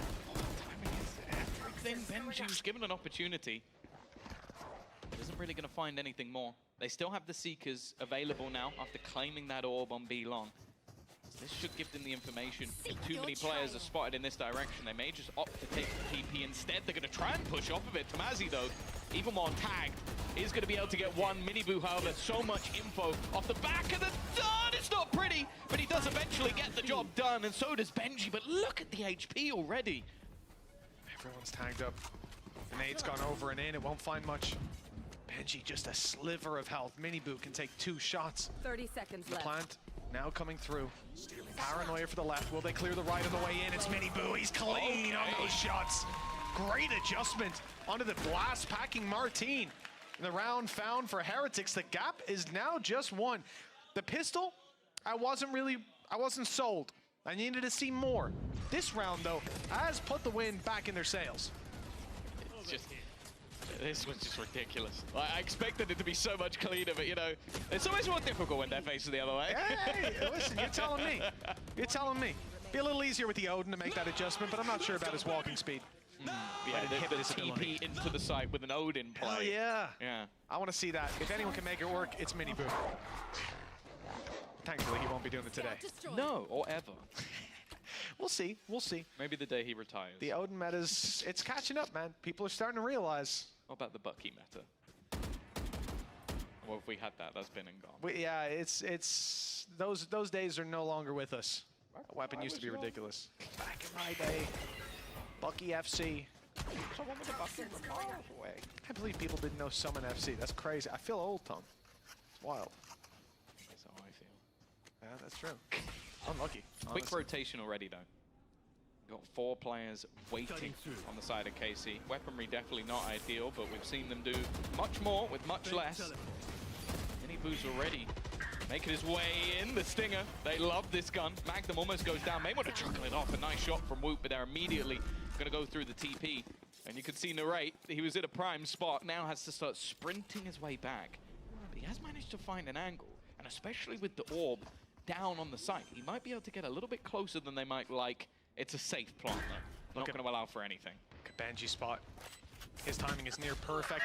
The right didn't spot know on the what to side. do. Look at this.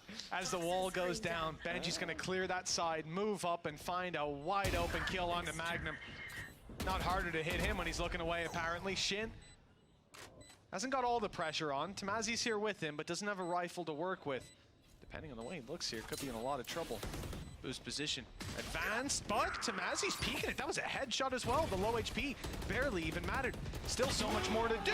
Tamazi with 3 kills. All headshots as well. The Sheriff working wonders for KC. It's just a Sheriff map. It's not even just KC. Like, I've seen so many absurd Sheriff kills, but Tamazi, well, we got the 2 Vipers at the top of the board. This was just ridiculous. Now you said it, the pressure wasn't all on Shin. Yeah, well, I guess none of it was.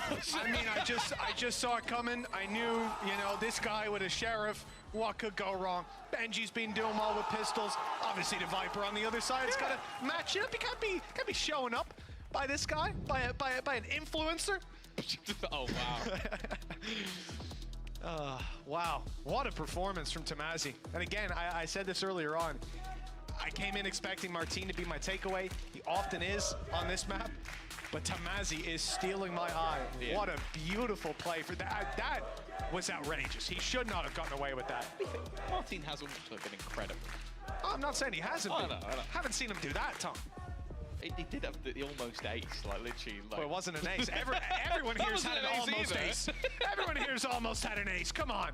It's about the Sheriff, but basically clutches. The guy was in a battle by himself. Gorgeous. And you know, the interesting thing, the timeout we just had was KC's. After this big pop-off round, oh, yeah. they're getting the energy back down. Just chill out, take a breather. And that's just Zaysh. That's just, everyone else. Zaysh, take one. Take one. He's just like, yeah, I need a tighter pause. I've just fallen off my chair. Yelzinho? 9-7. So much more needed for either side. Even still, these explosive rounds have turned the tide many a time already on this map, but it has been the attack side looking stronger so far. Seeker's online for Magnum, ults on the other side, not particularly close. Miniboo could get there, and this is the side of the map where he definitely seems like he's going to be most pinnacle. Already though with the deep flashes, I think the information should have been garnered there from Magnum. Still opting to stick around, try and hold on to the control. Instead, it's going to be the play towards that B site, but again, it might just be the claiming of the orb. Portal closed. Still one gate crash for Miniboo, but he's got teammates with him. Playing off contact. If they flash Whoop, Miniboo can swing, or catch them on the wide swing more so. Seeker's active for KC. Not a lot of information. Good cancel by Benji on the spray up on mid. TP through. Decoy used. They're not looking at it. In fact, the flash reveals Miniboo's real position. And Woot dropped after just the one. Boo trying to put up a fight, but he can't quite hold on. And KC keep the advantage for now with Rien's double swung on. And they almost have it. Benji Fishy will indeed bring it across the line. Another round found for Heretics. They're not going to let KC run away with this. It's genuinely the Viper battle. Which Viper's going to make the best play? Tomazi had it last round, Benji had it this round. And it was trading back and forth all the way through. Like, the start off from KC was fantastic. The Poff Flash giving away the positions of both players. And then again, just effective trades. It all just came down to this last moment of him being able to isolate the duel before Martin can get there and having just enough time to correct his aim. There's a very likely scenario where KC win that round. Instead of what ends up being quite a peculiar buy because of the finances. You've got 2 rifles and then 2 players with classics and a frenzy. Benji wants this control, but you can see KC are not looking to give it up. The snake bite pushed them back for a moment. The Tiger reveals him, and Martin's swing is good. His aim is true, and the advantage now sits with KC in numbers, but not in weapons. I think that's based on last round. Last round, it was Magnum playing along. So he sees the dog going and goes, okay, there's only going to be Magnum here. Swing. And instead, he has a guard in the form of Martin. So I think that's just an adaptation that's come through and completely caught him off guard. Because otherwise, that's an insanely risky play. But I think that was just off prior information. Good adjustment. And for KC, they're still not going to have a ton to work with, but that extra rifle retrieved set them up to at least have some dueling power. The rotation underway from Martin. He'll be here on the B side to back up Narrate, who's only got a pistol. Tomazi was in the same boat. Shin popping the ultimate, clearing out a lot of control on A, and he's back in elbow, ready to fight. Every duel that they take has a rifle and a pistol to back it up, a player to retrieve it if they go down, and the thrash is the point of contact as they start that caught Miniboo! That was one of the ults they had online. Now things just seems to topple. Even still though, Rien's with a kill. And that could be his ultimate online. That could buy them so much time. They are not in a good position here. Just having to try and spam, use whatever shock darts he can, try and deny as much time as possible, but they don't actually know where Boo is. I think that's the one problem. He's TP behind him! What is this play from Boo? He's managed to bring it down to the 1 versus 1. That time is ticking. Rien's has to peek. There's it. He's gonna close the round. Boo might have just pulled off one of the best shadow steps we've ever seen. I am beyond stunned. That shrouded step, my goodness! We've talked about this all game long, about the aggressive plays from an Omen. Estes, do you want to know? That is like, you know, the Doctor Strange moment. It's like, how many times does that play work? 1. I mean, what are you gonna do if you're the Gecko? You're in your ult, you can't exactly ult your teammate, but the guy up top needs that kill. Oh my god, the aggression is insane. And KC are not winning it. In fact, not a single duel until Magnum steps up, but Woot's got his triple. And the A site, Miniboo's wasted his ult. Yeah, I cleared the site. Wide open, no one in spawn. Great. Well, at the end of the day, the space is taken, and now they can feel secure in where they're sitting. Well, we've gone from a round that came down to the wire and a round that's ended within a blink of an eye. Literal seconds. This game has had play after play. Yeah, he has used Seekers. I guess they really want to try and hunt down the extra weaponry. Just removing everything. Obviously, we've seen a couple of rounds with KC just having one rifle or two, so I guess the plan from Heretics is, okay, if we can take every single gun, our percentage chances go up significantly. But you also have to bear in mind, they only survived the last round with one player. So they can't just run in and commit everybody to this, so. Boo's going for it, though. Boo might just get the angle, just get the timing. 3 seconds left. Paranoia is good. Swing is good, but the kills don't come with it. Good result for Tamazi. At least those weapons will be kept through for the side of KC, but the lead will not. Heretics, 6 out of the last 7 rounds. 10-9 on the board, and this attack side looking a lot healthier than that first half did. For Heretics, this map means a higher likelihood of qualification. It doesn't qualify them. No guarantee. If mates win 2-0, then it could be them still going out. That would be the change, I think, and then comes down to round difference. I don't even want to go into that. But it makes things more likely. For KC, they win this map, they are qualified. If they don't win it, they're in the group with all the 3-2s. Now, they do have the best map difference, but if all the teams in their group are to win their match, that's it. That's it. And that's the problem of these sort of groups, is you are relying on the other group to do well.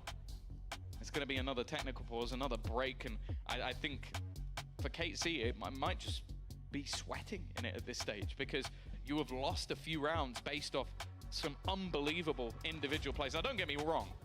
They've won some as well. They have definitely had their fair share. But it is clear the Heretics from, what was it, 8-4 down? Since then, they have lost a single round, and 6 have gone in the other direction.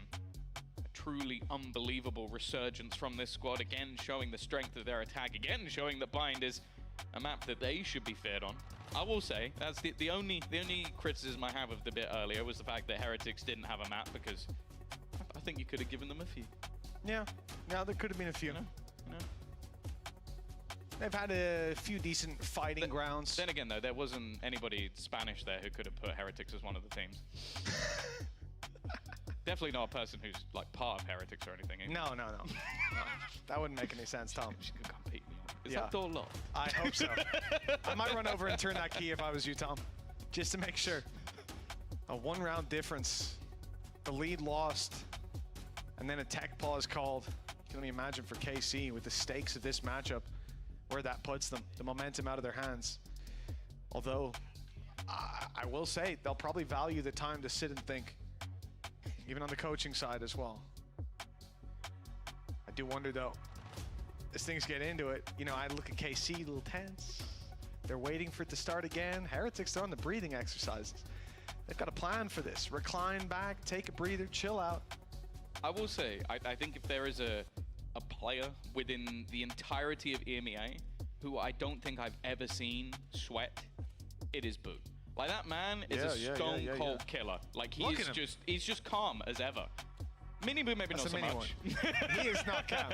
I mean, he's not calm ever. You can see the yin and the yang of that one. I almost want a replay of when Boo won that clutch earlier, because I'm almost certain he just went, nice, good job. Good job, Rians. You got the last kill.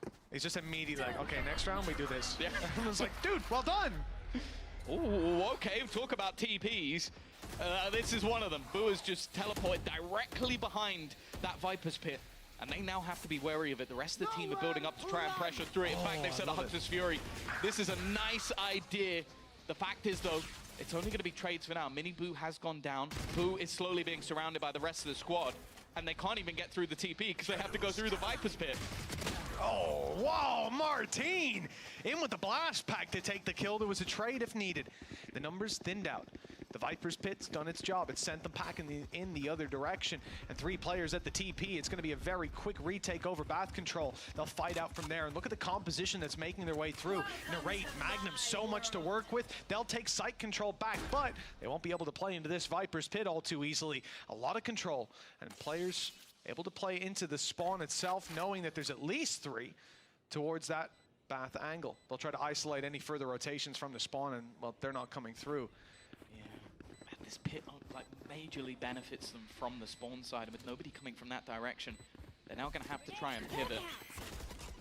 Push into the pit. Isn't going to find anything for the moment. Wu kind of needs to get something done here. Needs to deny, and he has. In fact, the shock dart manages to find one. In fact, he gets a double. That's 3 kills overall for Rians. I don't think I've seen anything more ridiculous than the way this team is winning rounds. TPs, shock darts, everything's working out for Heretics. Los Niños bringing a new playstyle to bear. What in the world?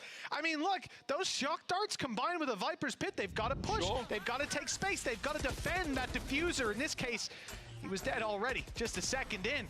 But a good start for KC, but that end is absolutely tragic. Look, he goes down, but he takes 3 kills total with shock darts before he falls. You don't see that every... Oh, yes. He's enjoying it too. Neil Zinho's got to be hyped up with 2 more rounds needed for Heretics. And realistically, Tom, they've been unstoppable here on the attack. KC need an answer, and they need it now. Every single thing they touch has turned to gold. Every single idea, every risk that is taken. KC have got to feel a little bit hard done by. There's definitely been opportunities for them, but it's not done just yet. Miniboo TPing him, but he's only going to get the 1. An immediate trade from the rate. The flash is good, but his teammates there to back him up. They're holding the line, at least for now.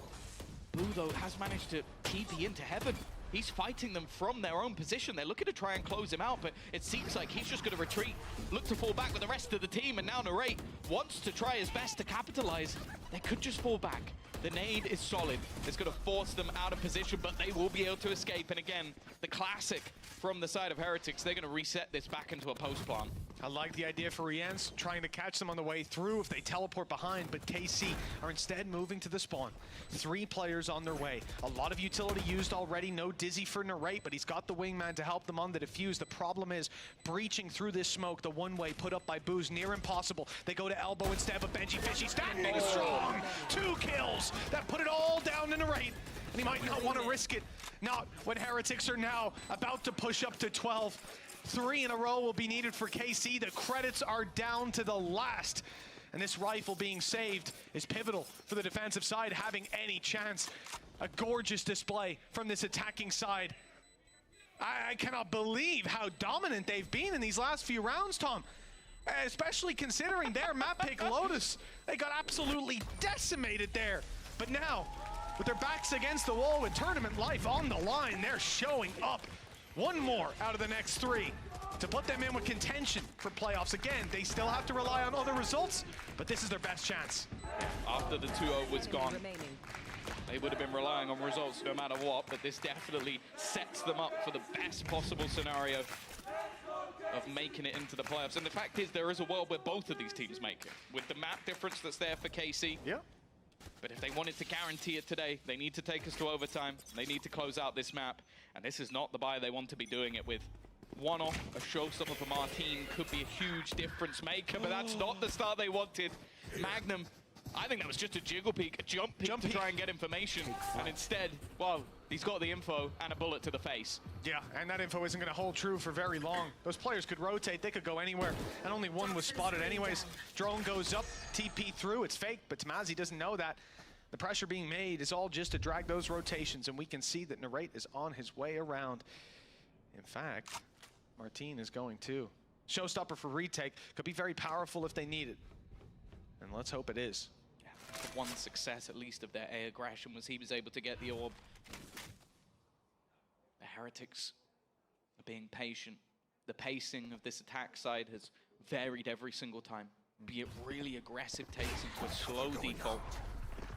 Now they've got the gamble correct, at least for now, but Martin is quickly going to be on spot with that showstopper. Yeah, the paranoia's gone through from Shin. This is the big break back. They don't know that these players are close. You don't want to waste the showstopper just yet, but steps are being heard. Players are getting close. And here's where, any moment now, you'll see it come through. What is that? Rienz was planting and got caught. 13 sniped out of the sky. Shin can't stand any longer. It's only Tamazi, 1 versus 5. The only thing standing between Team Heretics and a 2-1 scoreline. And they've caught him. They know exactly where he's going. Sure, Benji falls, but so many players still to be taken on by Tamazi.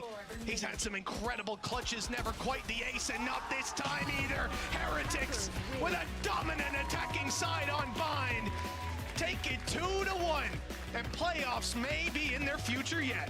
Yeah, they still need a little bit of help from a couple of friends.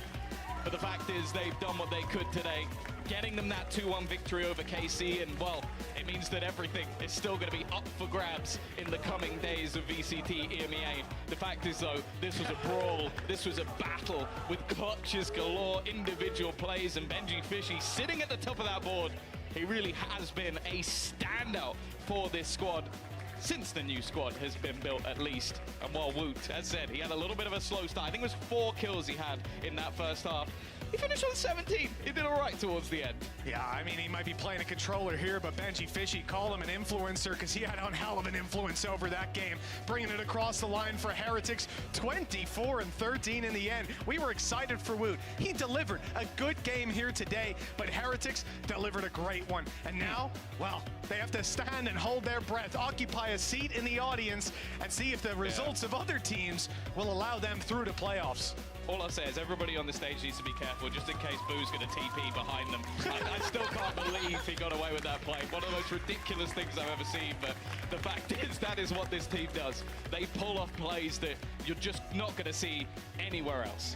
Well, this has been an incredible display from Heretics here today. KC can leave with their heads held high. It's not all over for them, but for Heretics, what an incredible showing. Playoffs. I think it's in their future, but it's yet to be decided. For now, let's toss it over to the post plant with Yinsu and Kakuka.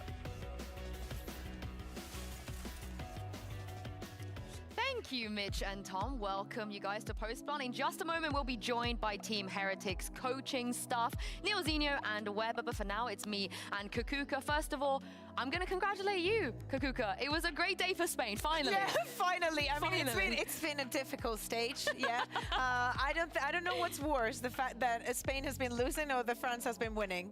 I have no dog in this fight. I'm just happy Turkey's been winning. Not quite today, but it's a great result. You know, we saw Giants win earlier. It's just unfortunate for Heretics. They needed a 2-0 today. They didn't get that 2-0, but they still needed a win. It's so big for them. Yeah, exactly. Especially with how the rest of the year is going, how the stage is with all of the teams involved in it. I think that a win is a win. I think that they knew that the opponent was going to be a tough one, and they can be happy, especially the way that bind went and the last rounds that they played. Yeah, they got their revenge as well, you know, all the way from kickoff. And I think we proved Cloud wrong. Cloud was really high on the KC train. I don't think he really believed in Heretics so much. But why do you think they were able to close this out today? You were going to ask me, why do you think Cloud wanted them to lose?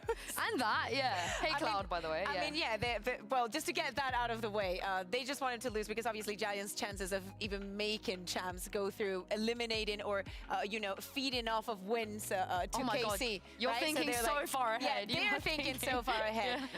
But what was the other question? Sorry. How did Heretics do it? I think that there is a lot of like it's not momentum, but actually feeling comfortable in your own individual performance, right? And after we see plays like Boo TPing on the spike, that working. Oh my God. Like there is no way you lose a match after doing a play like that. You just cannot lose. Also, I got to shout out Benji as well, because we saw a couple of tweets, I believe, in the past where CNED was talking about how if they lost the game because of his clutch, that he didn't win, then he would never be able to sleep. It will haunt him forever. And I think I'm so glad Benji did so well on Bind and won, because I think that Lotus plant might have just haunted him for the rest of his career. Oh yeah, completely. I think that the mental reset that we were mentioning from map 1, from Icebox to Lotus, was definitely there for KC. But Team Heretics put up an amazing fight here on Bind, especially as you mentioned in Benji, just coming back alive. And actually, I think that he is the one that we always see like being the happiest, always smiling, you know, like carrying the vibes of the teams. I mean, I don't think that carrying the vibes, because Team Heretics, every time that we see them on camera, they're having the time of their lives if they're winning. But he was actually the proof that even if you're not having a good performance, if the rest of your team is violent, you will chime in eventually. Yeah, and he looked so good. Look at him on the top of the scoreboard as well. I want to give you guys a challenge at home because me and Kukuka were trying to figure this out. Has anybody, looking at Rians, has anybody gotten more than 3 shock dart kills in one round, one singular round in EMEA? Because the usual suspects I'm feeling is like Shao maybe, Leo maybe, but I can't seem to think that they have achieved that in the past. Oh yeah, completely. And even more so, like that play was so perfect. The way that they were in that 3v4, Benji puts down the pit and starts playing with Rians, you know, like side to side. They decide to send Woods over just to glaze over what was happening. And on that Viper's pit. And I think that even those kind of decisions and things working so well together for a roster that hasn't been together for years, it's amazing to see. I felt like that was like a final. Do you know what I mean? Yeah, like just how good the rounds were. For them it was, you know, because at the beginning of kickoff, yeah, Heretics got the win over KC, then KZ started the story in the rest of the region. They even got the revenge, but now things have changed. Yeah, the boys have arrived. Here comes Neil and Weber. Good. Oh, we get handshakes. We get handshakes. Yes. You guys are cold. Been a while, boys. Been a while, boys. Take a seat. Come and join us. Is it? It's boiling here. You're gonna regret wearing jackets soon. First of all, massive congratulations. How did you guys live through that? Because Kukuka and I were on the edge of our seats, like screaming our head off. Yeah. So I can't imagine how you guys felt. How's the heart rate? It's a struggle, to be honest. Way too high, way too high. My throat's gone. Like yeah, my throat's gone as well. So it's just screaming from it. A little bit. Yeah. Okay. Well, I'll bring you guys down for just a little bit first because we just want to know. We've been kind of like discussing why we think this happened. But the Icebox comp, I was such a big simp of your old Icebox comp. I was like, that's so annoying to play against. They got the game figured out. And I think this is the last thing, if you look behind you guys, that we expected. So first of all, why, and then where, and then who, and then tell the truth how? Or no? Please. I mean, yeah, like it's pretty much just comes down to the fact that one, we know they're a team that like to hard anti-strat, and the comp, we kind of played not all of our hands, but we used a lot of it. And to be honest with you guys, like we only had 3 days with Mert, so we tried to play the old comp, and we just realized after 1 or 2 scrims, there's no way like putting him on Viper is valuable. So he was begging to play Reyna. So yeah, we knew it would catch them off, and it also lets us play to our strengths in the team. Like obviously Mert is gonna go off on Reyna, so we might as well put him on his strength. Is that the truth? Because you were looking at Neil like, should we tell the truth? That is the truth. That is the absolute truth. Thank you. Oh, we appreciate that. Yeah, totally. I mean, we were not that far off. We knew that it was on the realms of like anti-stratting. Did you think that was a map that was going to happen today? Yeah, for sure. Yeah, we knew that. Yeah, we prepared. We had the guess that maybe, you know, the moment that you saw it, you're like, they're gonna anti-strat, but what if, you know, there's a Reyna in the mix? Well, I will say though, you were definitely there. I think you were also there, Weber. You were the scene of crime. This is the stuff that N used to do with Gambit. I think they were sticking shaders on the Reyna as well. They're really familiar with this. So did that come into your mind at all? No. Not at all, unfortunately. No. I mean, you won anyway. You won, so that's all that matters.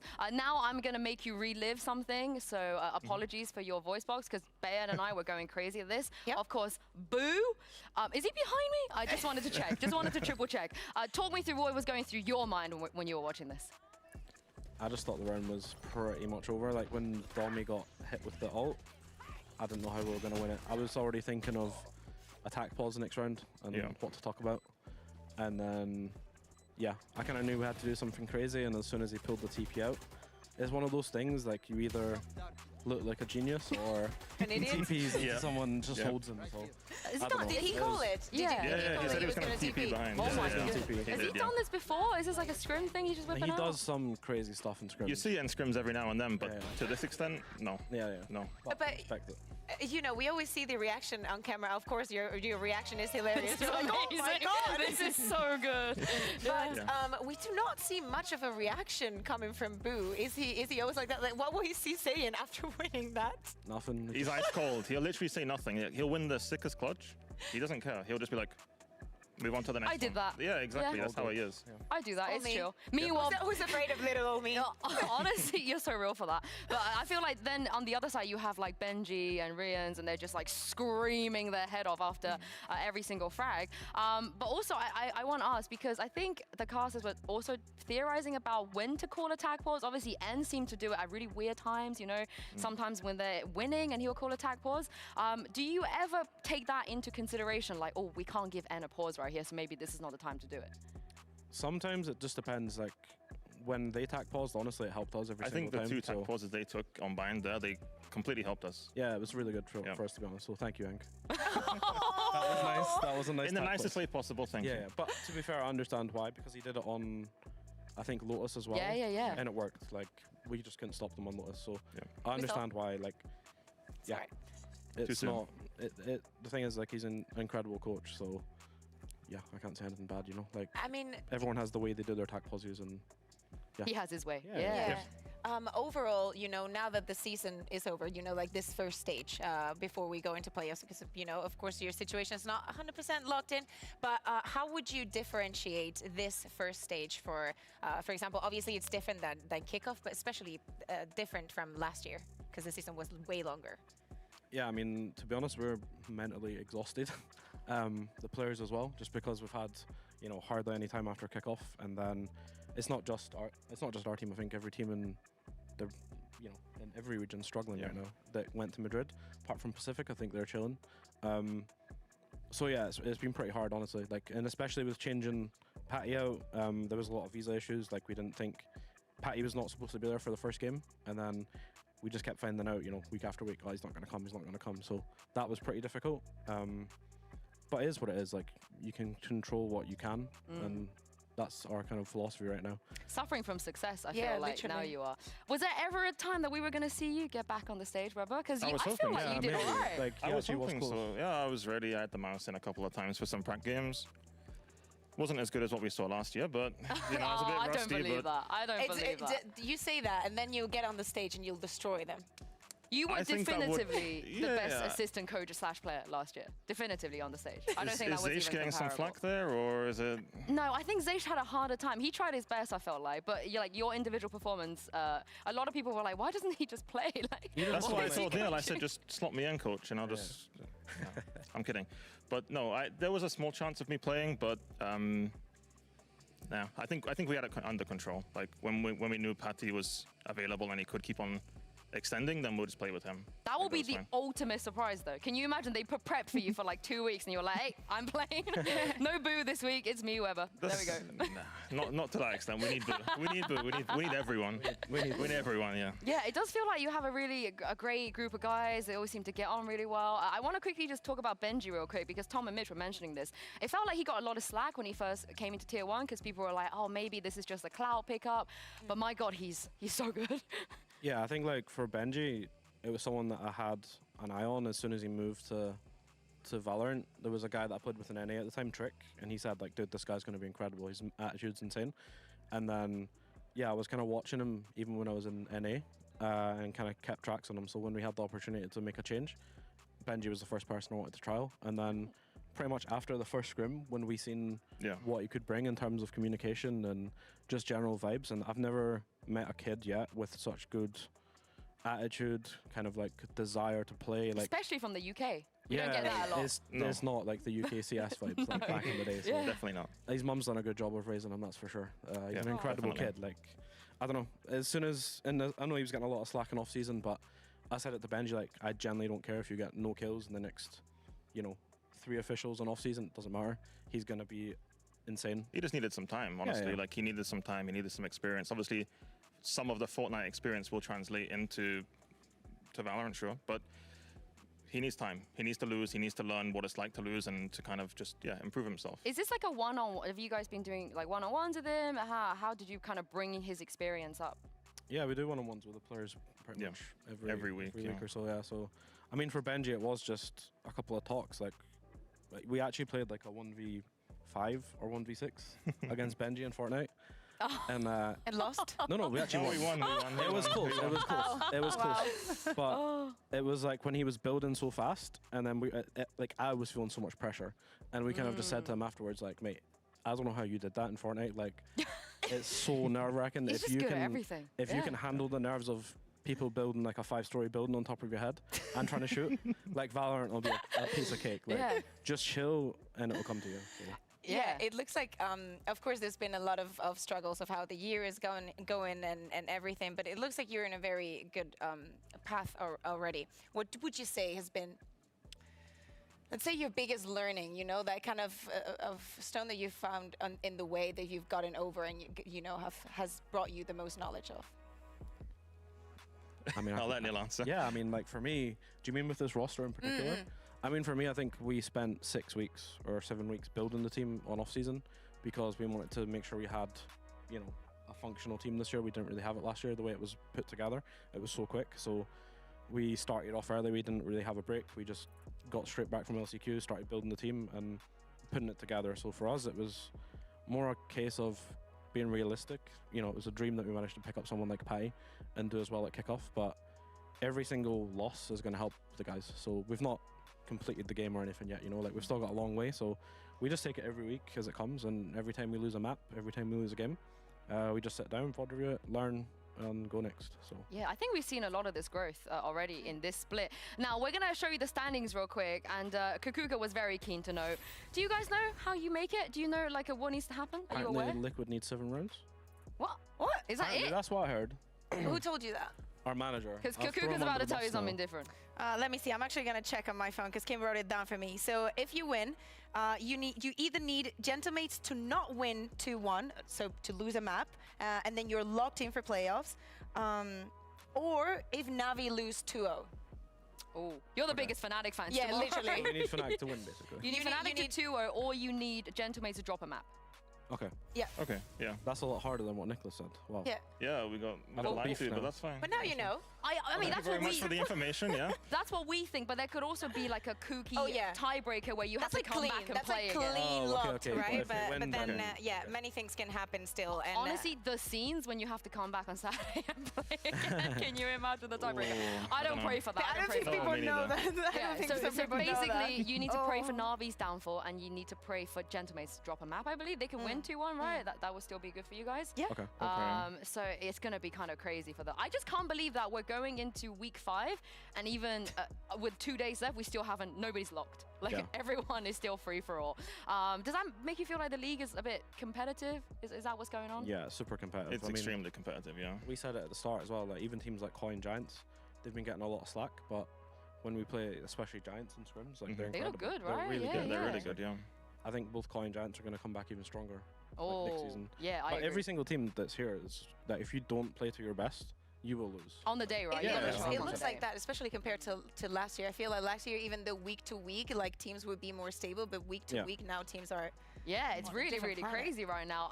Before we let you guys go, every single guest we invite onto Post Plant, they leave a question for the next guest that come onto Post Plant. So we had Brave from BBL here last time, and he left you a question. Take a look at this. Okay. You ready to meet the BBL who has really good confidence? Are you ready to be the BBL that has really good confidence? We are more than ready. We weren't ourselves the last time, so my question is, are you ready to meet a confident heretics? Oh, wait, to them. The okay. BBL, yeah. The BBL. all right. Or well, am I supposed to do it to the next person? Yeah, well, Yes. Supposed to be. tomorrow, I'll tell you what, tomorrow we will have the winner of Fnatic or Na'Vi. So it will Okay. be a player from Fnatic if they win, or a player from Na'Vi if they win. So would you like to leave a question down that camera to somebody from means. Fnatic or By all Na'Vi? means, yeah. But I just, Me? yeah. Nah, Create come some on. drama. Yeah, Instigate. It's all right. yeah. Instigate. So is the Yeah. winner? Is it the winner? Of whoever wins, we'll invite a guest on. I also Okay, heard, listen, yeah, I go on. hope that it's Boaster that's 1-2-0. If so, you are my best friend in the world. If not, and it's Eric, I dislike you, man. Wait, that's not a question. I know, but like, okay, if it's Eric, he has to definitely buy the next round of drinks when we go out. Oh, How many? That's still not a question. No, the question's coming. Oh, you want? Okay, you look Yeah, at yeah. that camera. Yeah. Okay. Because he'd be looking into your eyes. Oh, right. How many beers do you think I can handle before your wallet breaks? That's what it's gonna be. We're gonna end up inviting like Zipan or something. He's gonna be so confused. He's gonna be like, what the hell is going on? Just invite Eric. Do you know what? We'll do if they win, we'll do it for you. If they win, we'll do it for you.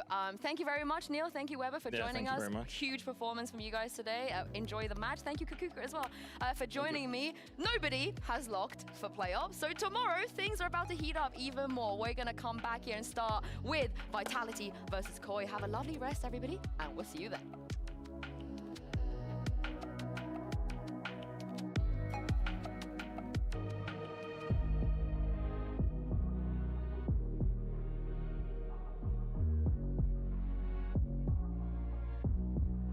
Yes! BBL! Let's go!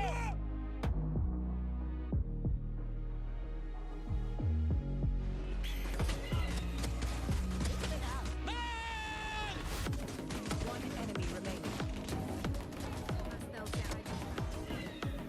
One enemy remaining.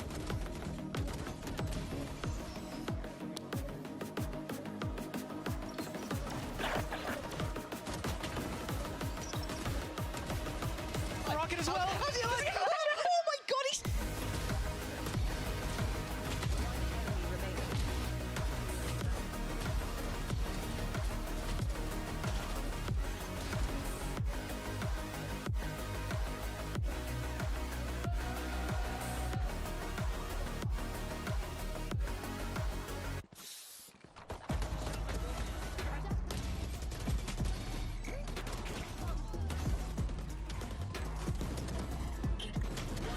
remaining. One enemy remaining. 10 seconds. You should run. Gets caught, he's trying to teleport back. It's a huge play! You'll never expect this kind of lunacy!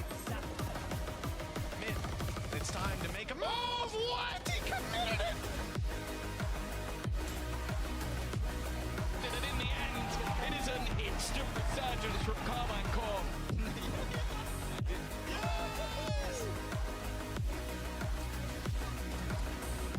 Benji falls, but so many players still to be taken on. Go! Let's go! Let's go! Let's go! Let's go! Fucking go!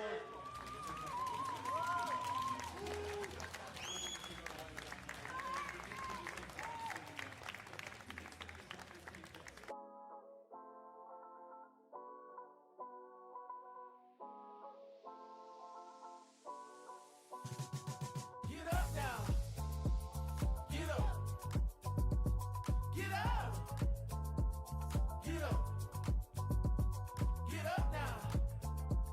Get up! Get up now! Get up!